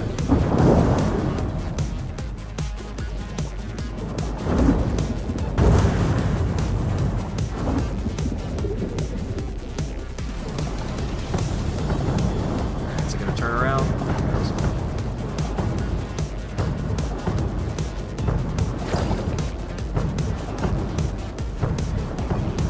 Come on. Spawn the explodey barrel. Thank you. Yeah, Nexon is the dev team. Where the fuck does the explosive barrel have to go? What? How did that one not hit?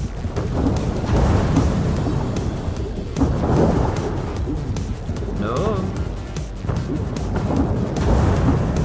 Yeah, just like straight up on top of the truck. Okay, yeah, it seems like that is the case. Okay, yes, go that way. There's an oxygen barrel over here that I would like access to. Do your thing.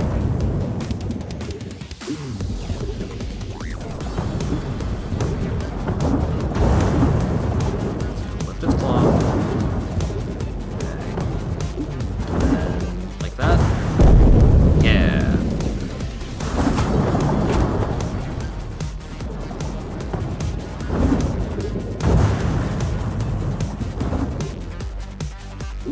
Yep, we got phase 2 now. I don't know why it's covering its face when Dave said that he didn't think a gun was going to do anything to it in the first place. Maybe shooting it with a gun would have stunned it, and I could have been having a way easier fight this whole time.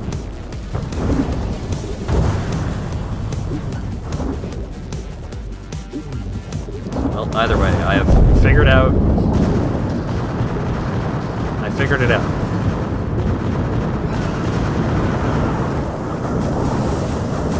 Bye. That thing was really nothing without the shell. Hope the boss card Sato was talking about has been activated.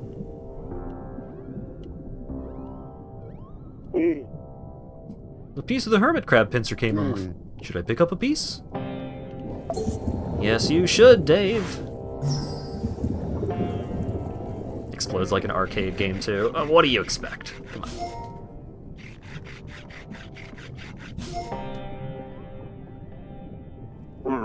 Vortex came back after defeating the hermit crab. Let's go back to the boat using that.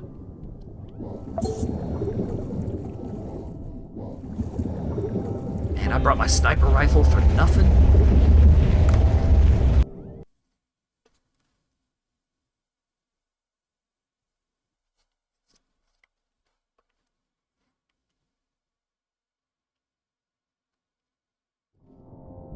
It didn't actually take me back to the boat? What? I don't believe it. I should have used the fucking oxygen canister.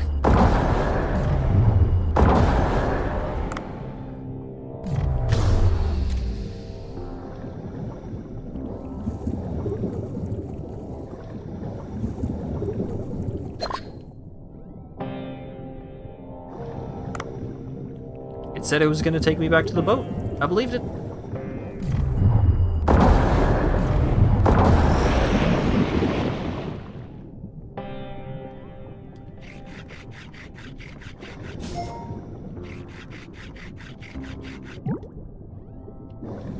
No, I ain't fucking with y'all.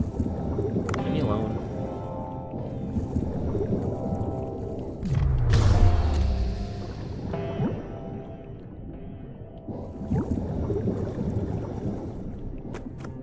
I can't believe it took me this long to actually unlock the thing that lets you capture large unconscious fish. That was a prompt that you were able to get, like, so early in the game.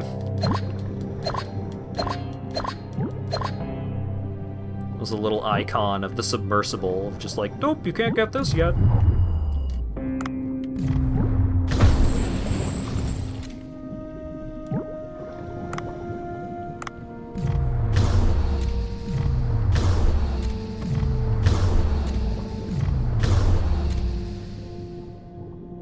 I didn't want to kill you, buddy.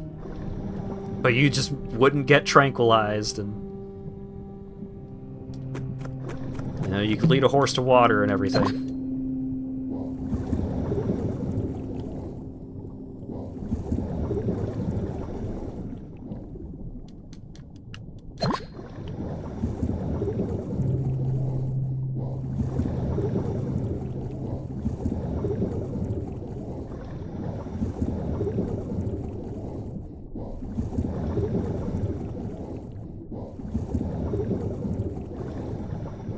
Cool, so there is an evac point there. Evac point there, too. Hey! You'll do. Looking for something to fill out the rest of my weight capacity.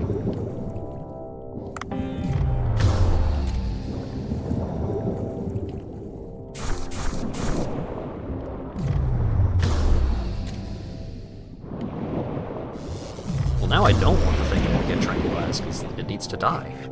So, cut it up. Cool.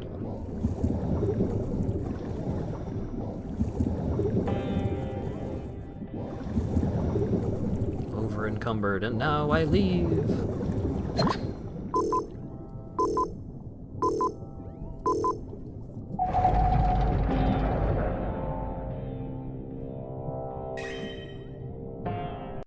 God, I love the art in this game. Just like all the art direction is so good. Like the 3D stuff looks so good. Like the fish look great. But the 2D sprites are so charming. This game rules! You found the super rare boss card? It's astounding. You must be a natural born marine collector. The sea was unrelenting. All those terrifying sea creatures, that was some serious stuff. This is no big deal compared to the awesome super rare boss card. I went through all that. Now tap share card with friends like this. Alright, there we go. Keep up the good work. Mission completed, stormy night. Biggest fish, truck hermit crab. 999 centimeters.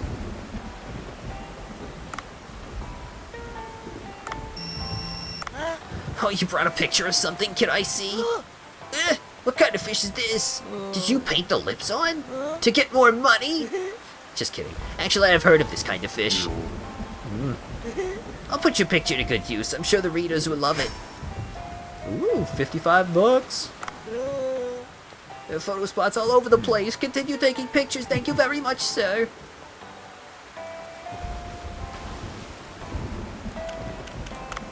Fish farm.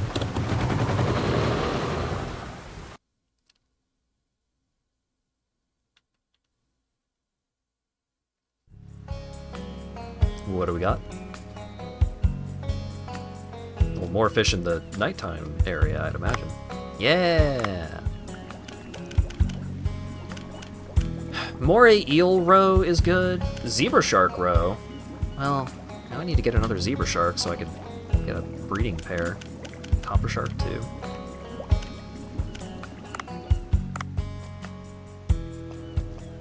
Hey, I have over half the zones unlocked. It's just only one over half the zones.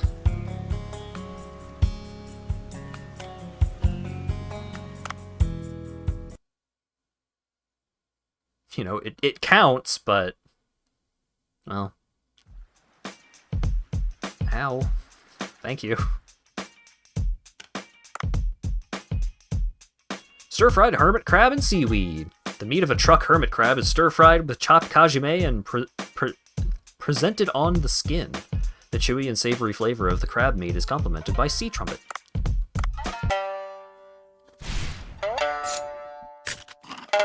Later, Asp. Probably not gonna miss too much. I don't know if I'm gonna do the quest to get the part from the base tonight.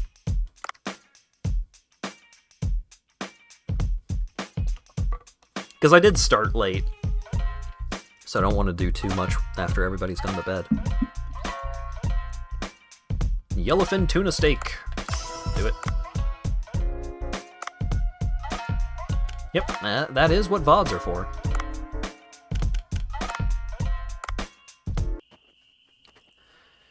I do need to work quite hard on uploading VODs to catch all the way up to modern day. Because I've uploaded like around 100 or something. And I'm still not even out of 2020.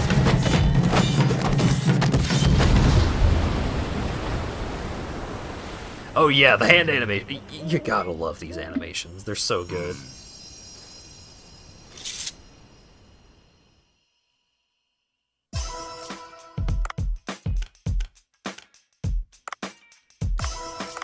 Upgrade the frilled shark.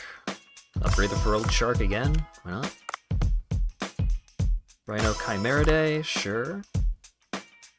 Sea grape special sushi, sure. 6 turmeric to upgrade that. I don't know about that. Upgrade the squid.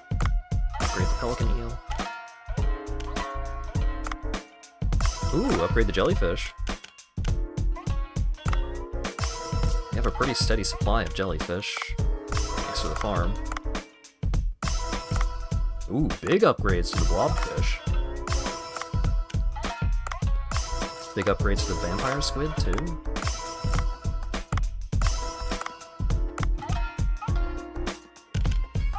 Copper shark. Sure. Zebra shark. Oh, I got a lot of zebra shark meat. Sorry.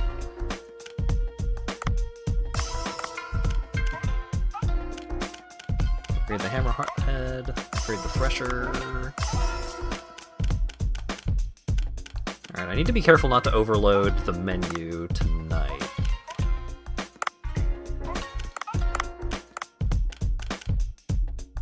Because I only have 2/3 of the regular open time.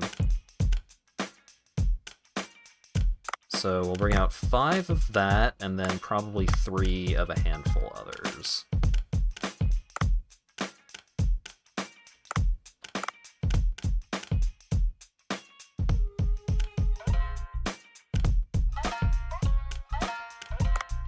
Sure. I'll use up the frilled shark and the rhino chimeridae. And then 3 of the bloodcomb jellyfish, 3 of the regular comb jellyfish, and 3 vampire squid.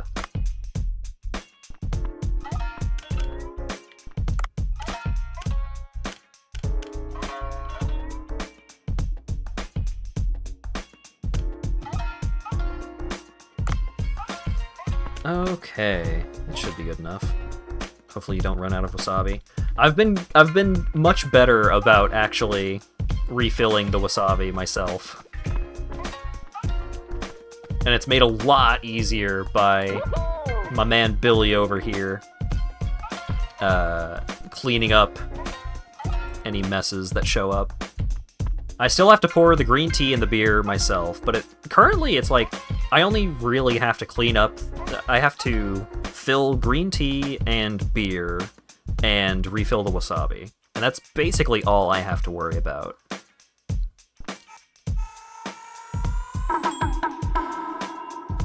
But those are concerns.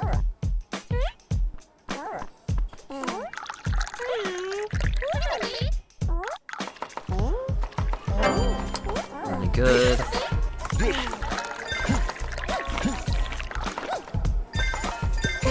Perfect. Alright. Have to go refill wasabi. As soon as I'm done with this green tea. And this beer.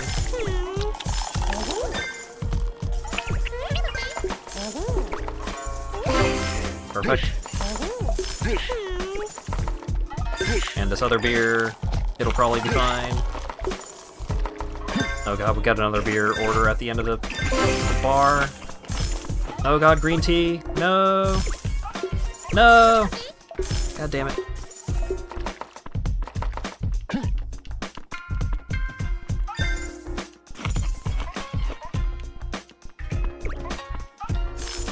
I got bad drink RNG. Tragic. Still like a 4.8. 4.6? Ouch.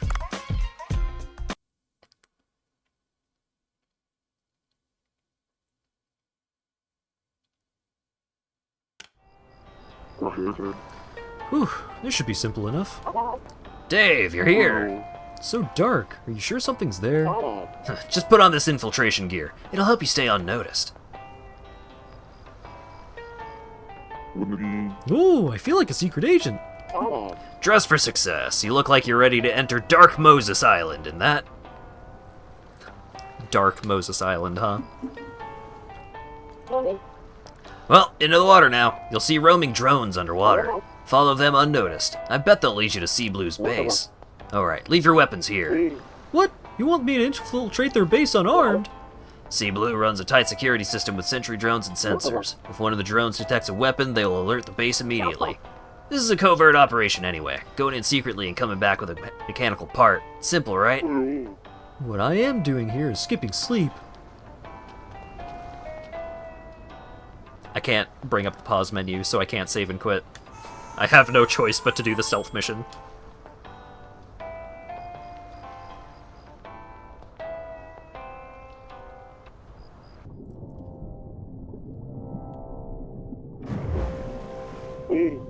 That must be one of Sea Blue's sentry drones. I should follow it from a distance.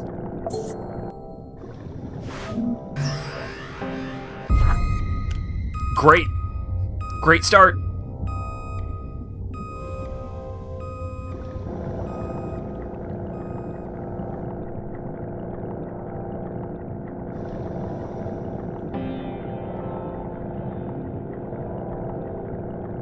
This is Rigid Snake. Commencing mission.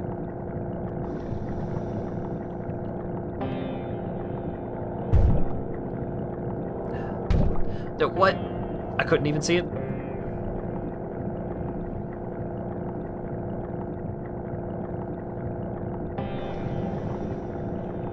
That took out so much of my oxygen, are you kidding me? I'm at half!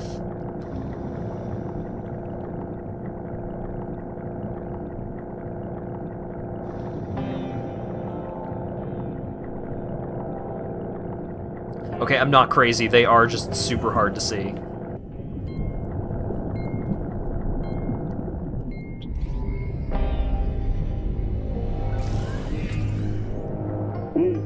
Ooh, a hidden entrance. I should try to hurry before the door closes.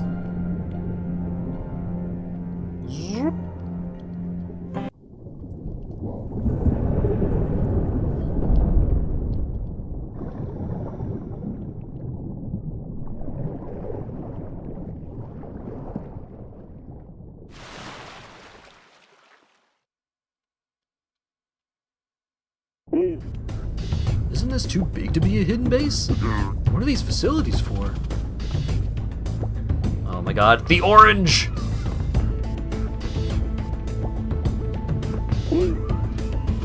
Machines processing dolphin meat? I'm confused. Aren't Sea Blue environmentalists? What in the world are these for? I must find some mechanical parts for now. Oh my god. And this music is so fucking Metal Gear, oh my god. Get special suit components from the top floor. Be careful not to be caught by soldiers or cameras. This dainty little walk.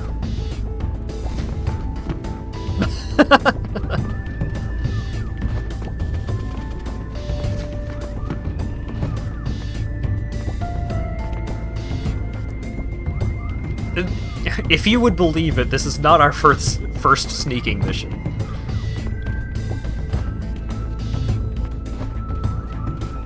This is the first time that our sneaking mission involved dudes with guns and security cameras. Last time the sneaking mission was trying to keep up with a cat.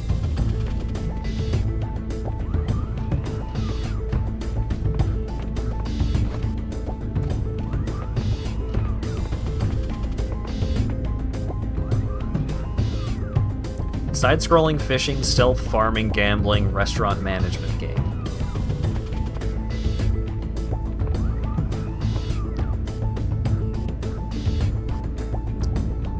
I mean, there's also been boss fights and stuff.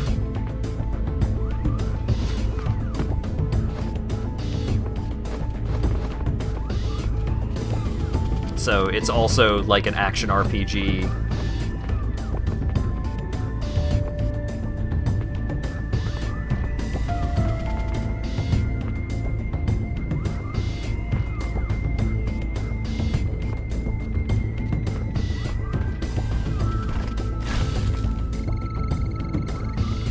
I knew it. I knew that they were going to be smart enough to make that a whole mechanic.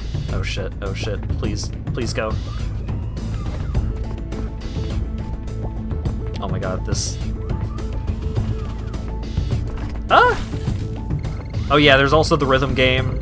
There's also the side-scrolling platforming phone game, the Endless Runner. Go, go, go. No, Dave! Oh my god, the game over. Game over text.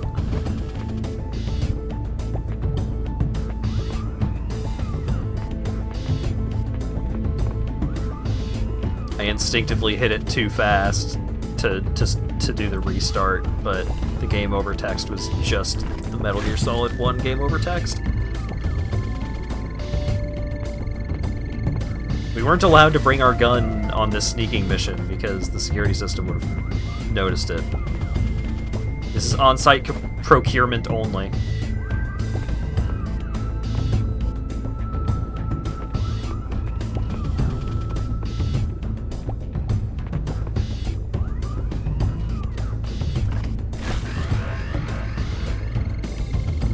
What? Come on.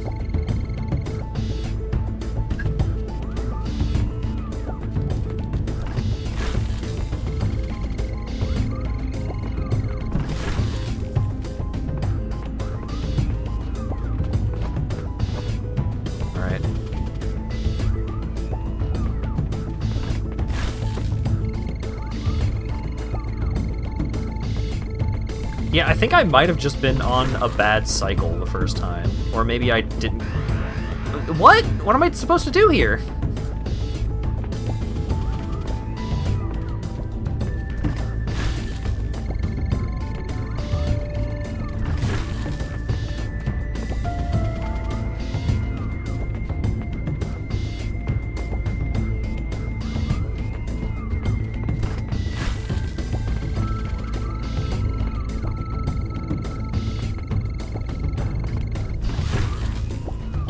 Good?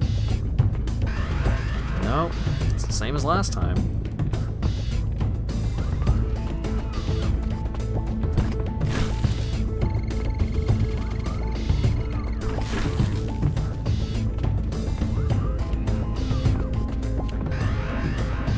Oh, okay. I was gonna try and, like, prompt that second guy to be a little suspicious, but then tuck myself back behind the boxes, but if I poke out from behind the boxes, then the other guy gets suspicious. Or then the camera gets me. Oh shit! Oh shit, I just got it! Hey! And it's just that easy.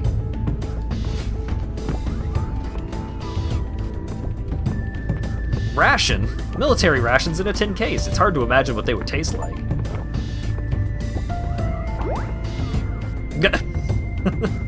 Hey now, you're using Metal Gear Solid 1 HUD elements, but that was the Metal Gear Solid 3 health and stamina bar.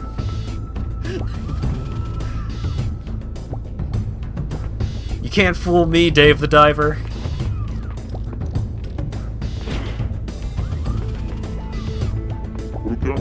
This looks like an office.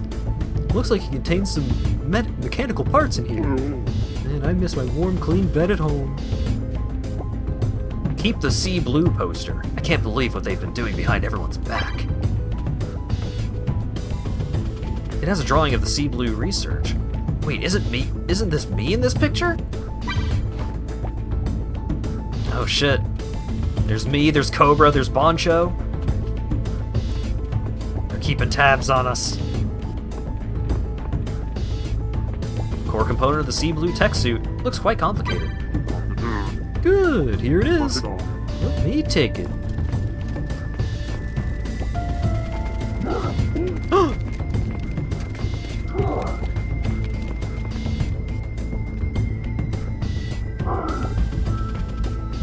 How are you gonna get out of this one, Dave? Yes! Yes! Yeah!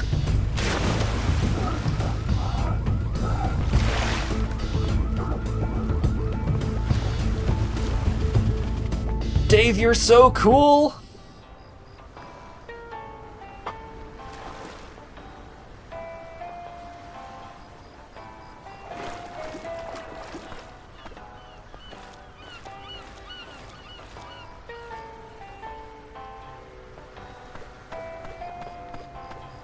How nonchalant is he gonna be?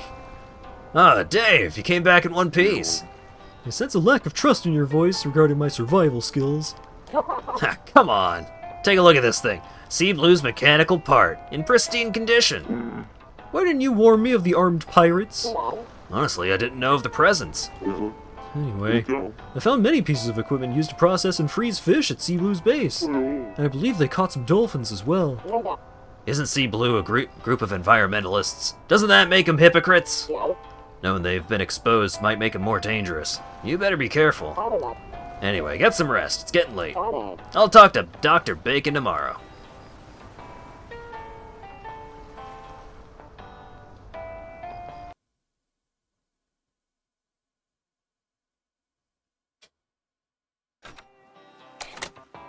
Oh, I have a feeling that I'm not going to get the opportunity to save before there's more dialogue. I went home late and couldn't sleep well last night. You did a good job last night. Let's go report to Dr. Bacon.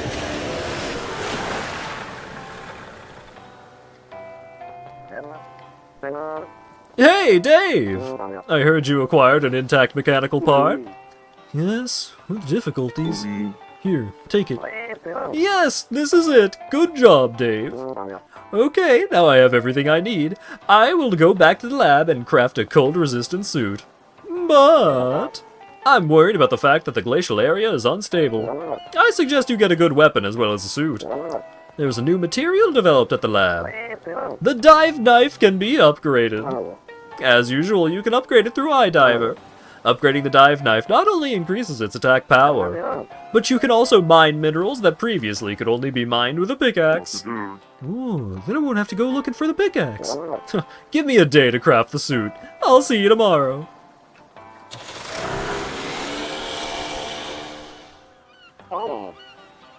But if I'm upgrading the knife, then what the fuck about the fucking the smith? What about the blacksmith? Aren't I supposed to get melee weapons that I can upgrade from him? But I'm upgrading my knife. What? I'm confused.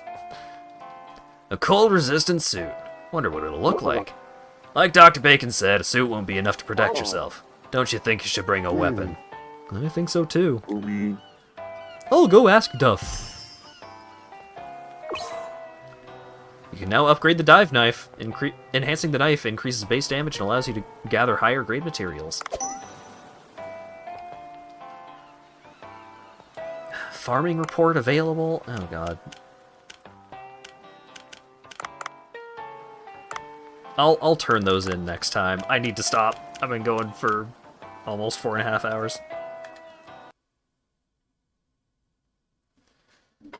Oh my god, this game continues to be all games and so much game, and there's a lot of video game in this video game. Goodness gracious. Alright, hold on screen. There we go. That was Dave the Diver. It's hard to tell whether I look more forward to Dave the Diver every week or if I look more forward to the multiplayer Terraria, because, man, I know it's not the best for, you know, average viewers for me to be doing so many ongoing games, but I can't stop playing Dave the Diver. It's so much fun. It's so good. I'm so excited to see whatever nonsense shows up next.